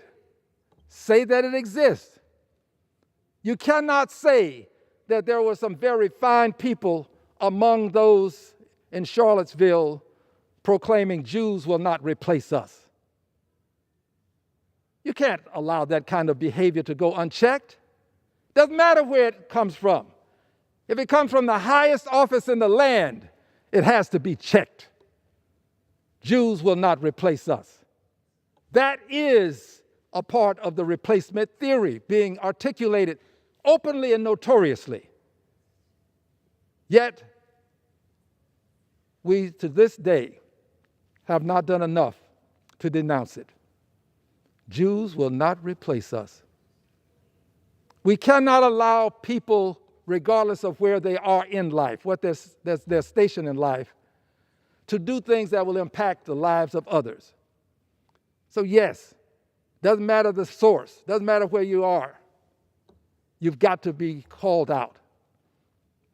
And I don't in any way conclude that this is something that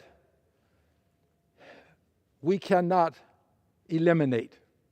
I believe we can. This is why I have a piece of legislation that addresses this.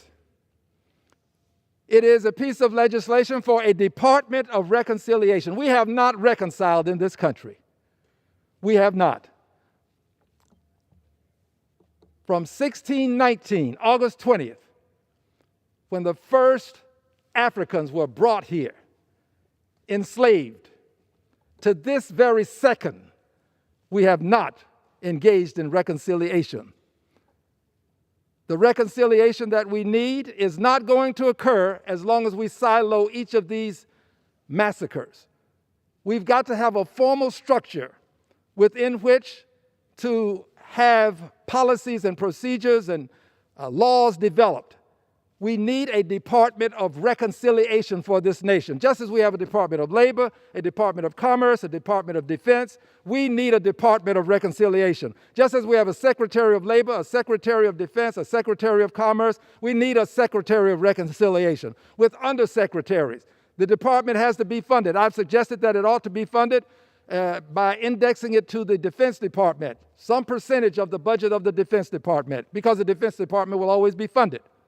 Therefore, the Department of Reconciliation will always be funded. It's not going to occur overnight. It won't. I think that there are many other things that have to happen, and this Department of Reconciliation can be part and parcel to producing a climate, policies, if you will, such that these other things can happen. So if you've got something else that is very important associated with this, then let the Department of Reconciliation work that into the system. A Department of Reconciliation. The Secretary of Reconciliation would report directly to the President of the United States. And it would not be something that has a defined lifespan. We don't conclude that the Defense Department will sunset on a certain date. The Department of Commerce doesn't sunset. The Labor Department doesn't sunset. The Department of Reconciliation should not sunset, so that it can continue its work. Presidents might come and presidents would go, but the Department of Reconciliation, reporting directly to the President, will still be with us. We have not reconciled in this country. So I believe that with a Department of Reconciliation, something as simple as the Richard Russell Office Building would become worthy of consideration. Richard Russell was a racist and a bigot, and we have an office building named after Richard Russell. The Russell Office Building, Senate Russell Office Building. That's a disgrace. It's a disgrace. We have the authority to change that, but we have not. It is our duty to change what we can. No one in this country can remove that name, saving people who hold public trust here in Washington, D.C. We ought to change that. Those who tolerate bigotry and racism and hate perpetuate it. We are tolerating the name Richard Russell on that building when we know what he stands for or stood for. And within the building, we have a statue in a rotunda devoted to Richard Russell. How long will this go on? There are some people who say, well, it's a good message, but they have all kinds of reasons for not wanting to take action right now. Wrong messenger. Good message, wrong messenger. Got to wait until we can get somebody that we have influence with to push this issue. Or you present it too strongly. Do it quietly. Why do people of color have to be quiet about the issues that impact them? Why do people of color have to find a way to get things done without being openly hostile to the things that are harmful to them? We have every right to demand that the name Richard Russell not be on that building. I'm not ashamed of the fact that I've got the courage to say that. The Department of Reconciliation could deal with it. Well, the father of American music was a racist. And we have tolerated this. We know it. We've looked at the lyrics, but we haven't changed it. This notion of the father of American music existing emanates from this House. It was in this House and in the Senate and signed by the President that we have a father of American music who was a racist. That could be changed if we had a Department of Reconciliation. I believe that we owe it to ourselves and to the generations to come, to posterity, if you will, to be bold enough to change these things and to have the courage to do so without having to demonstrate that we are afraid to do so. And there are many who won't do it. It's regrettable, but it's the truth. We have the power to do it, but only have to have the will to make the change. Those who tolerate bigotry, those who tolerate hate, those who tolerate racism, perpetuate it. And unfortunately, too many members with the power to make the change, not all, declined to do so for whatever reasons. I would hope that things will change, but if they don't, I'll be back again and again and again until the change that we seek takes place. I believe that Gandhi was right. Be the change you wish to see. I'm here to be that change. But I'm also reminded of what Maya Angelou has said in her poem about being the hope of the slave. There were people who died praying for a day that some African American would have the opportunity to stand here and be a party to making the change, not a party to acquiescing, but to making the change that can make a difference in the lives of not only black people, but all people. I love my country. I love my country. That's why I'm here, demanding the change. And I'm not afraid to say demanding the change. I yield back the balance of my time. The gentleman yields back. The gentleman yields back.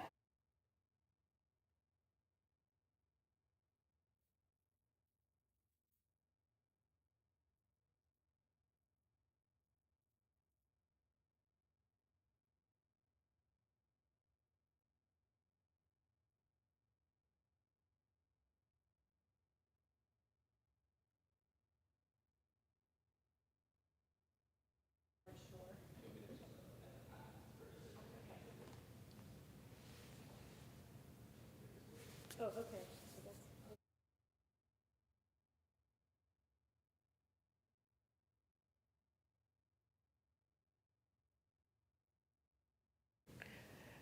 The chair lays before the House an enrolled bill.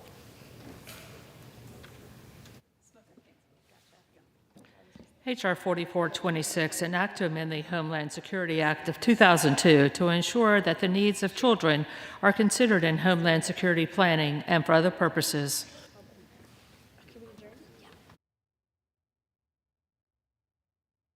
Pursuant to Section 11B of the House Resolution 188, the House stands adjourned until 9:30 a.m. tomorrow.